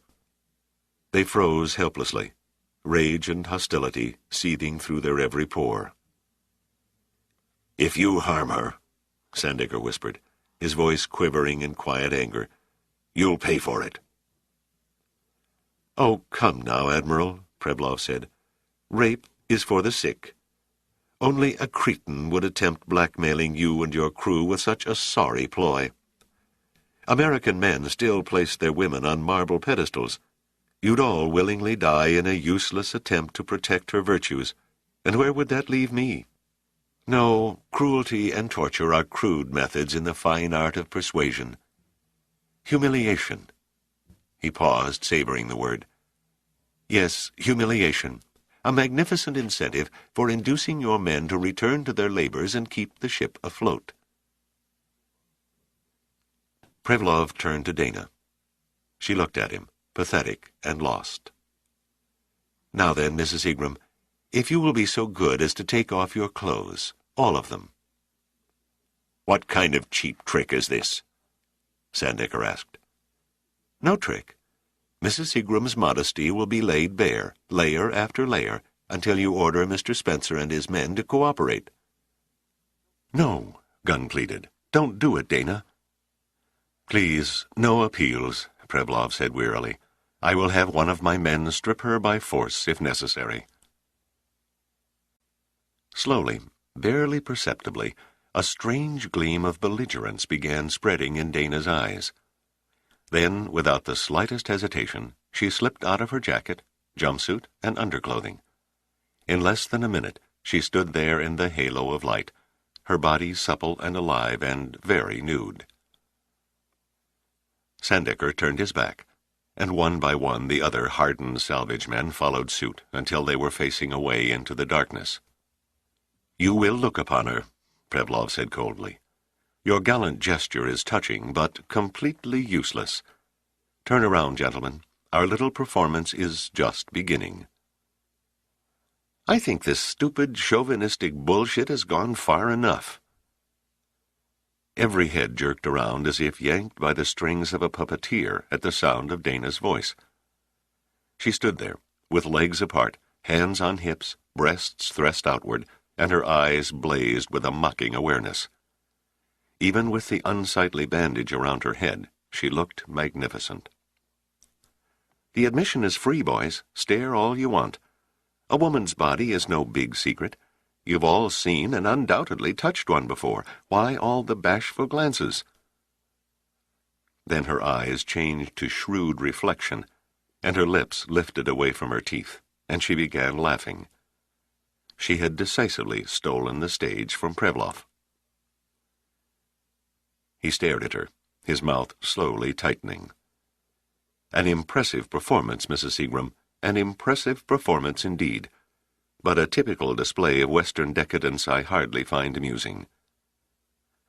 Show me a communist, and I'll show you an asshole every time, Dana taunted him. If you shitheads only knew how the whole world laughs behind your threadbare backs every time you spout your gauche little Marxist terms like Western decadence, imperialist warmongering, or bourgeois manipulating, you might straighten up and show a little class. As it is, your kind is the biggest diabolical farce played on mankind since we climbed down from the trees, and if you had any balls, you'd face up to it. Prevlov's face went white. This has gone far enough, he snapped. He was on the verge of losing his very carefully practiced control, and it frustrated him. Dana stretched her long and opulent body and said, What's the matter, Ivan? Too used to muscle-bound, hod-carrying Russian women? Can't get used to the idea of a liberated gal from the land of the free and the home of the brave laughing at your sorry tactics? It is your vulgarity that I find difficult to accept. At least our women do not act like common gutter sluts. Fuck you, Dana grinned sweetly. Prevlov missed nothing. He caught the flickered glance between Giordino and Spencer, caught the flexing of Sturgis's fists, and the tiny inclination of Drummer's head. He became fully aware now that Dana's indolent yet continual movement away from the Americans and toward the rear of the Russian guards was neither unconscious nor unplanned. Her performance was nearly complete. The Soviet Marines were twisting their necks to gawk. Their guns were beginning to droop in their hands, when Prevlov shouted out a command in Russian. The guards, jolted out of their laxity, swung back and faced the salvage crew, their weapons aimed and steady again. My compliments, dear lady, Prevlov bowed. Your little display of theatrics very nearly worked. A clever deception. There was a curious clinical satisfaction in Prevlov's expression, a functional chill, as if his cunning had been called and he had easily won the hand. He watched Dana, appraising her fractional show of defeat. The grin had remained on her face, as though painted there, and her shoulders huddled in a slight shiver, but she shook it off and straightened once again, proud and assured. "I don't know what you're talking about." "Of course not." Prevlov sighed. He stared at her for a moment and then turned and said something to one of the guards. The man nodded, pulled out a knife, and slowly advanced toward Dana. Dana stiffened and paled, as though turned to salt. "What are you going to do?" "I ordered him to cut off your left breast," Prevlov said conversationally. Spencer stared open-mouthed at Sandecker, his eyes pleading for the Admiral to back down. "Good God!" Sandecker uttered desperately. "You can't allow... You promised no cruelty or torture." "I am the first to admit there is no finesse in savagery," Prevlov said. "But you leave me no choice. It is the only solution to your obstinacy." Sandecker sidestepped around the nearest guard. "You'll have to kill me first." The guard jammed his machine pistol muzzle into Sandecker's kidney, and the Admiral fell to his knees, his face twisted in agony, his breath coming in loud, sucking noises. Dana clutched her hands at her sides until they turned ivory. She had played her hand down to the last card, and now she looked lost. Those beautiful coffee-brown eyes were sick in abhorrence when she saw the guard's eyes suddenly reflect a look of confusion, as a steel hand fell on her shoulder and pushed her aside. Pitt walked slowly into the light.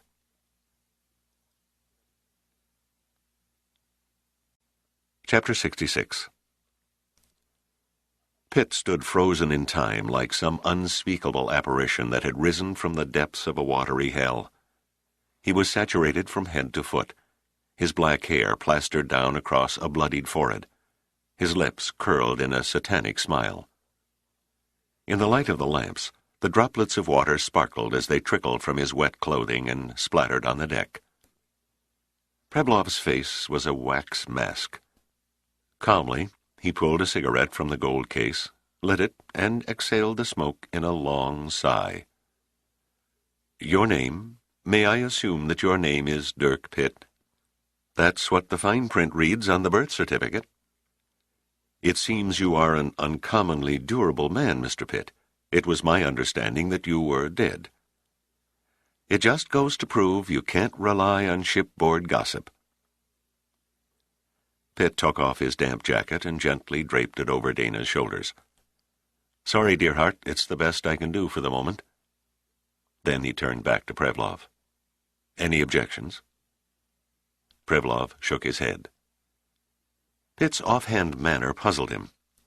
He scrutinized Pitt as a diamond cutter studies a stone, but saw nothing behind the veil of those sea-green eyes. Prevlov gestured to one of his men who moved up to Pitt. "Simply a precautionary search, Mr. Pitt. Any objections?" Pitt shrugged agreeably and held his hands in the air. The guard quickly, efficiently ran his hands up and down Pitt's clothing, and then stepped back and shook his head. "No arms," Prevlov said. "Very wise of you, but then I would have expected nothing less from a man of your reputation. I have read with considerable interest a dossier describing your exploits. I would have liked very much to have known you under less adversary circumstances." "Sorry I can't return the compliment," Pitt said pleasantly. "But you're not exactly the type of vermin I'd like for a friend." Prevlov stepped forward 2 paces and hit Pitt with all his strength with the back of his hand. Pitt staggered back 1 step and stood there, a trickle of blood oozing from one corner of his still grinning lips. "Well, well," he said, quietly, thickly. "The illustrious Andrei Prevlov finally blew his cool." Prevlov leaned forward, his eyes half closed in wary speculation. "My name?" His voice was barely above a murmur. "You know my name?" "Fair is fair," Pitt answered. "I know as much about you as you know about me."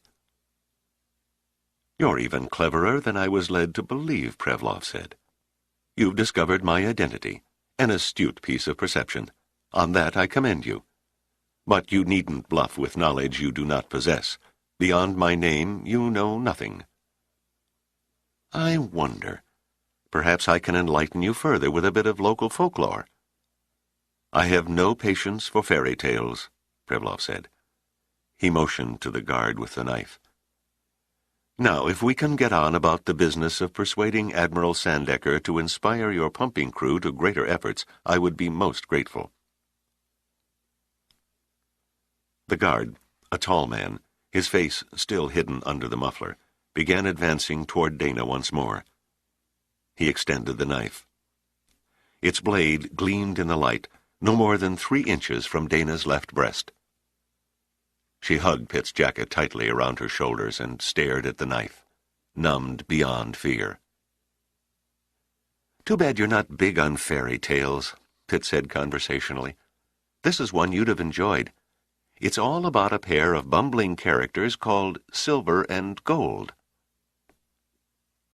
Prevlov glanced at him, hesitated, and then nodded the guard back. "You have my attention, Mr. Pitt. I will give you 5 minutes to prove your point." "It won't take long," Pitt said. He paused to rub the eye that had caked closed from the hardening blood. "Now then, once upon a time there were 2 Canadian engineers who discovered that spying could be a lucrative sideline. So they shed all qualms of guilt and became professional espionage agents in every sense of the word, concentrating their talents on obtaining classified data about American oceanographic programs and sending it through hidden channels to Moscow. Silver and Gold earned their money, make no mistake. Over the past 2 years, there wasn't a Numa project the Russians didn't have knowledge of down to the tiniest detail. Then, when the Titanic salvage came up, the Soviet Navy's Department of Foreign Intelligence, your department, Prevlov, smelled a windfall. Without the slightest degree of chicanery, you found yourself with not 1 but 2 men in your employ, who were in a perfect situation to obtain and pass along America's most advanced deep-water salvage techniques. There was, of course, another vital consideration, but even you weren't aware of it at the time. Silver and Gold, Pitt went on, sent regular reports concerning the raising of the wreck through an ingenious method. They used a battery-powered pinger, a device that can transmit underwater sound waves similar to sonar. I should have caught on to it when the Capricorn sonar man detected the transmissions, but instead I dismissed it as loose debris caused by a deep-water current knocking about the Titanic. The fact that someone was sending out coded messages never entered our heads. Nobody bothered to decipher the random noises. Nobody, that is, except the man sitting under a set of hydrophones on board the Mikhail Kurkov. Pitt paused and glanced about the dining saloon. He had everyone's attention. We didn't begin to smell either rat until Henry Monk felt the need for a poorly timed call of nature. On his way back to the head at the aft end of the Sappho II, he heard the pinging device in operation and investigated. He caught one of the agents in the act. Your man probably tried to lie his way out of it, but Henry Monk was an instrument specialist. He recognized a communications pinger when he saw one and quickly figured the game. It was a case of the cat killing curiosity. Monk had to be silenced, and he was, from a blow to the base of the skull by one of Woodson's camera tripods. This created an awkward situation for the murderer, so he bashed Monk's head against the alternator housing to make it look like an accident. However, the fish didn't take the bait. Woodson was suspicious. I was suspicious. And to top it off, Doc Bailey found the bruise on Monk's neck. But since there was no way of proving who the killer was, I decided to string along with the accident story until I could scratch up enough evidence to point an accusing finger. Later, I went back and searched the submersible and discovered one slightly used and very bent camera tripod, along with the pinging device where our friendly neighborhood spy had, ironically, hidden them in Monk's own storage locker. Certain that it was a waste of time to have them checked on shore for fingerprints, I didn't need a bolt from the blue to tell me I was dealing with a professional. I left the tripod and the pinger exactly as I found them. I took the chance that it would only be a matter of time before your agent got complacent and began contacting the Mikhail Kurkov again. So I waited. A fascinating story, Prevlov said, but very circumstantial. Absolute proof would have been impossible to come by. Pitt smiled enigmatically and continued. The proof came through a process of elimination. I was relatively sure the killer had to be one of the 3 men on board the submersible who were supposedly asleep during their rest period. I then alternated the SAFO-2's crew schedule every few days, so that 2 of them had duties on the surface, while the 3rd was diving below on the wreck. When our sonar man picked up the next transmission from the pinger, I had Monk's murderer. "Who is it, Pitt?" Spencer asked grimly. "There are 10 of us here. Was it one of us?" Pitt locked eyes for an instant with Prevlov, and then turned suddenly and nodded at one of the weary men huddled under the lamps. "I regret that the only introductory fanfare I can offer is the pounding of the waves against the hull. But bear with me and take a bow anyway, drummer. It may well be your final encore before you toast in the electric chair." "Ben Drummer?" Gunn gasped. "I can't believe it. Not with him sitting there all battered and bloody after attacking Woodson's killer." "Local color," Pitt said. It was too early to raise the curtain on his identity, not at least until we had all walked the plank. Until then, Prevlov needed an informer to blow the whistle on any ideas we might have dreamed up for retaking the ship. "He fooled me," said Giordino. "He's worked harder than any 2 men on the crew to keep the Titanic floating." "Has he?" Pitt came back. "Sure, he's looked busy, even managed to work up a sweat and get dirty. But what have you actually seen him accomplish since we came on board?" Gunn shook his head. "But he's... Rather, I thought that he'd been working day and night surveying the ship."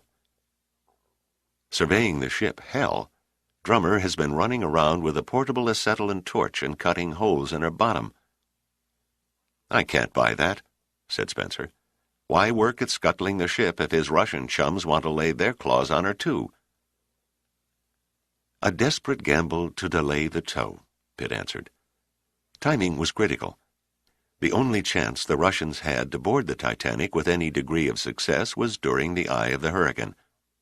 It was clever thinking. The possibility never occurred to us. If the tugs could have towed the hulk without any complications, we'd have missed the eye by 30 miles. But thanks to Drummer, the instability of the listing hull made the tow job a shambles. Before the cable parted, she sheared all over the ocean, forcing the tugs to reduce their speed to minimum steerage way.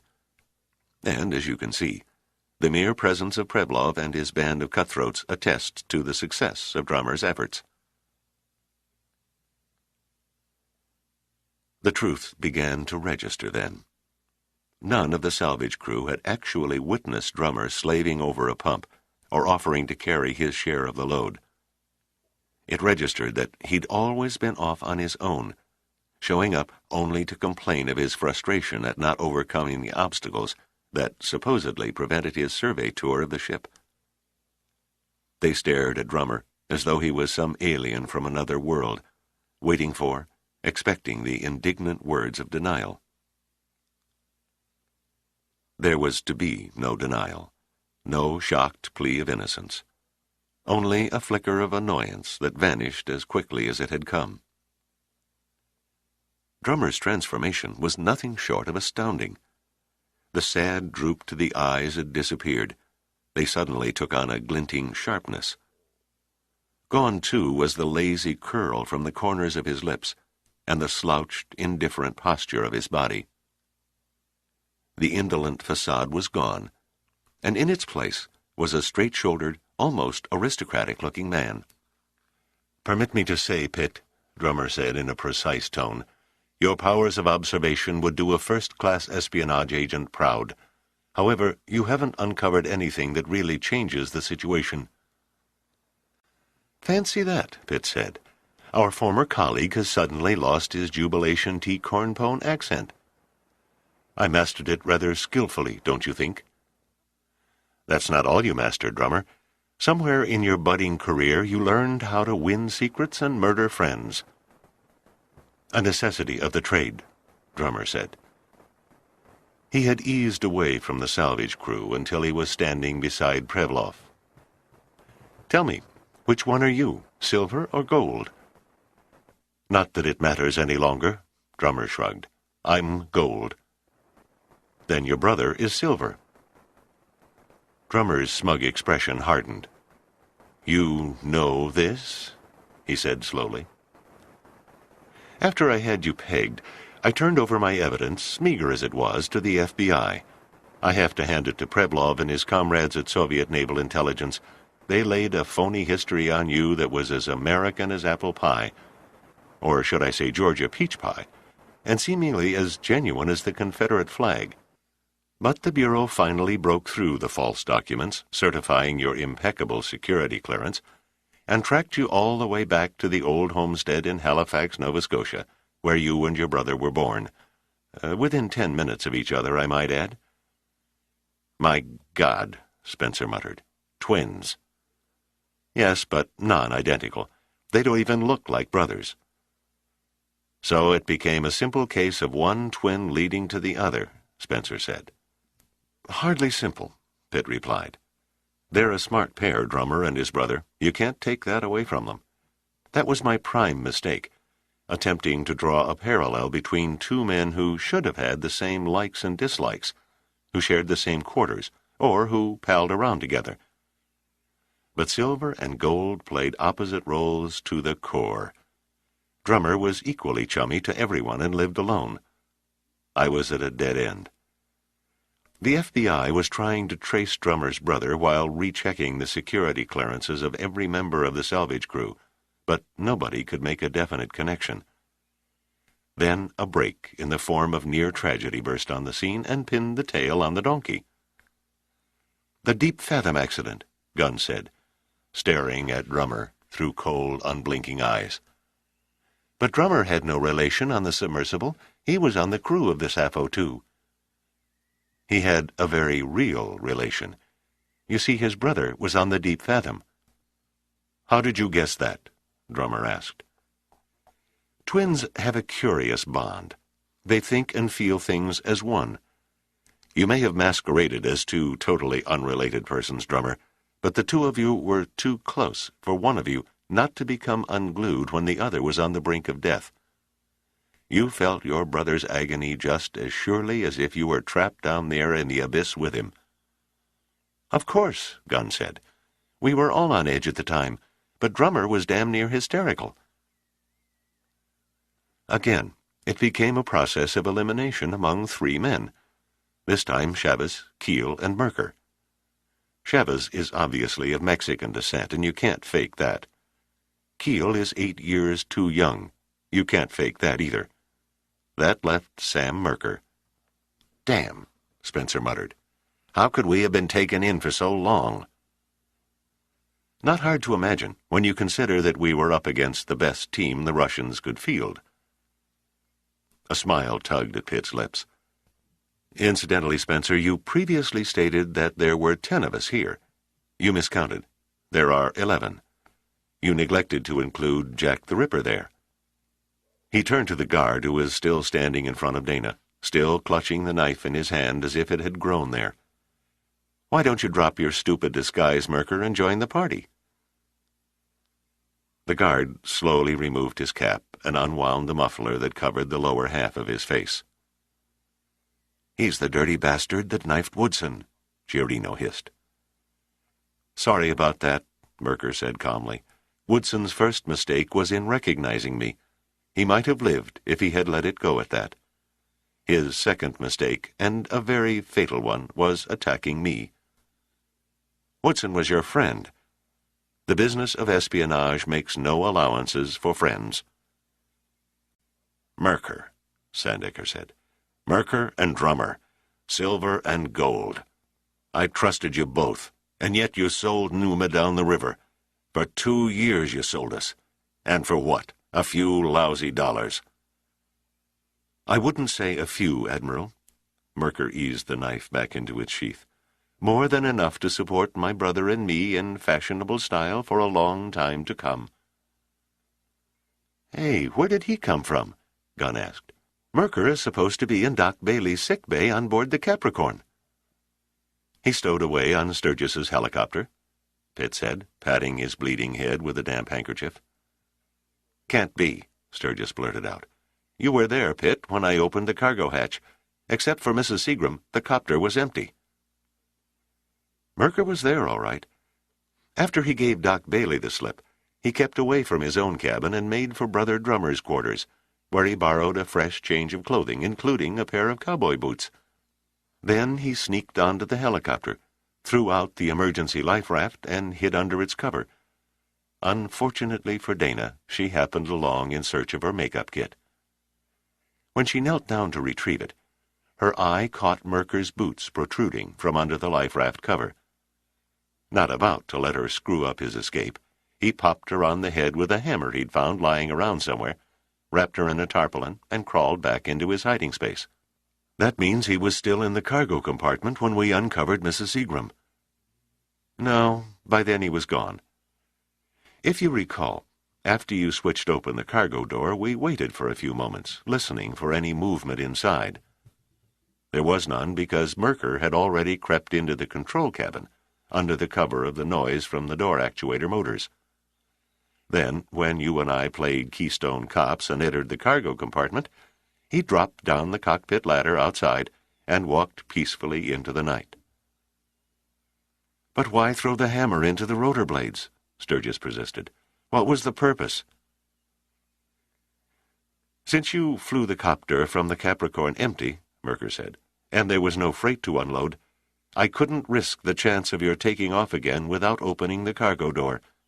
You had me trapped back there and didn't know it. You became a busy little beaver after that, Pitt said to Merker, flitting about the ship, guided no doubt by a diagram provided by Drummer. First you took your brother's portable cutting rig and burned off the tow cable, while Chief Bascom and his men were resting in the gymnasium between inspection tours. Next you cut the mooring lines to the helicopter, taking great satisfaction, I'm certain, in knowing that it was swept over the side of the ship with me in it. 2 birds with 1 slice, Merker admitted. Why deny? Merker was cut short by a muffled burst from a submachine gun that echoed from somewhere on the decks below. Prevlov shrugged and looked at Sandecker. I fear your men below are proving difficult.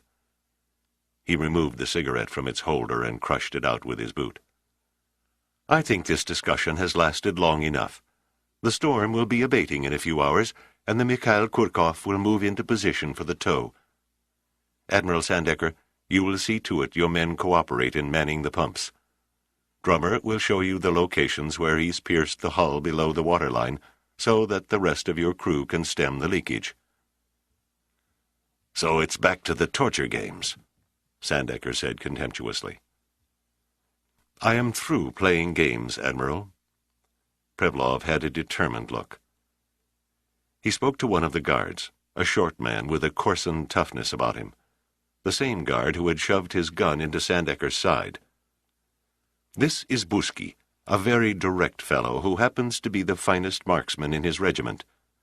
He also understands a smattering of English, enough at any rate to translate numerical progression. He turned to the guard. Buski, I am going to begin counting. When I reach 5, you will shoot Mrs. Seagram in the right arm. At 10, in the left. At 15, in the right knee. And so on, until Admiral Sandecker mends his uncooperative ways. A businesslike concept, Pitt added. And you'll shoot the rest of us after we've served your purpose, weight our bodies, and dump them in the sea so they are never found. Then you'll claim we abandoned the ship in the helicopter, which, of course, conveniently crashed. You'd even provide 2 witnesses, Drummer and Merker, who would testify after their miraculous survival about how the benevolent Russians plucked them from the sea just as they were going down for the 3rd time. I see no need to prolong the agony any further, Prevlov said tiredly. Busky? Busky raised his machine pistol and took aim at Dana's arm. You intrigue me, Prevlov, Pitt said. You've shown little interest in how I learned Drummer and Merker's code names, or why I didn't have them thrown in the brig after I ferreted out their identities. You don't even seem curious as to how I came to know your name. Curious, yes, but it makes no difference. Nothing can change the circumstances. Nothing and no one can help you and your friends, Pitt. Not now. Not the CIA or the whole United States Navy. The die is cast. There will be no more play with words. Prevlov nodded at Busky. 1. When Captain Prevlov reaches the count of 4, you will die, Busky. Busky leered smugly and made no reply. 2. We knew your plans for taking the Titanic. Admiral Sandecker and I have known for the last 48 hours. You've run your last bluff, Prevlov said. 3. Pitt shrugged indifferently. Then all blood is on your hands, Prevlov. 4. An ear-shattering blam rang deafeningly through the dining saloon as the bullet caught Busky just below the hairline and between the eyes, catapulting a quarter of his skull in a crimson blur of slow motion, snapping his head upward and slamming him to the deck in an inert spread-eagle at Prevlov's feet. Dana cried out in startled pain as she was slammed to the deck. There were no apologies from Pitt for throwing her there and then crushing the breath out of her as he used his 190 pounds for a protective shield. Giordino dove for Sandecker and hauled him down with all the intensity of a desperation tackle by a linebacker for the Green Bay Packers. The rest of the salvage crew wasted no more than 1/10 of a second in demonstrating their fondness for self-preservation. They scattered and dropped like leaves in a windstorm, closely followed by Drummer and Merker, who fell as though shackled together. The blast was still ringing in the far corners of the room when the guards came alive and began firing bursts from their submachine pistols into the darkness toward the dining saloon entrance. It was a meaningless gesture. The first was cut down almost instantly, pitching forward on his face.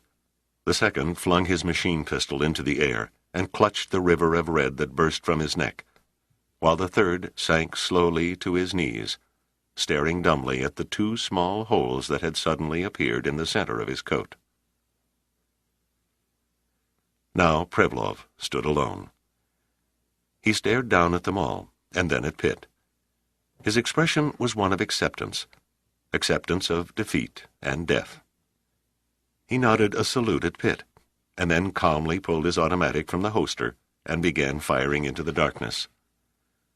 He expended his clip and stood there, waiting for the gun flash, braced for the pain that must surely come. But there was no return fire. The room went silent. Everything seemed to slow down, and only then did the revelation burst on him. He was not meant to die. It had been a trap, and he had walked into it as naively as a small child into a tiger's den. A name began to tear at his very soul, taunting him, repeating itself over and over again. Marganyan. Marganyan. Marganyan. This book is continued on Disc 10. Disc 10. Chapter 67. A marine seal is usually defined as an aquatic carnivorous mammal with webbed flippers and soft fur. but the wraith-like phantoms who suddenly materialized around Trevloff and the fallen guards bore little resemblance to their namesake. The United States Navy SEALs, an acronym of sea, air, and land, were members of an extraordinary elite fighting group, trained in every phase of combat from underwater demolition to jungle warfare. There were 5 of them, encased in pitch-black rubber wetsuits, hoods, and tight slipper-like boots. Their faces were indistinguishable under the ebony war paint, making it all but impossible to tell where the wetsuits left off and flesh began. 4 men held M24 automatic rifles with collapsible stocks, while the 5th tightly gripped a stoner weapon, a wicked-looking affair with 2 barrels. One of the SEALs detached himself from the rest and helped Pitt and Dana to their feet. "Oh, God," Dana moaned. "I'll be black and blue for a month." For perhaps 5 dazed seconds he massaged her aching body, oblivious to the fact that Pitt's jacket had come open. When shocked realization did come, when she saw the guards sprawled grotesquely in death, her voice dropped to a whisper. "Oh, shit. Oh, shit." "I think it's safe to say the lady survived," Pitt said with a half-grin. He shook the SEAL's hand, then introduced him to Sandecker, who was unsteadily clutching Giordino's shoulder for support. "Admiral Sandecker, may I present our deliverer, Lieutenant Fergus, United States Navy SEALs?" Sandecker acknowledged Fergus's smart salute with a pleased nod, released his hold on Giordino, and stood ramrod straight. "The ship, Lieutenant. Who commands the ship?" "Unless I'm mistaken, sir, you do." Fergus's words were punctuated by another burst of echoing gunfire from somewhere in the cavernous depths of the ship. "The last stubborn holdout," Fergus smiled. It was obvious. His white teeth gleamed like a neon sign at midnight. "The ship is secure, sir. My ironclad guarantee on it." "And the pumping crew?" "Safe and sound and back at their work." "How many men in your command?" 2 combat units, Admiral. 10 men in all, including myself." Sandecker's eyebrows raised. "Only 10 men, did you say?" "Ordinarily, for an assault of this nature," Fergus said matter-of-factly, "we'd have used just 1 combat unit, but Admiral Kemper thought it best to double our force to be on the safe side." "The Navy's advanced some since I served," Sandecker said wistfully. "Any casualties?" Pitt asked. "Until 5 minutes ago, 2 of my men wounded, nothing serious, and 1 missing." "Where did you come from?" The question was from Merker's lips.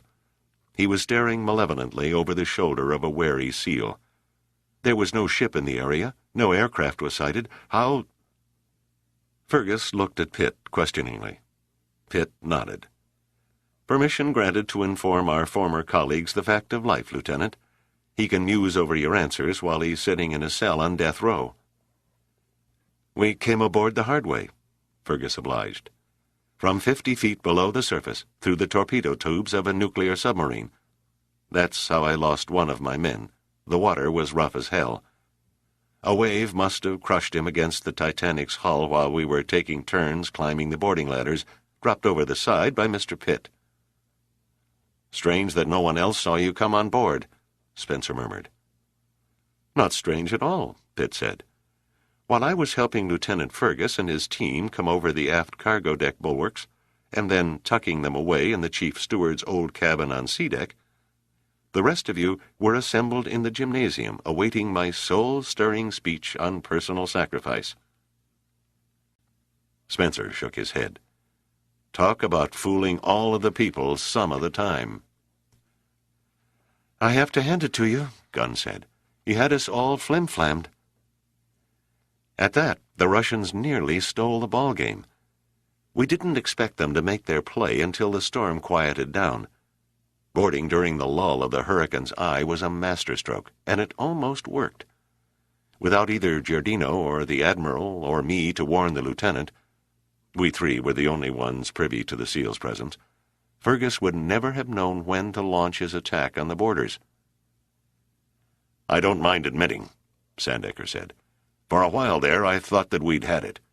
Giordino and I prisoners of Prevlov, and Pitt thought to be dead." "God knows," Pitt said. "If the helicopter hadn't wedged itself into the promenade deck, I'd be asleep in the deep right now." "As it was," Fergus said, "Mr. Pitt looked like death warmed over when he stumbled in the chief steward's cabin. A hardy man, this one. Half drowned, his head split open, and yet he still insisted on guiding my team through this floating museum until we located your Soviet visitors." Dana was looking at Pitt in a peculiar way. "How long were you hiding in the shadows before you made your grand entrance?" Pitt grinned slyly. "For a minute prior to your striptease." "You bastard! You stood there and let me make an ass out of myself," she flared. "You let them use me like I was a cut of beef in a butcher store window." "I used you too, dear heart, as a matter of necessity. After I found Woodson's body and the smashed radio in the gymnasium, I didn't need a gypsy to tell me the boys from the Ukraine had boarded the ship. I then rounded up Fergus and his men and led them down to the boiler rooms, figuring the Russians would already be guarding the pumping crew. I was right. First priorities first. Whoever controlled the pumps controlled the derelict. When I saw that I would be more hindrance than help in overcoming the guards, I borrowed a seal and came looking for the rest of you. After wandering through half the ship, we finally heard voices coming out of the dining saloon. Then I ordered the seal to hightail it below for reinforcement." "Then it was all a great big stalling tactic," Dana said. "Exactly. I needed every second I could beg, borrow, or steal until Fergus showed up and evened the odds. That's why I held off until the last second to put in an appearance." "A high-stakes gamble," Sandecker said. "You cut Act 2 a bit fine, didn't you?" "I had two things going for me," Pitt explained. "One was compassion. I know you, Admiral. In spite of your gargoyle exterior, you still help little old ladies across streets and feed stray animals. You might have waited until the last instant to give in, but you would have given in." Then Pitt put his arms around Dana and slowly produced a nasty-looking weapon from a pocket of the jacket draped on her shoulders.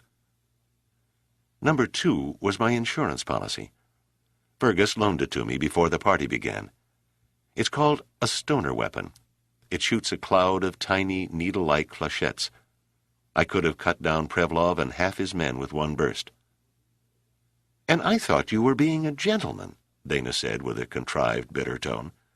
"You only hung your jacket on me so they wouldn't find the gun when they searched you."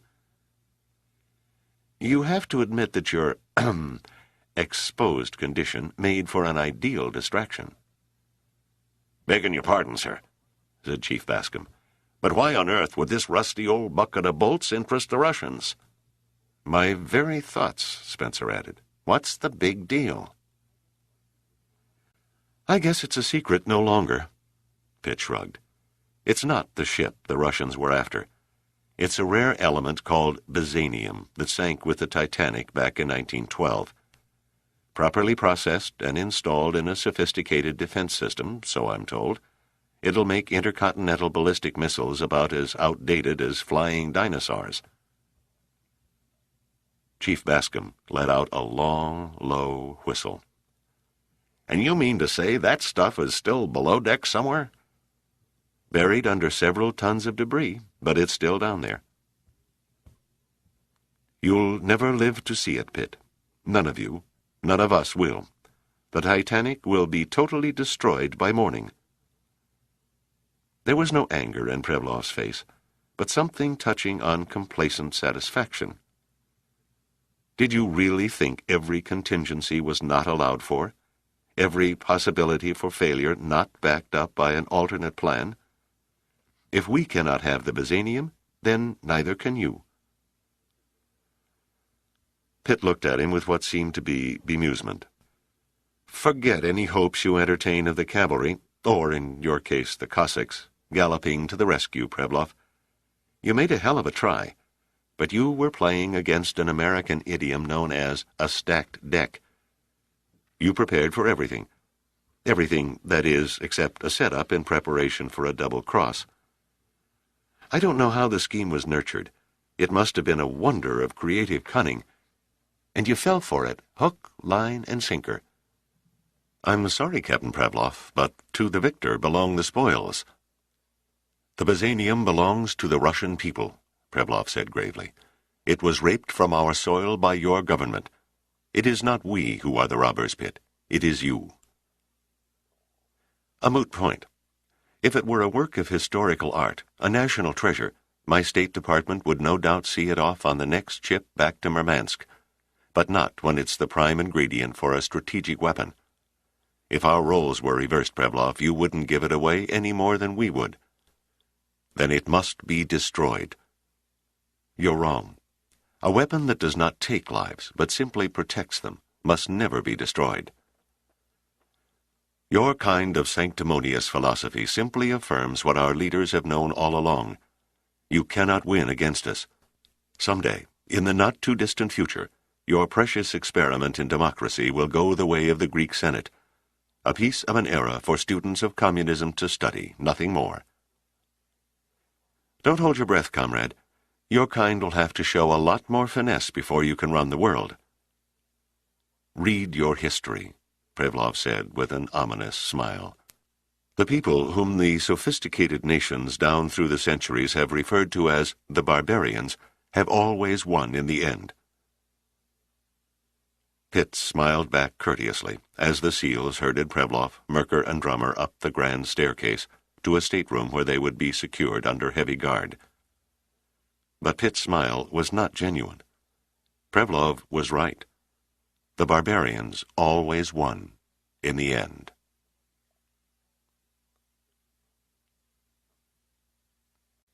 Section 5. Southby. June 1988. Chapter 68. Hurricane Amanda was dying, slowly but inevitably. What would long be remembered as the Great Blow of 1988 had cut its devastating swath across 3,000 miles of ocean in 3.5 days, and it had yet to deliver its final apocalyptic blow. Like the final burst of a supernova before disintegrating into obscurity, it suddenly swung on an eastward track and slammed into the Avalon Peninsula of Newfoundland, lashing the coast of Cape Race north to Pouch Cove. In minutes, one town after another was inundated by the fallout from the storm's cloud mass. Several small seashore villages were swept out to sea by the runoff that came thundering down into the valleys. Fishing boats were driven onto land and battered into unrecognizable, shattered hulks.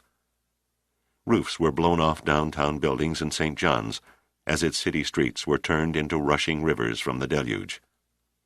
Water and electricity were cut off for days, and until rescue ships arrived, food was at a premium and had to be rationed.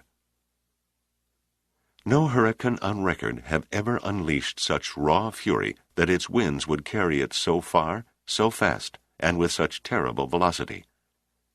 No one would ever evaluate the enormous cost of the damage. Estimates ran as high as $250 million. Of this, $155 million represented the almost totally destroyed Newfoundland fishing fleets. 9 ships were lost at sea, 6 with no survivors. The death toll behind the storm's wake ran between 300 and 325. In the early hours of Friday morning, Dr. Ryan Prescott sat alone in the main office of the Numa Hurricane Center. Hurricane Amanda had finally run her course, accomplished her destruction, taken her lives, and only now was she dissipating over the Gulf of St. Lawrence. The battle was over. There was nothing more the weathermen at the center could do.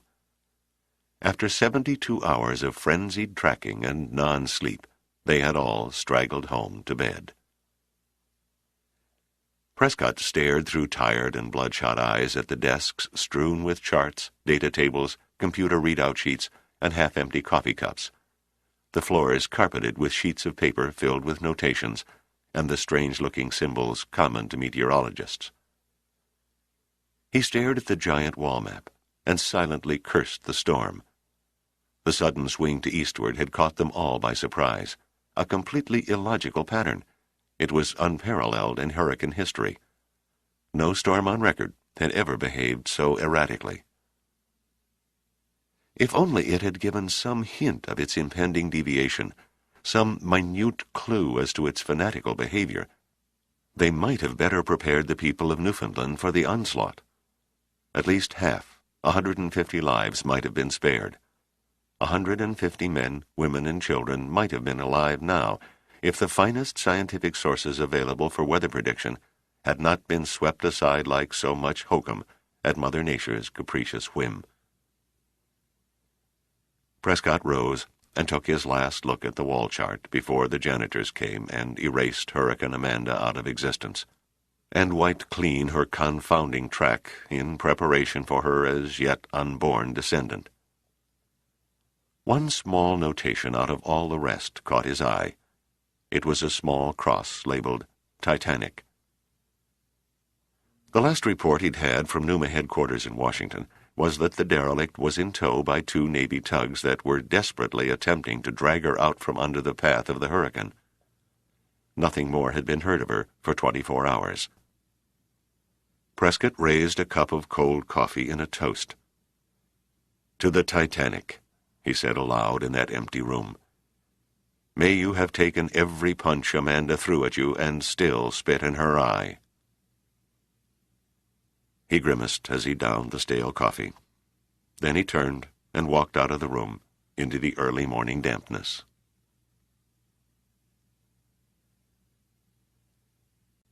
Chapter 69. At first light, the Titanic still lived. There was no rhyme or reason for her continued existence. She still wallowed aimlessly broadside on to the sea and wind, trapped in the churning turmoil of the tormented waves left in the wake of the departing hurricane. Like a dazed fighter taking a fearful beating while hanging on to the ropes, she rose drunkenly over the 30-foot crests, shouldering each one, taking salt spray across her boat deck, and then struggling free and somehow staggering upright in time for the next assault.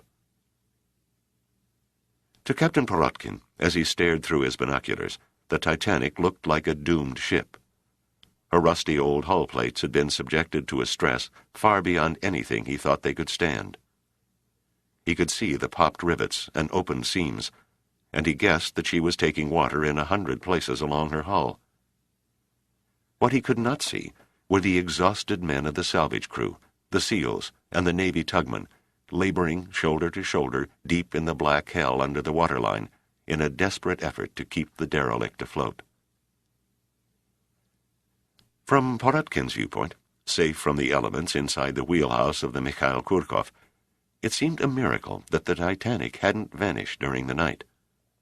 Yet she still clung to life, even though she was down a good 20 feet at the bow and was listing nearly 30 degrees to starboard.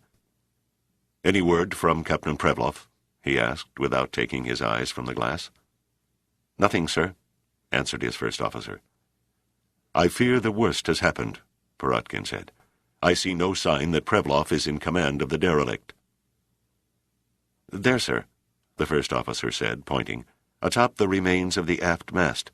It looks like a Russian pennant." Porotkin studied the tiny, frayed cloth through the glasses as it snapped in the wind. "Unfortunately, the star on the pennant is white rather than the red of our Soviet ensign." He sighed. "I must assume that the boarding mission has failed." "Perhaps Captain Prevlov has had no time to report his situation." "There is no time left. American search planes will be here within the hour." Porotkin pounded his fist in frustration on the bridge counter.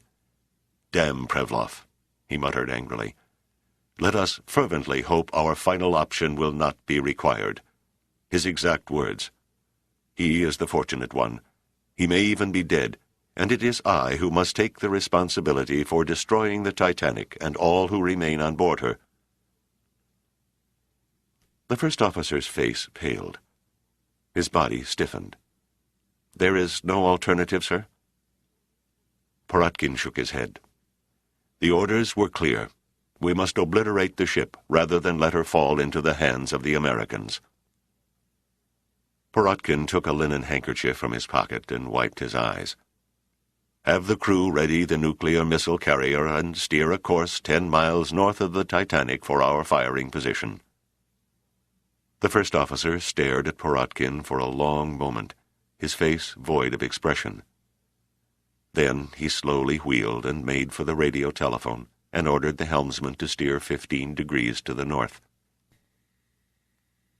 30 minutes later, all was in readiness. The Mikhail Kurkov dug her bow into the swells at the position laid for the missile launch, as Porotkin stood behind the radar operator. "Any hard sightings?" he asked. 8 jet aircraft 120 miles west, closing rapidly. Surface vessels. 2 small ships bearing 245, 21 miles southwest. "That would be the tugs returning," the first officer said. Porotkin nodded. "It's the aircraft that concern me. They will be over us in 10 minutes. Is the nuclear warhead armed?" "Yes, sir." "Then begin the countdown." The first officer gave the order over the phone, and then they moved outside and watched from the starboard bridge wing as the forward cargo hatch swung smoothly aside, and a 26-foot Stosky surface-to-surface missile slowly rose from its concealed tube into the gusty dawn air. 1 minute to firing, came a missile technician's voice over the bridge speaker. Porotkin aimed his glasses at the Titanic in the distance. He could just make out her outline against the gray clouds that crawled along the horizon. A barely perceptible shiver gripped his body. His eyes reflected a distant, sad look. He knew he would be forever cursed among sailors as the captain who sent the helpless and resurrected ocean liner back to her grave beneath the sea. He was standing, braced and waiting for the roar of the missile's rocket engine, and then the great explosion that would pulverize the Titanic into thousands of molten particles, when he heard the sound of running footsteps from the wheelhouse, and the radio operator burst onto the bridge wing. "Captain," he blurted, "an urgent signal from an American submarine." 30 seconds to firing, the voice droned over the intercom. There was unmistakable panic in the radio operator's eyes as he thrust the message into Porotkin's hands. It read, "USS Dragonfish to USSR Mikhail Kurkov. Derelict vessel RMS Titanic under protection of United States Navy. Any overt act of aggression on your part will result in immediate, repeat immediate, retaliatory attack. Signed, Captain USS Submarine Dragonfish." 10 seconds and counting, came the disembodied voice of the missile technician over the speaker. 7, 6. Porotkin looked up with the clear, unworried expression of a man who has just received 1,000,000 rubles through the mail. 5, 4, 3.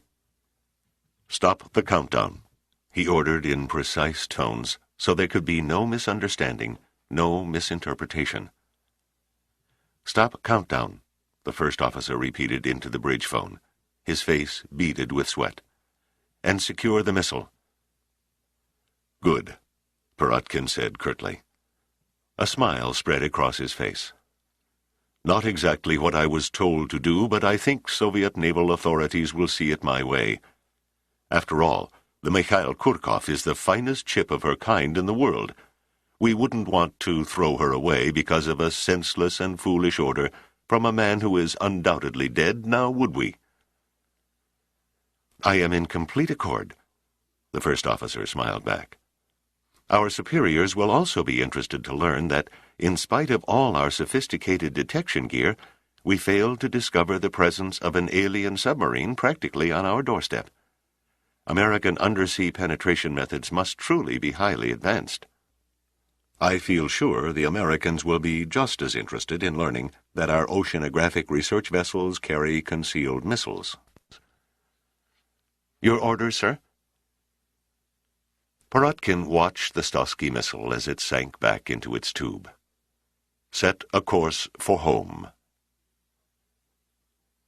He turned and peered across the sea in the direction of the Titanic. What had happened to Prevlov and his men? Were they alive or dead? Would he ever know the true facts?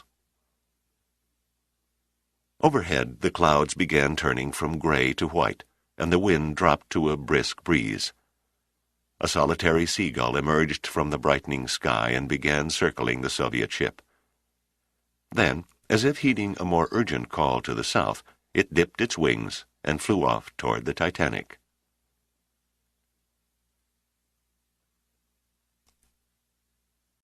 Chapter 70.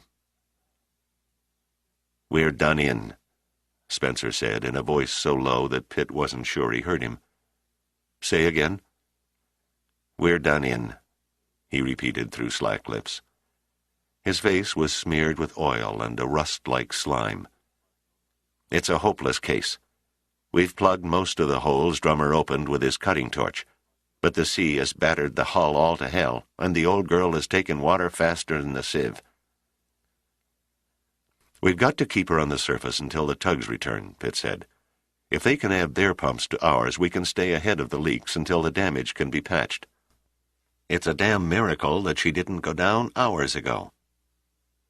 "How much time can you give me?" Pitt demanded. Spencer stared wearily down at the water sloshing around his ankles. "The pump engines are running on fumes now. When their fuel tanks are sucked dry, the pumps will die. A cold, hard, sad fact." He looked up into Pitt's face. "An hour, maybe an hour and a half. I can't promise any more than that when the pumps go." "And if you had enough fuel to keep the diesels going?" "I could probably keep her on the surface without assistance until noon," Spencer answered. "How much fuel will it take?" 200 gallons would do nicely." They both looked up as Giordino plunged down a companionway and splashed into the water, covering the deck of the No. 4 boiler room. "Talk about frustration," he moaned. "There are 8 aircraft up there circling the ship, 6 Navy fighters and 2 radar recon planes. I've tried everything except standing on my head and exposing myself, and all they do is wave every time they make a pass." Pitt shook his head in mock sadness. "Remind me never to play charades on your team." "I'm open for suggestions," Giordino said. "Suppose you tell me how to notify some guy who's flying by at 400 miles an hour that we need help and lots of it." Pitt scratched his chin. "There's got to be a practical solution." "Sure," Giordino said sarcastically. "Just call the Automobile Club for a service call." Pitt and Spencer stared with widened eyes at each other. The same thought had suddenly occurred to them in the same instant. "Brilliance," Spencer said. "Sheer brilliance." "If we can't get to a service station," Pitt said, grinning, "then the service station must come to us." Giordino looked lost. "Fatigue has queered your minds," he said. "Where are you going to find a payphone? What'll you use for a radio? The Russians smashed ours. The one in the helicopter is soaked through, and Prevlov's transmitter caught 2 bullets during the brawl." He shook his head. "And you can forget those flyboys upstairs. Without a brush and a bucket of paint, there's no way to get a message across to their eager little minds." "That's your problem," Spencer said loftily. "You always go around looking up when you should be looking down." Pitt leaned over and picked up a sledgehammer that was lying among a pile of tools. "This should do the trick," he said casually, swinging the sledge against one of the Titanic's hull plates, sending a cacophony of echoes throughout the boiler room. Spencer dropped wearily onto a raised boiler grating. "They ain't gonna believe this." "Oh, I don't know," Pitt managed between swings. "Jungle telegraph. It always used to work in the Congo." Giordino was probably right. Fatigue has queered our minds. Pitt ignored Spencer and kept hammering away. After a few minutes, he paused a moment to get a new grip on the sledge handle. "Let us hope and pray that one of the natives has his ear to the ground," he said between pants. And then he went on hammering. Of the 2 sonar operators who were on watch aboard the submarine Dragonfish, The one tuned into the passive listening system was leaning forward toward his panel, his head cocked to one side, his mind intent on analyzing the strange beat that emitted through the earphones. Then he gave a slight shake of his head and held up the earphones for the officer who was standing at his shoulder. "At first I thought it was a hammerhead shark," the sonarman said. "They make a funny pounding noise, but this has a definite metallic ring to it." The officer pressed the headset against one ear. Then his eyes took on a puzzled look. "It sounds like an SOS." "That's how I read it, sir. Someone is knocking out a distress call against their hull." "Where's it coming from?" The sonarman turned a miniature steering wheel that activated the sensors in the bow of the sub and eyed the panel in front of him. "The contact is 307 degrees, 2,000 yards north of west. It has to be the Titanic, sir. With the departure of the Mikhail Kurkov, she's the only surface craft left in the area." The officer handed back the earphones, turned away from the sonar compartment, and made his way up a wide, curving stairway into the conning tower, the nerve center of the Dragonfish. He approached a medium-height, round-faced man with a graying mustache, who wore the oak leaves of a commander on his collar. "It's the Titanic, all right, sir. She's hammering out an SOS." "There's no mistake?" "No, sir. The contact is firm." The officer paused and then asked, "Are we going to respond?" The commander looked thoughtful for a few moments. "Our orders were to deliver the seal and fend off the Mikhail Kurkov. We were also to remain obscure in case the Russians decide to make an end run with one of their own submarines. We'd be in poor position to protect the derelict if we were to surface and move off station. During our last sighting, she looked to be in pretty rough shape. Maybe she's going down." If that was the case, her crew would be screaming for help over every frequency on their radio. The commander hesitated, his eyes narrowing. He stepped over to the radio room and leaned in. "What time was the last communication sent from the Titanic?" One of the radio operators scanned a sheet in a logbook. "A few minutes shy of 1800 hours yesterday, Commander. They requested an up-to-the-minute report of the hurricane's speed and direction." The commander nodded and turned back to the officer. "They haven't transmitted for over 12 hours. Could be their radio is out." "It's quite possible." "We'd better have a look," the commander said. "Up periscope." The periscope tubing hummed slowly into the raised position. The commander gripped the handles and stared through the eyepiece. "Looks quiet enough," he said. "She's got a heavy list to starboard, and she's down by the bows, but not bad enough to be considered dangerous yet. No distress flags flying. No one in sight on her decks. Wait a moment, I take that back. There's a man atop the bridge house roof." The commander increased the magnification. "Good Lord," he muttered. "It's a woman." The officer stared at him with a disbelieving expression. "Did you say a woman, sir?" "See for yourself." The officer saw for himself. There was indeed a young blonde woman above the Titanic's bridge house.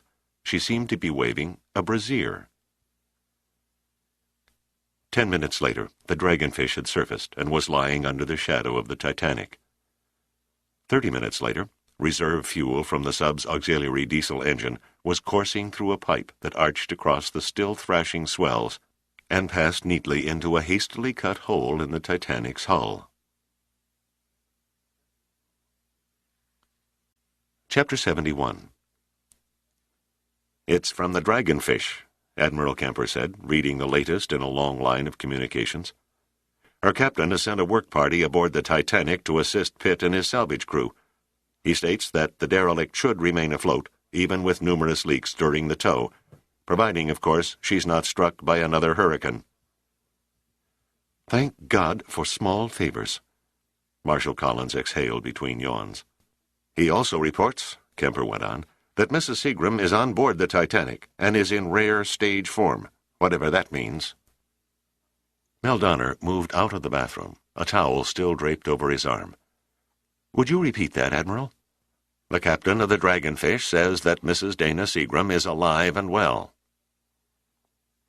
Donner rushed over and shook Seagram, who was sleeping fitfully on the couch. "Jean, wake up!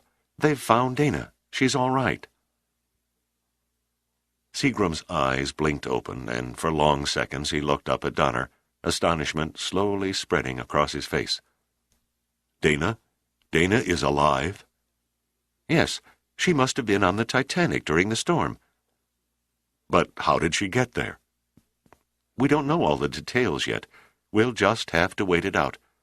But the important thing is that Dana is safe, and the Titanic is still afloat." Seagram hung his head in his hands and sat there, huddled and shrunken. He began sobbing quietly. Admiral Kemper was thankful for the distraction when a very tired Commander Keith entered and handed him another signal. "This one's from Admiral Sandecker," Kemper said. "I think you'll be interested in what he has to say, Mr. Nicholson." Warren Nicholson and Marshal Collins both eased away from Seagram and gathered around Kemper's desk. "Sandecker says, visiting relatives have been entertained and furnished with guest bedroom. Got something in my eye during the party last night, but enjoyed belting out good old song favorites like Silver Threads Among the Gold. Say hello to Cousin Warren and tell him I have a present to give him. Having wonderful time. Wish you were all here. Signed, Sandecker." "It seems the Admiral has a strange way with words," said the President. "Just what in hell is he trying to get across?" Kemper stared at him sheepishly. "The Russians apparently boarded during the eye of the hurricane."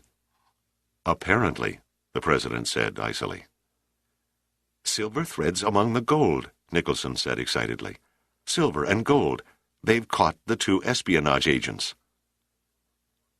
"And your present, Cousin Warren," Collins said, grinning with every tooth, "must be none other than Captain Andrei Prevlov." "It's imperative that I get on board the derelict as soon as possible," Nicholson said to Kemper. "How soon can you arrange transportation for me, Admiral?" Kemper's hand was already reaching for the phone. "Inside 30 minutes, I can have you on a Navy jet that will land you on the Beecher's Island. From there you can take a helicopter to the Titanic." The President stepped over to a large window and gazed out at the rising sun, as it crept above the eastern horizon and fingered its rays across the lazy waters of the Potomac. He yawned, a long, comfortable yawn.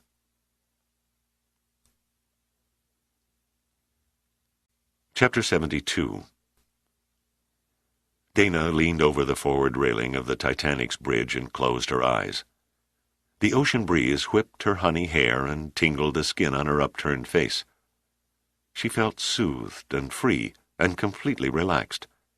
It was as though she were flying. She knew now that she could never go back and slip into the painted puppet that had been the Dana Seagram of 2 days ago. She had made up her mind. She would divorce Jean. Nothing between them mattered any more, at least to her. The girl he had loved was dead, never to return.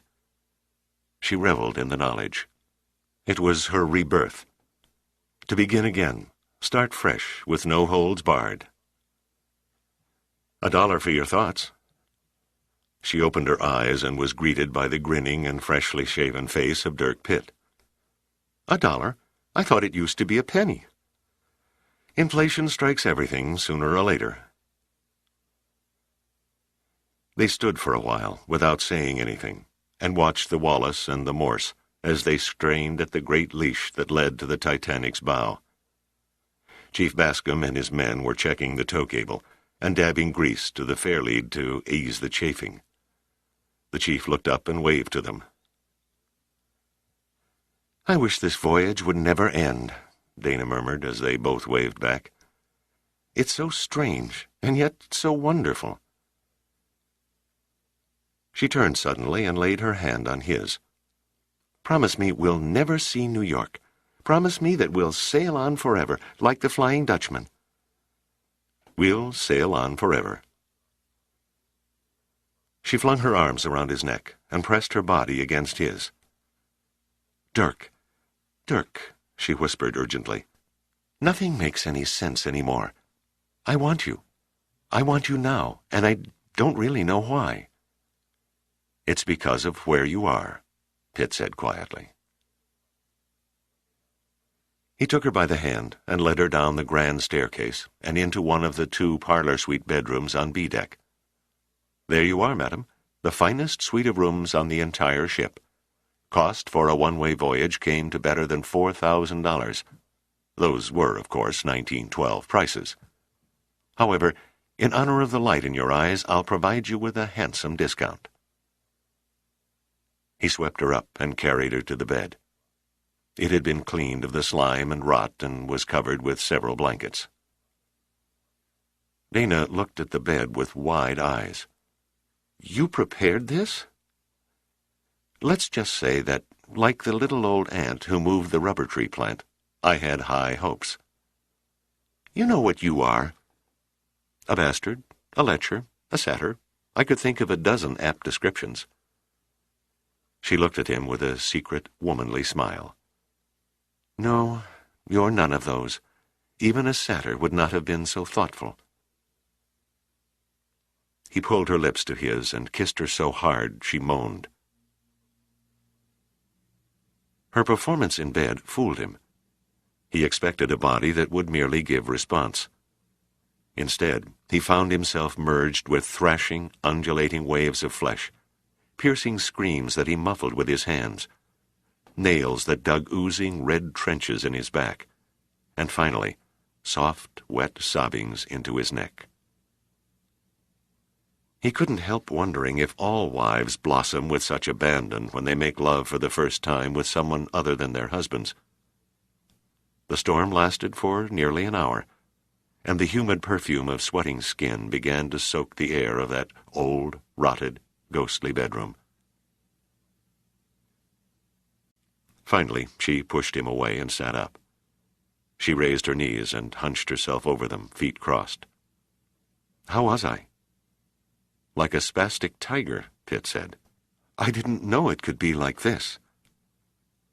I wish I had a dime for every girl who said those very same words every time she turned on. You don't know what it's like to have your guts churning in both agony and delight at the same time. I dare say I don't. A woman's release burns from the inside.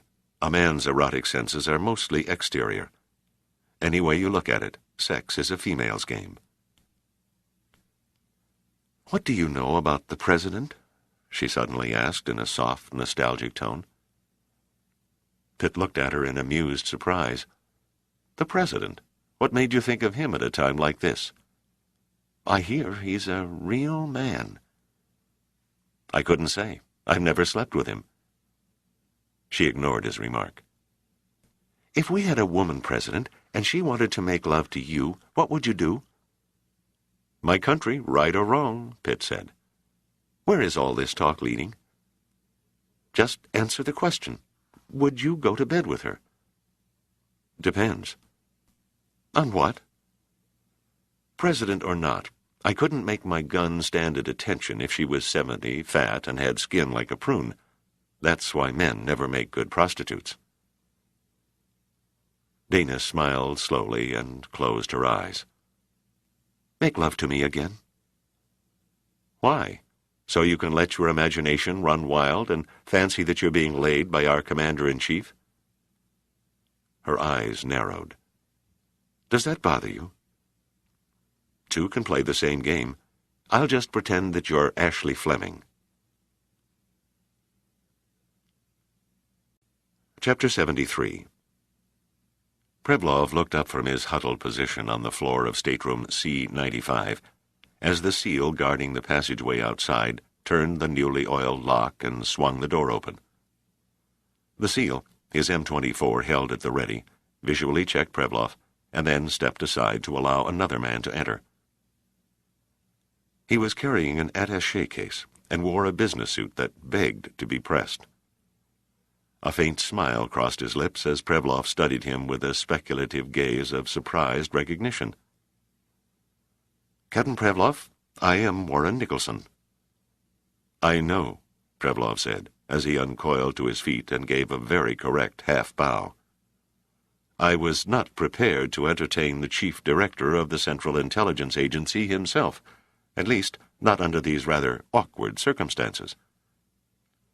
I've come personally to escort you to the United States." "I am flattered." "It is we who are flattered, Captain Prevlov. You are considered a very big catch indeed." "Then it is to be an internationally publicized trial, complete with grave accusations against my government for attempted piracy on the high seas."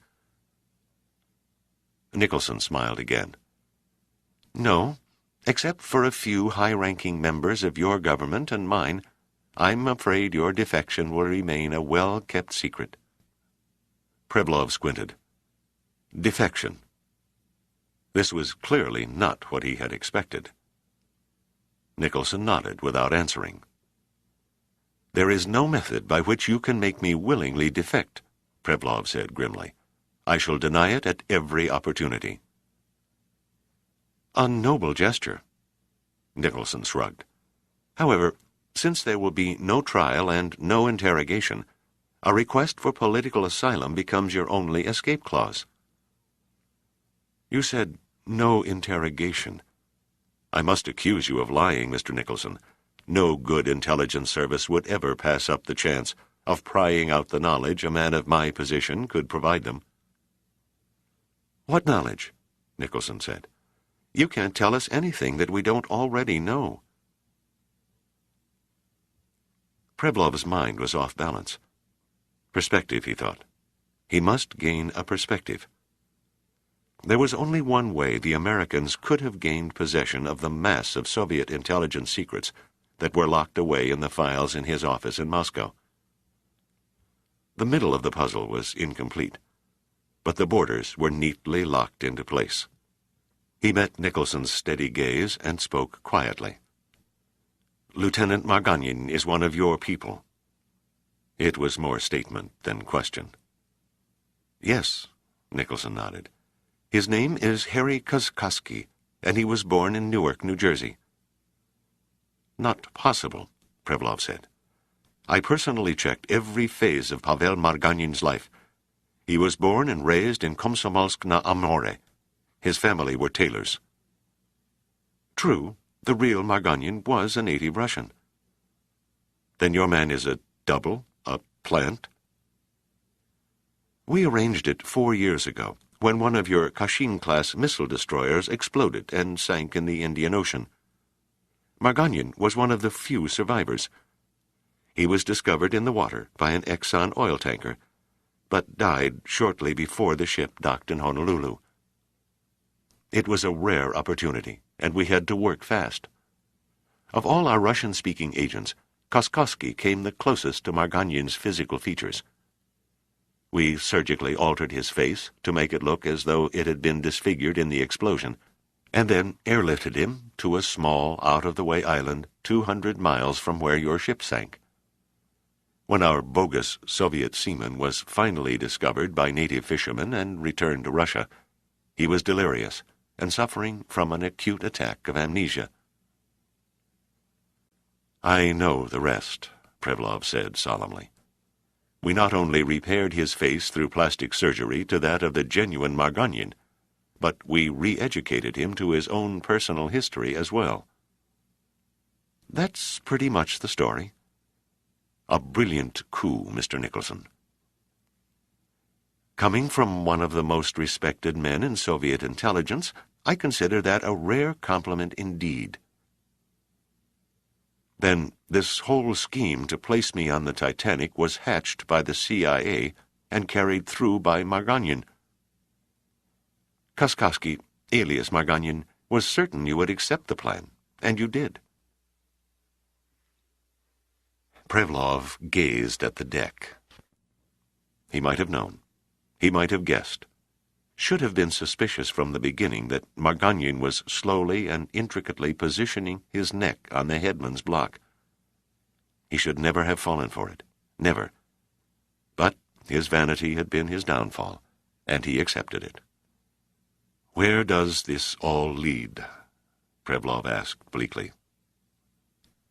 By now, Margagnon has produced solid proof of your, if you'll pardon the expression, traitorous activities, and has also proven, aided by planted evidence, that you intended for the Titanic mission to fail from the start. You see, Captain, the trail leading to your defection has been carefully mapped for nearly 2 years. You yourself helped matters considerably with your fondness for expensive refinements. Your superiors can draw but one conclusion from your actions. You sold out for a very high price. And if I deny it? Who would believe you? I venture to say that your name is already on the Soviet liquidation list. Then what's to become of me now? You have 2 choices. One, we can set you free after a proper period of time. I wouldn't last a week. I am well aware of the KGB assassin network. Your second choice is to cooperate with us. Nicholson paused, hesitated, then looked directly at Prevlov. You're a brilliant man, Captain, the best in your field. We don't like to let good brains go to waste. I don't have to paint you a picture of your value to the Western intelligence community. That's why it's my intention to set you up in charge of a new task force, a line of work you should find right up your alley. I suppose I should be grateful for that, Prevlov said dryly. Your facial appearance will be altered, of course. You'll get a cram course in English and American idioms along with our history, sports, music, and entertainment. In the end, there won't be the slightest trace of your former shell for the KGB to home in on. Interest began to form in Prevlov's eyes. Your salary will be $40,000 a year, plus expenses and a car. $40,000? Prevlov asked, trying to sound casual. That will buy quite a bit of Bombay gin. Nicholson grinned like a wolf sitting down to dinner with a wary rabbit. I think that if you really try, Captain Prevlov, you might come to enjoy the pleasures of our Western-style decadence. Don't you agree? Prevlov said nothing for several moments, but the choice was obvious. Constant fear versus a long and pleasurable life. You win, Nicholson. Nicholson shook hands and was mildly surprised to see tears welling in Prevlov's eyes.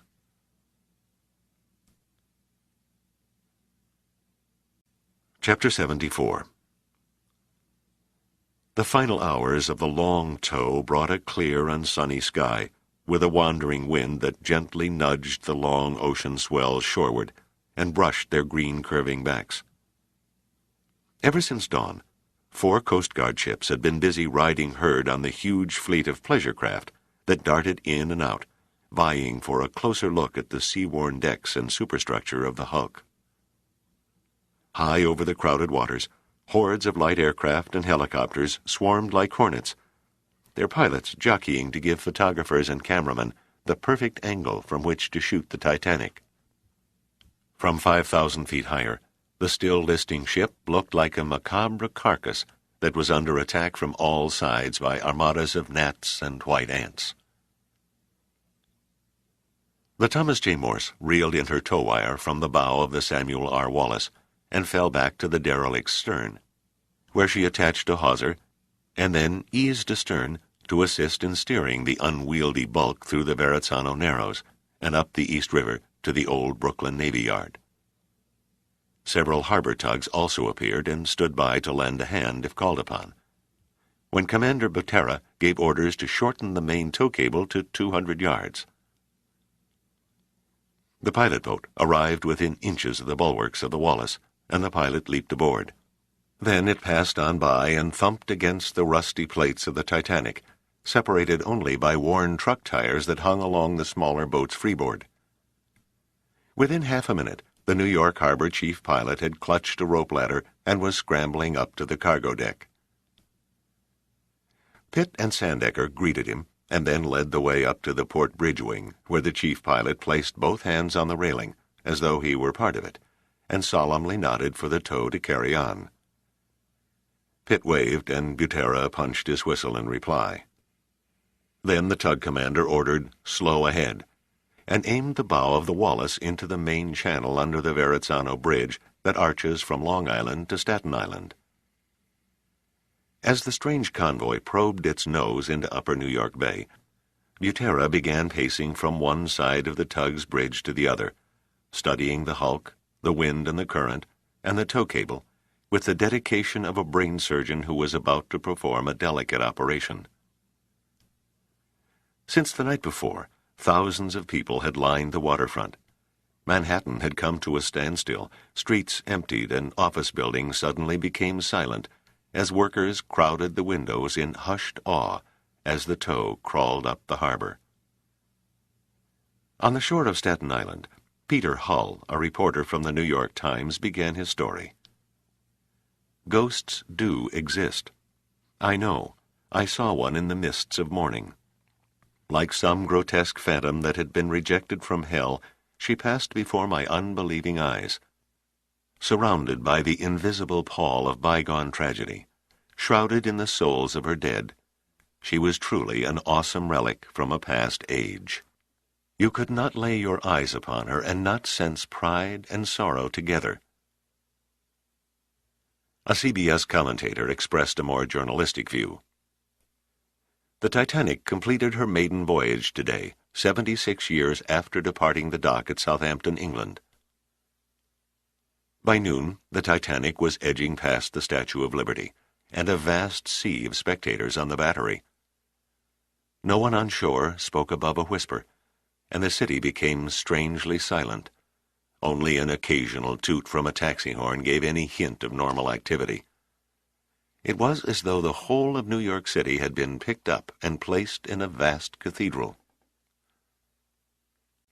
Many of the watchers wept openly. Among them were 3 of the passengers who had survived that tragic night so long ago. The air seemed heavy and hard to breathe. Most people, describing their feelings later, were surprised to recall nothing but an odd sense of numbness, as though they had been temporarily paralyzed and struck dumb. Most, that is, except a rugged fireman by the name of Arthur Mooney. Mooney was the captain of one of the New York Harbor fireboats, a big, mischief-eyed Irishman born of the city, and a seagoing fire-eater for 19 years. He slammed a massive fist against the binnacle and shook off the spell. Then he shouted to his crew, "Up off your asses, boys. You're not department store dummies." His voice carried into every corner of the boat. Mooney hardly ever required the services of a bullhorn. "This here's a ship arriving on her maiden voyage, ain't she? Then let's show her a good old-fashioned traditional New York welcome." "But, Skipper," a crew member protested, "it's not like she was the QE2 or the Normandy coming up the channel for the first time. That thing is nothing but a wasted hulk, a ship of the dead." "Wasted hulk your ass," Mooney shouted. "That ship you see there is the most famous liner of all time. So she's a little dilapidated, and she's arriving a tad late, so who gives a damn? Turn on the hoses and hit the siren." It was a reenactment of the Titanic's raising all over again, but on a much grander scale. As the water spouted in great sheets over Mooney's fireboat, and his boat whistle reverberated off the city's skyscrapers, another fireboat followed his example, and another. Then whistles on docked freighters began to scream.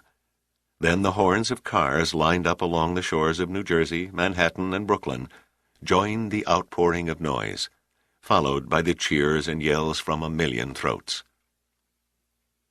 What had begun with the insignificant shrill of a single whistle now built and built until it was a thunderous bedlam of sound that shook the ground and rattled every window in the city. It was a moment that echoed across every ocean of the world. The Titanic had made port. Chapter 75. Thousands of greeters jammed the dock where the Titanic was tied up. The swarming ant-like mass was made up of newspeople, national dignitaries, cordons of harried policemen, and a multitude of uninvited who climbed the shipyard fence. Any attempt at security was futile. A battery of reporters and cameramen stormed up the makeshift gangplank and surrounded Admiral Sandecker, who stood like a victorious Caesar on the steps of the main staircase rising from the reception room on D-deck. This was Sandecker's big moment, and a team of wild horses couldn't have dragged him off the Titanic this day. He never missed an opportunity to snatch good publicity in the name of the National Underwater and Marine Agency, and this was one occasion where he was going to milk every line of newsprint, every second of national television, for all they were worth. He enthralled the reporters with highly colored exploits of the salvage crew, and stared at the mobile camera units, and smiled and smiled and smiled. The Admiral was in his own paradise. Pitt could have cared less about the fanfare. His idea of paradise at the moment was a shower and a clean, soft bed. He pushed his way down the gangplank to the dock and melted into the crowd. He thought he'd almost gotten clear when a TV commentator rushed forward and thrust a microphone under his nose. "Hey, fella, are you a member of the Titanic salvage crew?" "No, I work for the shipyard," Pitt said, waving like a yokel at the camera. The commentator's face fell. "Cut it, Joe," he yelled to his cameraman. "We grabbed a bummer." Then he turned and shoved his way toward the ship, shouting for the crowd to keep their feet off his mic cord. 6 blocks, and a whole half-hour later, Pitt finally found a cab driver who was more interested in hauling a fare than in oogling the derelict. "Where to?" the driver asked. Pitt hesitated, looking down at his grimy, sweat-stained shirt and pants under the torn and just as grimy windbreaker. He didn't need a mirror to see the bloodshot eyes and 5 o'clock shadow. He could easily imagine himself as the perfect reflection of a Bowery wino. But then he figured, what the hell? He'd just stepped off what was once the most prestigious ocean liner in the world. What's the most luxurious and expensive hotel in town? The Pierre on 5th Avenue and 61st ain't cheap. The Pierre it is, then. The driver looked over his shoulder, studied Pitt, and wrinkled his nose. Then he shrugged and pulled into the traffic. He took less than a half-hour to reach the curb in front of the Pierre, overlooking Central Park. Pitt paid off the cabbie and walked through the revolving doors and up to the desk. The clerk gave him a look of disgust that was a classic. "I'm sorry, sir," he said haughtily, before Pitt could open his mouth. "We're all filled up." Pitt knew it would only be a matter of minutes before a mob of reporters discovered his whereabouts if he gave his real name. He wasn't ready to face the ordeal of celebrity status yet. All he wanted was uninterrupted sleep. "I am not what I appear," Pitt said, trying to sound indignant. "I happen to be Professor R. Malcolm Smythe, author and archaeologist. I have just stepped off the plane after a 4-month dig up the Amazon, and I haven't had time to change. My man will be here shortly with my luggage from the airport." The desk clerk was instantly transformed into peaches and cream. "Oh, I am sorry, Professor Smythe. I didn't recognize you. However, we're still filled up. The city is crowded with people who came to see the arrival of the Titanic. I'm sure you understand." It was a masterful performance. He didn't buy Pitt or one word of his fanciful tale. "I'll vouch for the professor," said a voice behind Pitt. "Give him your best suite and charge it to this address." A card was thrown on the counter. The desk clerk picked it up and read it, and lit up like a Roman candle. Then, with a flourish, he laid a registration card before Pitt and produced a room key as if by sleight of hand. Pitt slowly turned and met a face that was every bit as worn and haggard as his. The lips were turned up in a crooked smile of understanding, but the eyes were dulled with the lost and vacant stare of a zombie. It was Gene Seagram. "How did you track me down so fast?" Pitt asked. He was lying in a bathtub, nursing a vodka on the rocks. Seagram sat across the bathroom on the john. "No great exercise in intuition," he said. "I saw you leave the shipyard and followed you." "I thought you'd be dancing on the Titanic about now." "The ship means nothing to me. My only concern is the Byzanium in its vault, and I've been told it'll be another 48 hours before the derelict can be moved into dry dock and the wreckage in the cargo hold removed." "Then why don't you relax for a couple of days and have some fun? In a few weeks your problems will be over. The Sicilian project will be off the drawing boards and a working reality." Seagram's eyes closed for a moment. "I wanted to talk to you," he said quietly. "I wanted to talk to you about Dana." Oh, God, Pitt thought, here it comes. How do you keep a straight face, knowing you made love to the man's wife?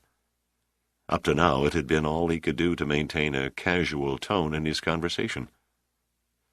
"How's she getting along after her ordeal?" "All right, I suppose." Seagram shrugged. "You suppose? She was airlifted off the ship by the Navy 2 days ago. Haven't you seen her since she came ashore?" "She refuses to see me. Said it was all over between us." Pitt contemplated the vodka in the glass. "So it's hearts and flowers time. So who needs her? If I were you, Seagram, I'd find myself the most expensive hooker in town, charge her off on your government expense account, and forget Dana." "You don't understand. I love her." "God, you sound like a letter to Ann Landers." Pitt reached for the bottle on the tiled floor and freshened his drink. "Look, Seagram, you're a pretty decent guy underneath your pompous bullshit facade. And who knows, you may go down in history as the great merciful scientist who saved mankind from a nuclear holocaust. You've still got enough looks to attract a woman, and I'm willing to bet that when you clean off your desk in Washington and bid a fond farewell to government service, you'll be a rich man. So don't expect tears and violins from me over a lost love. You've got it made." "What good is it without the woman I love?" "I see I'm not getting through to you." Pitt was 1/3 into the bottle, and a warm glow had begun to course through his body. Why throw yourself down the sewer over a broad who suddenly thinks she's found the fountain of youth? If she's gone, she's gone. Men come crawling back, not women. They persevere. There isn't a man alive a woman can't persevere into the grave. Forget Dana, Seagram. There are millions of other fish in the stream. If you need the phony security of a pair of tits making your bed and fixing your supper, go hire a maid. They're cheaper and a hell of a lot less trouble in the long run." "So now you think you're Sigmund Freud," Seagram said, rising from the john. "Women are nothing to you. A beautiful relationship with you is a love affair with a bottle. You're out of touch with the world." "Am I?" Pitt stood up in the tub and yanked open the door to the medicine cabinet, so that Seagram was staring at his reflection in the mirror. "Take a good look. There's the face of a man who's out of touch with the world. Behind those eyes there's a man who's driven by 1,000 demons of his own making. You're sick, Seagram. Mentally sick over problems you've magnified out of all proportion. Dana's desertion is only a crutch to enhance your black depression. You don't love her as much as you think you do. She's only a symbol, a prop you lean on. Look at the glaze over the eyes. Look at the slack skin around the mouth. Get yourself to a psychiatrist, and damn soon. Think about Jean Seagram for once. Forget about saving the world. It's time you saved yourself." Seagram's face was violently flushed. He clenched his fist and trembled. Then the mirror before his eyes began to mist, not on the outside, but from within, and another face slowly emerged. A strange face with the same haunted eyes. Pitt stood mute and watched as Seagram's expression turned from anger to sheer terror. God, no. It's him. Him? Him, he cried. Joshua Hayes Brewster. Then Seagram struck the mirror with both fists, shattering the glass, and fled the room. This book is continued on Disc 11. Disc 11. Chapter 76. Pensive and dreamy-eyed, Dana stood in front of a full-length mirror and scrutinized herself. The bruise on her head was neatly covered by a new hairstyle, and except for several fading black and blue marks, her body looked as lithe and perfect as ever. It definitely passed inspection. Then she stared at the eyes that stared back. There were no additional crow's feet, no new puffiness around the edges. The mythical, hardened look of a fallen woman was nowhere to be seen. Instead, they seemed to gleam with a vibrant expectancy that hadn't been there before. Her rebirth as an unfettered woman of the world had been a complete success. "Care for any breakfast?" Marie Sheldon's voice carried up the stairs. Dana donned a soft lace dressing gown. "Just coffee, thanks," she said. "What time is it?" "A few minutes after 9. A minute later, Marie poured the coffee as Dana stepped into the kitchen. "What's on the agenda for today?" she asked. "Something typically feminine. I think I'll go shopping. Have lunch by myself at an intimate tea room, and then go over to the Numa clubhouse and scare up a partner for an hour or two of tennis." "Sounds charming," Marie said dryly. "But I suggest you stop playing Mrs. Rich Bitch, which you aren't, and start acting like a broad with responsibilities, which you are." "What's the sense in it?" Marie threw up her hands in exasperation. "What's the sense in it? For one thing, sweetie, you're the girl of the hour. In case you haven't noticed, the phone has been ringing off the hook for the past 3 days. Every woman's magazine in the country wants your exclusive story, and I've taken at least 8 requests for you to appear on nationally televised talk shows. Like it or not, you're big news. Don't you think it's about time you came back down to earth and met the onslaught head-on?" "What's there to say? So I was the only woman on board an old drifting derelict with 20 men. Big deal. You almost died out there in the ocean, and you treat the whole episode as though it were just another cruise down the Nile on Cleopatra's barge. Having all those men catering to your every whim must have gone to your head." If only Marie knew the whole truth. But Dana and everyone on board had been sworn to secrecy by Warren Nicholson. The attempted assault by the Russians was to be buried and forgotten by everyone. But she took a perverse sort of satisfaction in knowing that her performance on the Titanic that cold, stormy night would linger in the minds of the men who were present for the rest of their lives. "Too much happened out there," Dana sighed. "I'm not the same person anymore." "So what does that mean?" "To begin with, I'm taking out papers to divorce Jean." "It's come to that?" "It's come to that," Dana repeated firmly. "Also, I'm going to take a leave of absence from Numa and have a fling at life. As long as I'm the exalted female of the year, I'm going to make it pay. The personal stories, the TV appearances, they're going to enable me to do what every girl yearns to do all her life. Which is, spend money and have a high old time doing it." Marie shook her head sadly. "I'm beginning to feel like I've helped create a monster." Dana took her gently by the hand. "Not you, dear friend. It took a brush with death for me to learn that I had condemned myself to an existence that led nowhere. It began, I suppose, with my childhood." Dana's voice trailed off as the terrible memories came flickering back. "My childhood was a nightmare, and I've carried its effects with me all my adult life.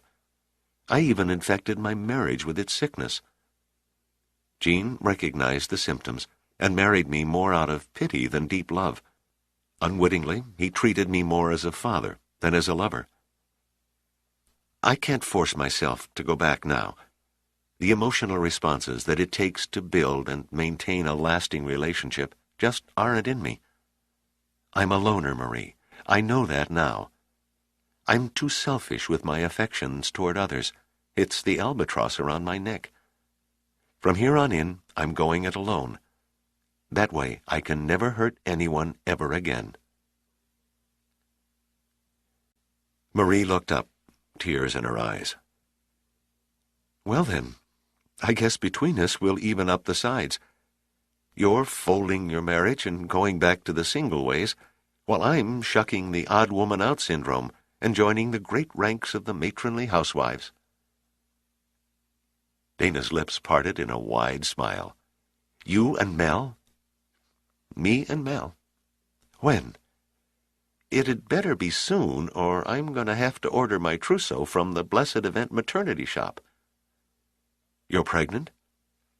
That ain't Betty Crocker that's rising in my oven? Dana came around the table and hugged Marie. You with a baby? I can't believe it. You better believe it. They tried mouth-to-mouth resuscitation and massive doses of adrenaline, but it was no go. The frog still died. You mean rabbit? Where have you been? They gave up rabbits years ago. Oh, Marie, I'm so happy for you. The two of us beginning whole new life patterns. Aren't you excited? Oh, sure, Marie said in a dry tone. Nothing like starting anew with a big bang. Is there any other way? I've got the easy path, sweetie. Marie kissed Dana on the cheek lightly. It's you I'm worried about. Just don't go too far, too fast, and fall off the deep end. The deep end is where all the fun is.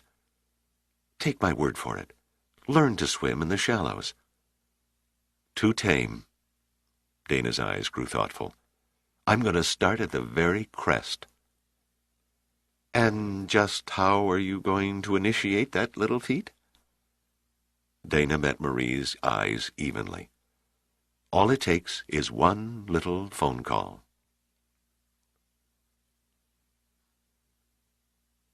The President came from behind his desk in the Oval Office and greeted the Majority Leader of the Senate, John Burdick, with warmth. John, it's good to see you. How are Josie and the kids? Burdick, a tall, thin man with a bush of black hair that seldom saw a comb, shrugged good-naturedly. Josie's fine, and you know the kids. As far as they're concerned, good old Dad is nothing but a money machine.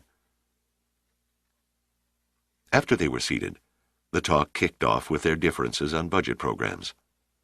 Although the two men were opposing party leaders and sniped at each other at every opportunity in the open, behind closed doors they were warm, intimate friends. Congress is beginning to think you've gone mad, Mr. President. During the past 6 months, you vetoed every spending bill sent to the White House from the Hill. And I'm going to go right on vetoing until the day I walk through that door for the last time. The President paused to light a thin cigar. Let's face the cold, hard truth, John. The government of the United States is broke, and it's been broke since the end of World War II, but nobody will admit it. We go merrily on our way, running up a national debt that defies comprehension, figuring that somewhere down the line the poor bastard that defeats us in the next election will pay the piper for the spending spree of the last 50 years. Well, what do you expect Congress to do? Declare bankruptcy? Sooner or later it may have to. The consequences are unthinkable. The national debt is carried by half the insurance companies, savings and loans, and banks in the nation. They'd all be wiped out overnight. So what else is new? Burdick shook his head. I refuse to accept it. Damn it, John, you can't sweep it under the carpet. Do you realize that every taxpayer under the age of 50 will never see a Social Security check? In another 12 years, it will be absolutely impossible to pay even a third of the people who are eligible for benefits. That's another reason I'm going to sound the warning. A small voice in the wilderness, I regretfully admit. But still, in the few months remaining of my term in office, I'm going to shout doom every chance I get. The American people don't like to hear sad tidings. You won't be very popular. I don't give a damn. I don't care one thin dime for what anybody thinks. Popularity contests are for egoists. A few months from now, I'm going to be on my ketch, sailing peacefully somewhere south of Fiji, and the government can go straight to hell. I'm sorry to hear that, Mr. President. You're a good man. Even your worst enemies will concede that. But the President was not to be stopped. We had a great republic going for a while, John, but you and I and all the other attorneys screwed it up. Government's a big business, and attorneys shouldn't be allowed to take office. It's the accountants and the marketing people who should be congressman and president. It takes attorneys to run a legislature. The President shrugged wearily. What's the use? Whatever course I take won't change a thing. Then he straightened in his chair and smiled. My apologies, John. You didn't come here to hear me make a speech. What's on your mind? The underprivileged children's medical bill. Burdick stared intently at the President. Are you going to veto that one, too? The President leaned back in his chair and studied his cigar. Yes, he said simply. That's my bill, Burdick said quietly. I nursed it through both the House and the Senate. I know. How can you veto a bill for children whose families can't afford to give them proper medical attention? For the same reason, I vetoed added benefits for citizens over 80, federal scholarship programs for the minorities, and a dozen other welfare bills.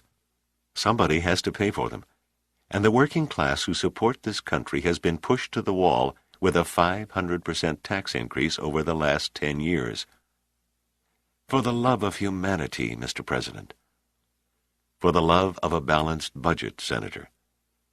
Where do you expect the funds to support your program to come from? You might begin by cutting back the budget of Metasection. So there it was. Congressional snoops had finally breached the walls of Metasection. It had to come sooner or later. At least it was later. He decided to play it non-committal. Metasection? A super-classified think tank you've supported for years. Surely I don't have to describe its operation to you. No, the President said evenly, you don't. An uncomfortable silence followed. Finally, Burdick forged ahead. It took months of checking by my investigators. You covered the financial tracks very cleverly. But they finally managed to backtrail the source of funds used to raise the Titanic to a super-secret organization operating under the name of Metasection, and then, ultimately, to you. My God, Mr. President, you authorized nearly $750 million to salvage that worthless old wreck, and then lied by saying that it cost less than half that amount. And here I am, only asking for $50 million to get the children's medical bill off the ground. If I may say so, sir, your odd sense of priorities is a bloody crime. What do you intend to do, John? Blackmail me into signing your bill? To be perfectly candid, yes. I see.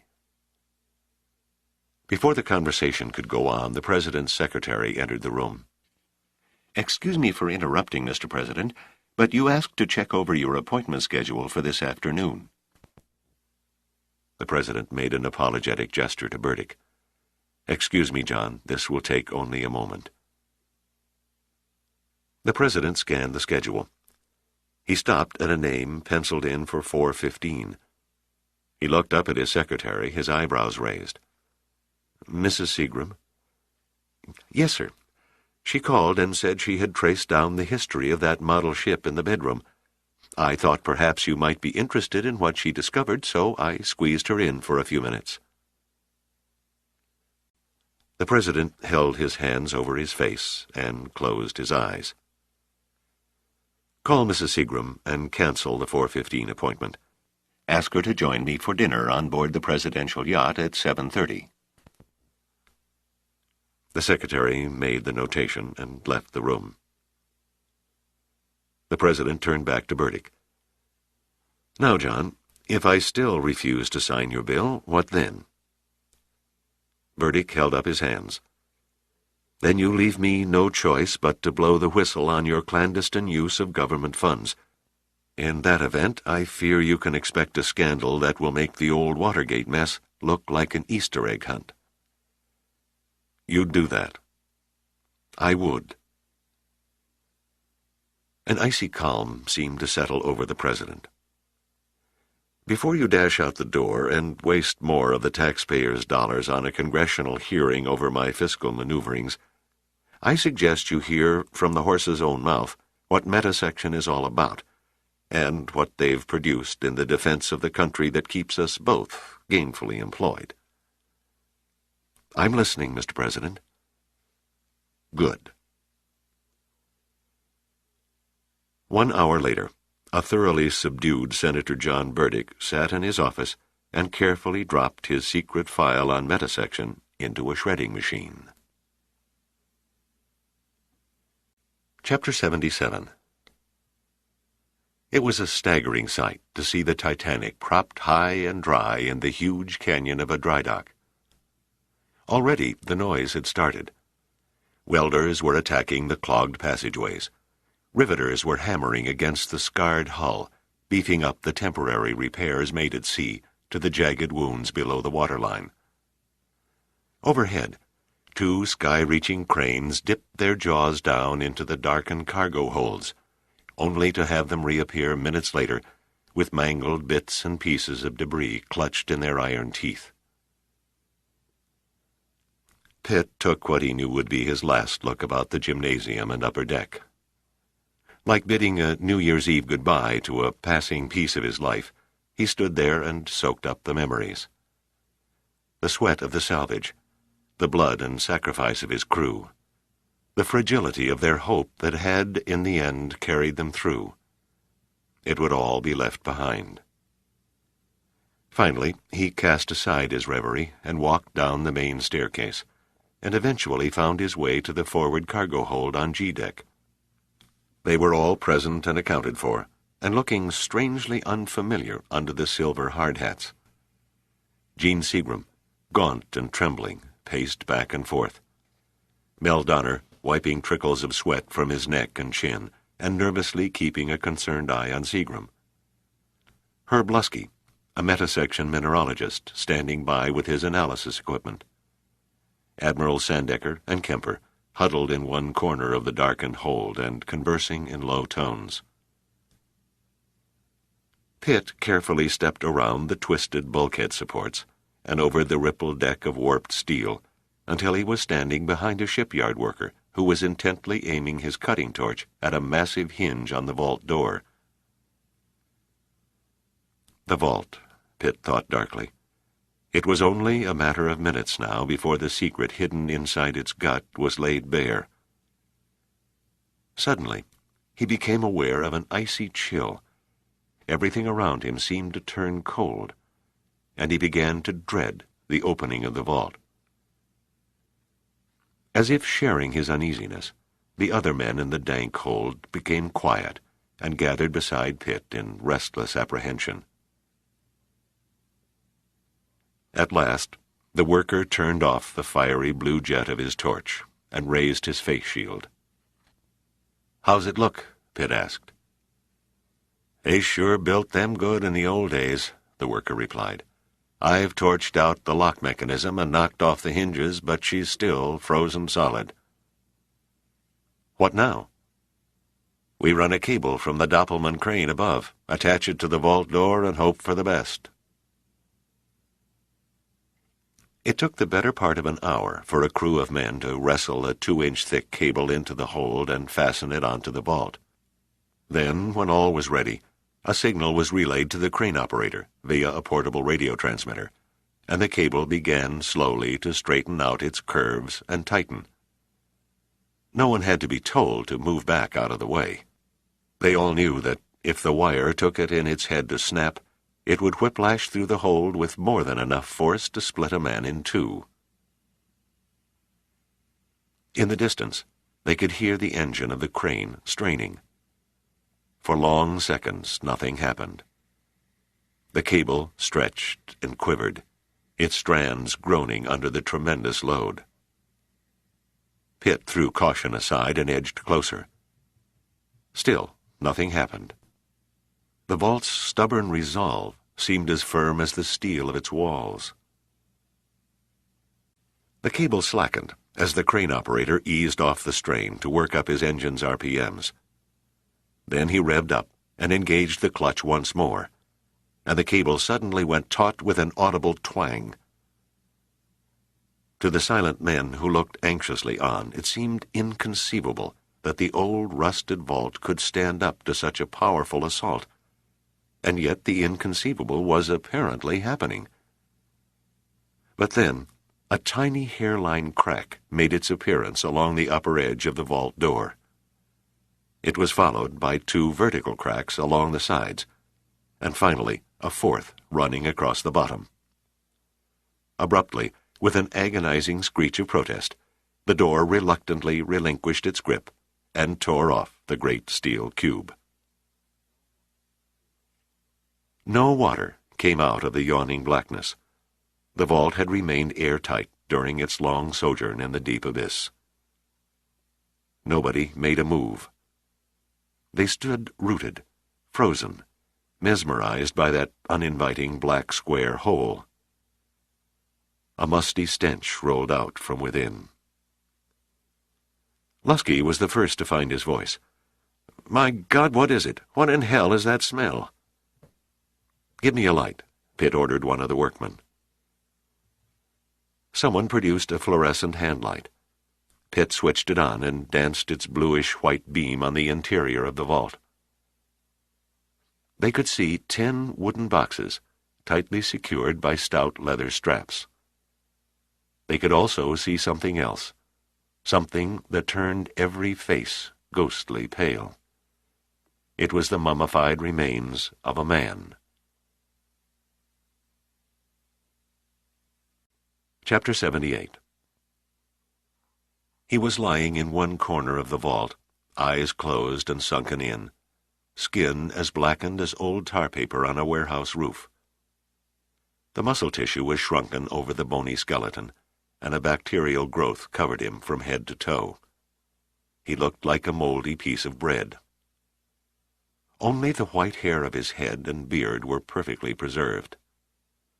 A pool of viscous fluid extended around the remains and moistened the atmosphere, as if a bucket of water had been thrown on the walls of the vault. "Whoever it is still wet," Kemper murmured, his face a mask of horror.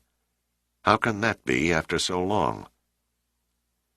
"Water accounts for over half the weight of the body," Pitt answered quietly. "There simply wasn't enough air trapped inside the vault to evaporate all of the fluids." Donner turned away, repulsed by the macabre scene. "Who was he?" he managed, fighting the urge to vomit. Pitt looked at the mummy impassively. "I think we will find that his name was Joshua Hayes Brewster." "Brewster?" Seagram whispered, his frightened eyes wild with fear. "Why not?" Pitt said. "Who else knew the contents of the vault?" Admiral Kemper shook his head in stunned wonderment. "Can you imagine," he said reverently, "what it must have been like dying in that black hole while the ship was sinking into the depths of the sea?" "I don't care to dwell on it," Donner said. "I'll probably have nightmares every night for the next month as it is." "It's positively ghastly," Sandecker said with difficulty. He studied the saddened, knowing expression on Pitt's face. "You knew about this?" Pitt nodded. "I was forewarned by Commodore Bigelow." Sandecker fixed him with a speculative look, but he let it drop at that and turned to one of the shipyard workers. "Call the coroner's office and tell them to come and get that thing out of here. Then clear the area and keep it cleared until I give you an order to the contrary." The shipyard people needed no further urging. They disappeared from the cargo hold as if by magic. Seagram grabbed Lusky's arm with an intensity that made the mineralogist start. "Okay, Herb. It's your show now." Hesitantly, Lusky entered the cavity, stepped over the mummy, and pried open one of the ore boxes. Then he set up his equipment and began analyzing the contents. After what seemed forever to the men pacing the deck outside the vault, he looked up, his eyes reflecting a dazed disbelief. "This stuff is worthless." Seagram moved in closer. "Say again." "It's worthless. There isn't even a minute trace of byzanium." "Try another box," Seagram gasped feverishly. Lusky nodded and went to work. But it was the same story on the next ore box, and the next, until the contents of all 10 were strewn everywhere. Lusky looked as if he was suffering a seizure. "Junk. Pure junk," he stammered. "Nothing but common gravel, the kind you'd find under any roadbed." The hushed note of bewilderment in Lusky's voice faded away, and the quiet in the Titanic's cargo hold became heavy and deep. Pitt stared downward, stared dumbly. Every eye was held by the rubble and the broken boxes, while numbed minds fought to grasp the appalling reality. The horrible, undeniable truth that everything, the salvage, the exhausting labor, the astronomical drain of money, the deaths of Monk and Woodson, had all been for nothing. The byzanium was not on the Titanic, nor had it ever been. They were the victims of a monstrously cruel joke that had been played out 76 years before. It was Seagram who finally broke the silence. In the final ignition of madness, he grinned to himself in the gray light, the grin mushrooming into a banshee-like laughter that echoed in the steel hold. He thrust himself through the door of the vault, snatched up a rock, and struck Lusky on the side of the head, sending a spray of red over the yellow wood ore boxes. He was still laughing, locked in the throes of black hysteria, when he fell upon the putrescent remains of Joshua Hayes Brewster, and began bashing the mummified head against the vault wall until it loosened from the neck and came off in his hands. As he held the ugly, abhorrent thing before him, Seagram's conflicted mind suddenly saw the blackened, parchment-like lips spread into a hideous grin. His breakdown was complete. The parallel depression of Joshua Hayes Brewster had reached out through the mists of time and bequeathed Seagram a ghostly inheritance that hurled the physicist into the yawning jaws of a madness from which he was never to escape. Chapter 79. 6 days later, Donner entered the hotel dining room where Admiral Sandecker was eating breakfast, and eased into a vacant chair across the table. "Have you heard the latest?" Sandecker paused between bites of his omelet. "If it's more bad news, I'd just as soon you keep it to yourself." "They nailed me coming out of my apartment this morning." He threw a folded paper on the table in front of him. "A subpoena to appear in front of a congressional investigating committee." Sandecker forked another slice of the omelet without looking at the paper. "Congratulations." "Same goes for you, Admiral. Dollars to donuts, a federal marshal is lurking in your office anteroom this very minute, waiting to slap one on you." "Who's behind it?" "Some punk-assed freshman senator from Wyoming who's trying to make a name for himself before he's 40. Donner dabbed a crumpled handkerchief on his damp forehead. "The stupid ass even insists on having Jean testify." That I'd have to see. Sandecker pushed the plate away and leaned back in his chair. How is Seagram getting along? Manic depressive psychosis is the fancy term for it. How about Lusky? 20 stitches and a nasty concussion. He should be out of the hospital in another week. Sandecker shook his head. I hope I never have to live through anything like that ever again. He took a swallow of coffee. How do we play it? The President called me personally from the White House last night. He said to play it straight. The last thing he wants is to become entangled in a snare of conflicting lies. What about the Sicilian project? It died a quick death when we opened the Titanic's vault, Donner said. We have no alternative but to spill the entire can of worms from the beginning to the sorry end. Why does the dirty laundry have to be washed in the open? What good will it do? The woes of a democracy, Donner said resignedly. Everything has to be open and above board, even if it means giving away secrets to an unfriendly foreign government. Sandecker placed his hands on his face and sighed. Well, I guess I'll be looking for a new job. Not necessarily. The President has promised to issue a statement to the effect that the whole failure of the project was his responsibility and his alone. Sandecker shook his head. No good. I have several enemies in Congress. They're just drooling in anticipation of turning the screws on my resignation from Numa. It may not come to that. For the past 15 years, ever since I attained the rank of admiral, I've had to double deal with politicians. Take my word for it, it's a dirty business. Before this thing is over with, everyone remotely connected with the Sicilian project and the raising of the Titanic will be lucky if they can find a job cleaning stables. I'm truly sorry it had to end like this, Admiral. Believe me, so am I. Sandecker finished off his coffee and patted a napkin against his mouth. Tell me, Donner, what's the batting order? Who has the illustrious senator from Wyoming named as the lead-off witness? My understanding is that he intends taking the Titanic salvage operation first, and then working backward to involve Metasection and, finally, the President. Donner picked up the subpoena and shoved it back in his coat pocket. The first witness they're most likely to call is Dirk Pitt. Sandecker looked at him. Pitt, did you say?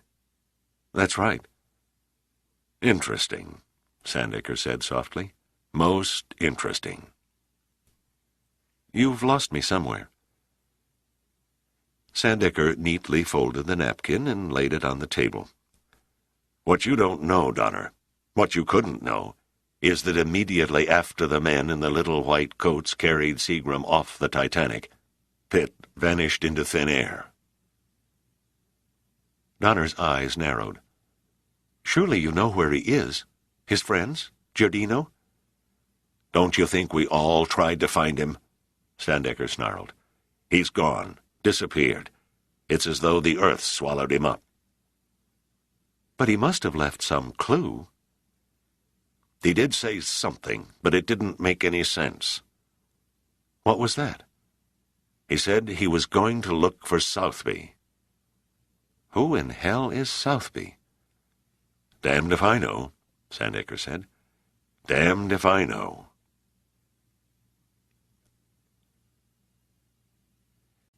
Chapter 80. Pitt steered the rented Rover sedan cautiously down the narrow, rain-slickened country road. The tall beech trees lining the shoulders seemed to close in and attack the moving car as they pelted its steel roof with the heavy runoff from their leaves. Pitt was tired, dead tired. He had set out on his odyssey, not sure of what it was he might find, if anything.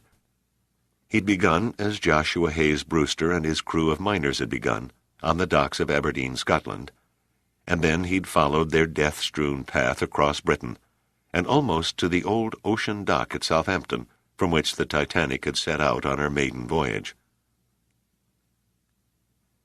He turned his gaze from the pounding wipers on the windshield and glanced down at the blue notebook lying on the passenger seat. It was filled with dates, places, miscellaneous jottings, and torn newspaper articles he had accumulated along the way. The musty files of the past had told him little. 2 Americans found dead. The April 7, 1912 editions of the Glasgow papers noted 15 pages back from the headline. The detail-barren stories were as deeply buried as the bodies of Coloradans John Caldwell and Thomas Price were in a local cemetery. Their tombstones, discovered by Pitt in a small churchyard, offered virtually nothing other than their names and dates of death. It was the same story with Charles Whitney, Walter Schmidt, and Werner Odeming. Of Alvin Coulter he could find no trace. And finally there was Vernon Hall. Pitt hadn't found his resting place either. Where had he fallen? Had his blood been spilled amid the neat and orderly landscape of the Hampshire Downs, or perhaps somewhere on the back streets of Southampton itself? Out of the corner of one eye, he caught a marker that gave the distance to the great harbor port as 20 kilometers. Pitt drove on mechanically. The road curved and then paralleled a lovely, rippling Itchen stream, famous throughout southern England for its fighting trout, but he didn't notice it. Up ahead, across the emerald-green farmlands of the coastal plain, a small town came into view, and he decided he would stop there for breakfast. An alarm went off in the back of Pitt's mind. He jammed on the brakes, but much too hard. The rear wheels broke loose, and the rover skidded around in a perfect 360-degree circle, coming to rest still aimed southward, but sunk to the hubcaps in the yielding muck of a roadside ditch. Almost before the car had fully stopped, Pitt threw open the door and leaped out. His shoes sank out of sight and became stuck, but he pulled free of them and ran back down the road in his stocking feet. He halted at a small sign beside the road. Part of the lettering was obscured by a small tree that had grown up around it. Slowly, as if he were afraid his hopes would be shattered by yet another disappointment, he pushed aside the branches, and suddenly it all became quite clear. The key to the riddle of Joshua Hayes Brewster and the Byzanium was there in front of him. He stood there, soaking up the falling rain, and in that instant he knew that everything had been worthwhile.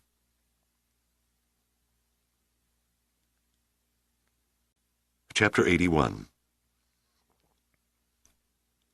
Margagnon sat on a bench by the fountain in Sverdlov Square across from the Bolshoi Theater and read a newspaper. He felt a slight quiver, and knew without looking that someone had taken the vacant place beside him.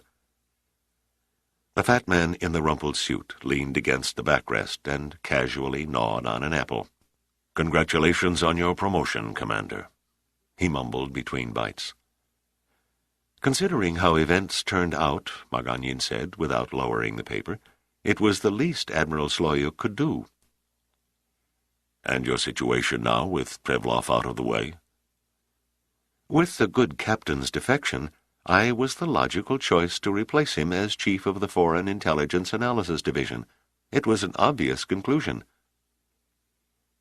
"It is good that our years of labor have paid such handsome dividends." Margagnon turned a page.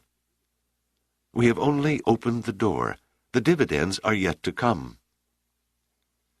"You must be more careful of your actions now than ever before." "I intend to," Margagnon said. "This Prevlov business badly burned the Soviet Navy's credibility with the Kremlin. Everyone in the Naval Intelligence Department is having their security clearances rechecked under tight scrutiny. It will be a long time before I am trusted as fully as Captain Prevlov was." "We will see to it that things are speeded up a bit." The fat man pretended to swallow a large bite from the apple. "When you leave here, mingle with the crowd at the entrance to the subway across the street.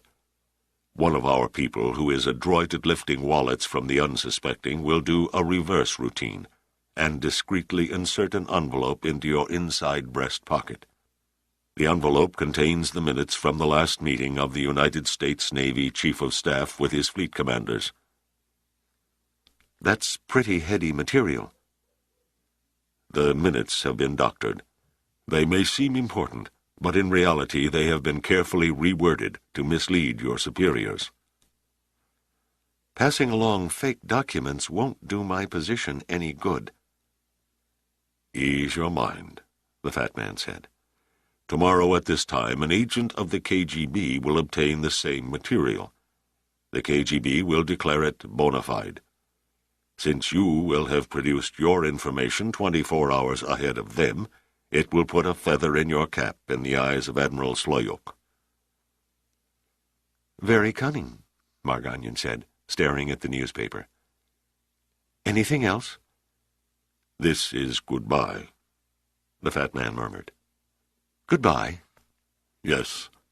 I have been your contact long enough. Too long. We've come too far, you and I, to become lax in our security now. And my new contact? Are you still living in the naval barracks? The fat man replied with another question. The barracks will remain my home. I am not about to draw suspicion as a big spender and live in a fancy apartment like Prevlov's. I shall continue to lead a Spartan existence on my Soviet naval pay. Good. My replacement is already assigned. He will be the orderly who cleans the officers' quarters of your barracks. I will miss you, old friend, Margagnon said slowly. And I you. There was a long moment of silence, and then finally the fat man spoke again in a hushed undertone. God bless, Harry. When Margagnon folded the newspaper and laid it aside, the fat man was gone.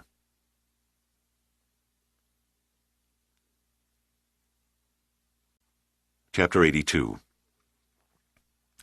That's our destination over there to the right, the pilot of the helicopter said.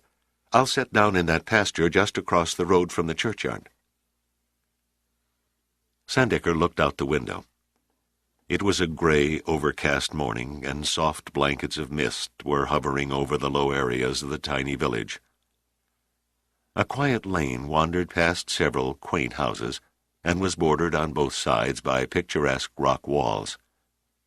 He stiffened as the pilot made a steep bank around the church steeple. He glanced at Donner on the seat beside him. Donner was staring straight ahead. In front of him, occupying the seat next to the pilot, was Sid Copeland. The mineralogist had been called back on this one last assignment for metasection because Herb Lusky was still not well enough to make the trip.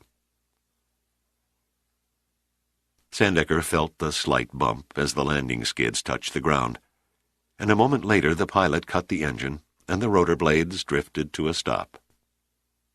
In the sudden stillness after the flight from London, the pilot's voice seemed overly loud. "We're here, sir." Sandecker nodded and stepped out the side door. Pitt was waiting and walked toward him with an outstretched hand.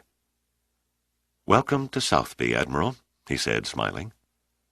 Sandecker smiled as he took Pitt's hand, but there was no humor in his face. "The next time you take a powder without notifying me as to your intentions, you're fired." Pitt feigned a hurt expression, and then turned and greeted Donner. "Well, nice to see you." "Likewise," Donner said warmly. "I believe you've already met Sid Copeland." "A chance meeting," Pitt grinned. "We were never formally introduced." Copeland took Pitt's hand in both of his. This was hardly the same man Pitt had found dying in the snows of Novaya Zemlya. Copeland's grip was firm, and his eyes alert. "It was my fondest wish," he said, his voice heavy with emotion, "that some day I would have the opportunity of thanking you in person for saving my life." "I'm glad to see you in good health," was all Pitt could think of to mumble. He looked down at the ground nervously. By God, Sandecker thought to himself, The man was actually embarrassed. He never dreamed he'd see the day when Dirk Pitt turned modest. The Admiral rescued Pitt by grabbing him by the arm and pulling him toward the village church. "I hope you know what you're doing," Sandecker said. "The British frown upon colonials who go around digging up their graveyards." "It took a direct call from the President to the Prime Minister to cut through all the bureaucratic red tape of an exhumation," Donner added. "I think you will find the inconvenience has been worth it," Pitt said. They came to the road and crossed it. Then they passed through an ancient wrought-iron gate and walked into the graveyard that surrounded the parish church. They walked in silence for several moments, reading the inscriptions on the weather-worn headstones. Then Sandecker motioned toward the little village. "It's so far off the beaten track. What steered you onto it?" "Pure luck," Pitt answered. "When I began tracing the Coloradans' movements from Aberdeen, I had no idea of how Southby might fit in the puzzle. The final sentence in Brewster's journal, if you recall, said, 'How I long to return to Southby.' And according to Commodore Bigelow, Brewster's last words just before he shut himself in the Titanic's vault were, 'Thank God for Southby.' My only inkling, and a meager one at that, was that Southby had an English ring to it, so I began by pinpointing as nearly as I could the miners' trail to Southampton. By following their grave markers," Donner finished. "They read like signposts," Pitt admitted. "That, and the fact that Brewster's journal recorded the times and places of their deaths, except, that is, for Alvin Coulter and Vernon Hall. Coulter's final resting place remains a mystery, but Hall lies here in the Southby Village Cemetery." "Then you found it on a map?" "No. The village is so small it isn't even a dot on the Michelin tour guide. I just happened to notice an old, forgotten, hand-painted sign some farmer had set along the main road years ago advertising a milk cow for sale. The directions gave the farm's location as 3 kilometers east on the next country lane to Southby. The last pieces of the puzzle then began dropping into place. They walked along in silence and made their way over to where 3 men were standing. 2 wore the standard work clothes of local farmers. The third was in the uniform of a county constable. Pitt made the brief introductions, and then Donner solemnly handed the constable the order for exhumation. They all stared down at the grave. The tombstone stood at one end of a large stone slab that lay atop the deceased. The stone simply read, "Vernon Hall, died April 8, 1912, R.I.P." Neatly carved in the center of the arched horizontal slab was the image of an old 3-masted sailing ship. "The precious ore we labored so desperately to rape from the bowels of that cursed mountain lies safely in the vault of the ship. Only Vernon will be left to tell the tale, for I depart on the Great White Star steamer." Pitt recited the words from Joshua Hayes Brewster's journal. "Vernon Hall's burial vault," Donner said as if in a dream. "This is what he meant, not the vault of the Titanic." "It's unreal," Sandecker murmured. "Is it possible that the Byzanium lies here?" "We'll know in a few minutes," Pitt said. He nodded to the 2 farmers, who began shoving at the slab with pry bars. Once the slab was hefted aside, the farmers began digging. "But why bury the Byzanium here?" Sandecker asked. "Why didn't Brewster go on to Southampton and have it loaded on board the Titanic?" "A myriad of reasons," Pitt said, his voice unnaturally loud in the quiet graveyard. Hunted like a dog, exhausted beyond human endurance, his friends all brutally murdered before his eyes, Brewster was pushed into madness just as surely as Gene Seagram was, when he learned that fate had snatched away his moment of success on the very verge of fulfillment. Add to that the fact that Brewster was in a strange land. He was alone and friendless. Death stalked him constantly without let-up, and his only chance for escaping to the United States with the Byzanium was moored several miles away at the dock in Southampton. It's said that insanity breeds genius. Perhaps in Brewster's case it was so, or perhaps he was simply misguided by his delusions. He assumed, wrongly as it turned out, that he could never make it safely aboard the ship with the Byzanium by himself. So he buried it in Vernon Hall's grave and substituted worthless rock in the original ore boxes. Then he probably left his journal with the church vicar, with instructions to turn it over to the American consulate in Southampton. I imagine his cryptic prose grew from the madness that had brought him to the point where he trusted no one, not even an old country vicar. He probably figured that some perceptive soul in the Army Department would decipher the true meaning of his wandering prose in the event of his murder. "But he made it on board the Titanic safely," Donner said. "The French didn't stop him." My guess is that things were getting too warm for the French agents. The British police must have followed the trail of bodies just as I did, and were breathing down the pursuer's back. So the French, afraid of an international scandal of gigantic proportions, backed off at the last moment, Copland injected. "That's one theory," Pitt replied. Sandecker looked thoughtful. The Titanic. The Titanic sank and queered everything." "True," Pitt answered automatically. Now, 1,000 ifs enter the picture. If Captain Smith had heeded the ice warnings and reduced speed, if the ice packs hadn't floated unusually far south that year, if the Titanic had missed the iceberg and docked in New York as scheduled, and if Brewster had lived to tell his story to the Army, the Byzanium would have simply been dug up and recovered at a later date. On the other hand, even if Brewster had been killed before he boarded the ship, the Army Department would have no doubt figured the double meaning at the end of his journal and acted accordingly. Unfortunately, the wheels of chance played a dirty trick. The Titanic sank, taking Brewster along with it, and the veiled words of his journal threw everybody, including ourselves, completely off the track for 76 years. "Then why did Brewster lock himself in the Titanic's vault?" Donner asked in puzzlement. "Knowing that the ship was doomed, knowing that any suicidal act was a meaningless gesture, why didn't he try and save himself?" "Guilt is a powerful motive for suicide," Pitt said. "Brewster was insane, that much we know.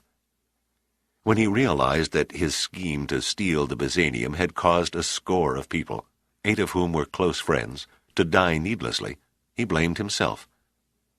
Many men, and women too, have taken their own lives for much less." "Hold on a moment," Copland cut in. He was kneeling over an open case of mineral analysis gear. "I'm getting a radioactive reading from the fill over the coffin." The diggers climbed out of the hole. The rest clustered around Copland and peered curiously as he went through his ritual. Sandecker pulled a cigar from his breast pocket and stuck it between his lips without lighting it. The air was cold, but Donner's shirt was wet right through his coat. No one spoke. Their breaths came in small wisps of vapor that quickly dissipated in the subdued gray light. Copland studied the rocky soil. It didn't match the composition of the moist brown earth that surrounded the grave's excavation. At last he rose unsteadily to his feet. He held several small rocks up in his hand. "Byzanium." Is it here?" Donner asked in a hushed whisper. "Is it really all here?" "Ultra-high grade," Copland announced. His face broke into a wide smile. "More than enough to complete the Sicilian project." "Thank God," Donner gasped. He staggered over to an above-ground crypt and unceremoniously collapsed on it, oblivious to the shocked stares of the local farmers. Copland looked back down into the grave, "Insanity does breed genius," he murmured. Brewster filled the grave with the ore. Anyone except a professional mineralogist would have simply dug through it, and finding nothing in the coffin but bones, would have walked off and left it. "An ideal way to conceal it," Donner agreed. "Practically right out in the open." Sandecker stepped over and took Pitt's hand and shook it. "Thank you," he said simply. Pitt could only nod in reply. He felt tired and numb. He wanted to find himself a place where he could crawl away from the world and forget it for a while. He wished the Titanic had never been, had never slid down the waves of the Belfast shipyard to the silent sea, to the merciless sea that had transformed that beautiful ship into a grotesque, rusted old hulk. Sandecker seemed to read Pitt's eyes. "You look like you need a rest," he said. "Don't let me see your ugly face around my office for at least 2 weeks." "I was hoping you'd say that," Pitt smiled wearily. "Mind telling me where you plan to hide out?" Sandecker asked slyly. "Only in the event an emergency arises at Numa, of course, and I have to get in touch with you." "Of course," Pitt came back dryly. He paused a moment. "There's a little airline stewardess who lives with her great-grandfather in Tynemouth. You might try me there." Sandecker nodded in silent understanding. Copland came over and grasped Pitt by both shoulders. "I hope we meet again sometime." "My sentiments, too." Donner looked at him without rising and said with emotional hoarseness, "It's finally over." "Yes," Pitt said. "It's over and done with. Everything." He felt a sudden chill, a feeling of cold familiarity, as though his words had echoed hauntingly from the past. Then he turned and walked from the Southby graveyard. They all stood and watched him grow smaller in the distance, until he entered a shroud of mist and disappeared. "He came from the mists, and he returned to the mists," Copland said, his mind drifting back to his first meeting with Pitt on the slopes of Benaya Mountain. Donner gazed at him oddly. "What was that you said?" "Just thinking out loud," Copland shrugged. "That's all." August 1988. Reckoning, the last chapter. "Stop engines." The telegraph rang in reply to the captain's command, and the vibrations coming from the engine room of the British cruiser HMS Troy died away. The foam around the bows melted into the blackness of the sea as the ship slowly lost her momentum, silent except for the hum of her generators. It was a warm night for the North Atlantic.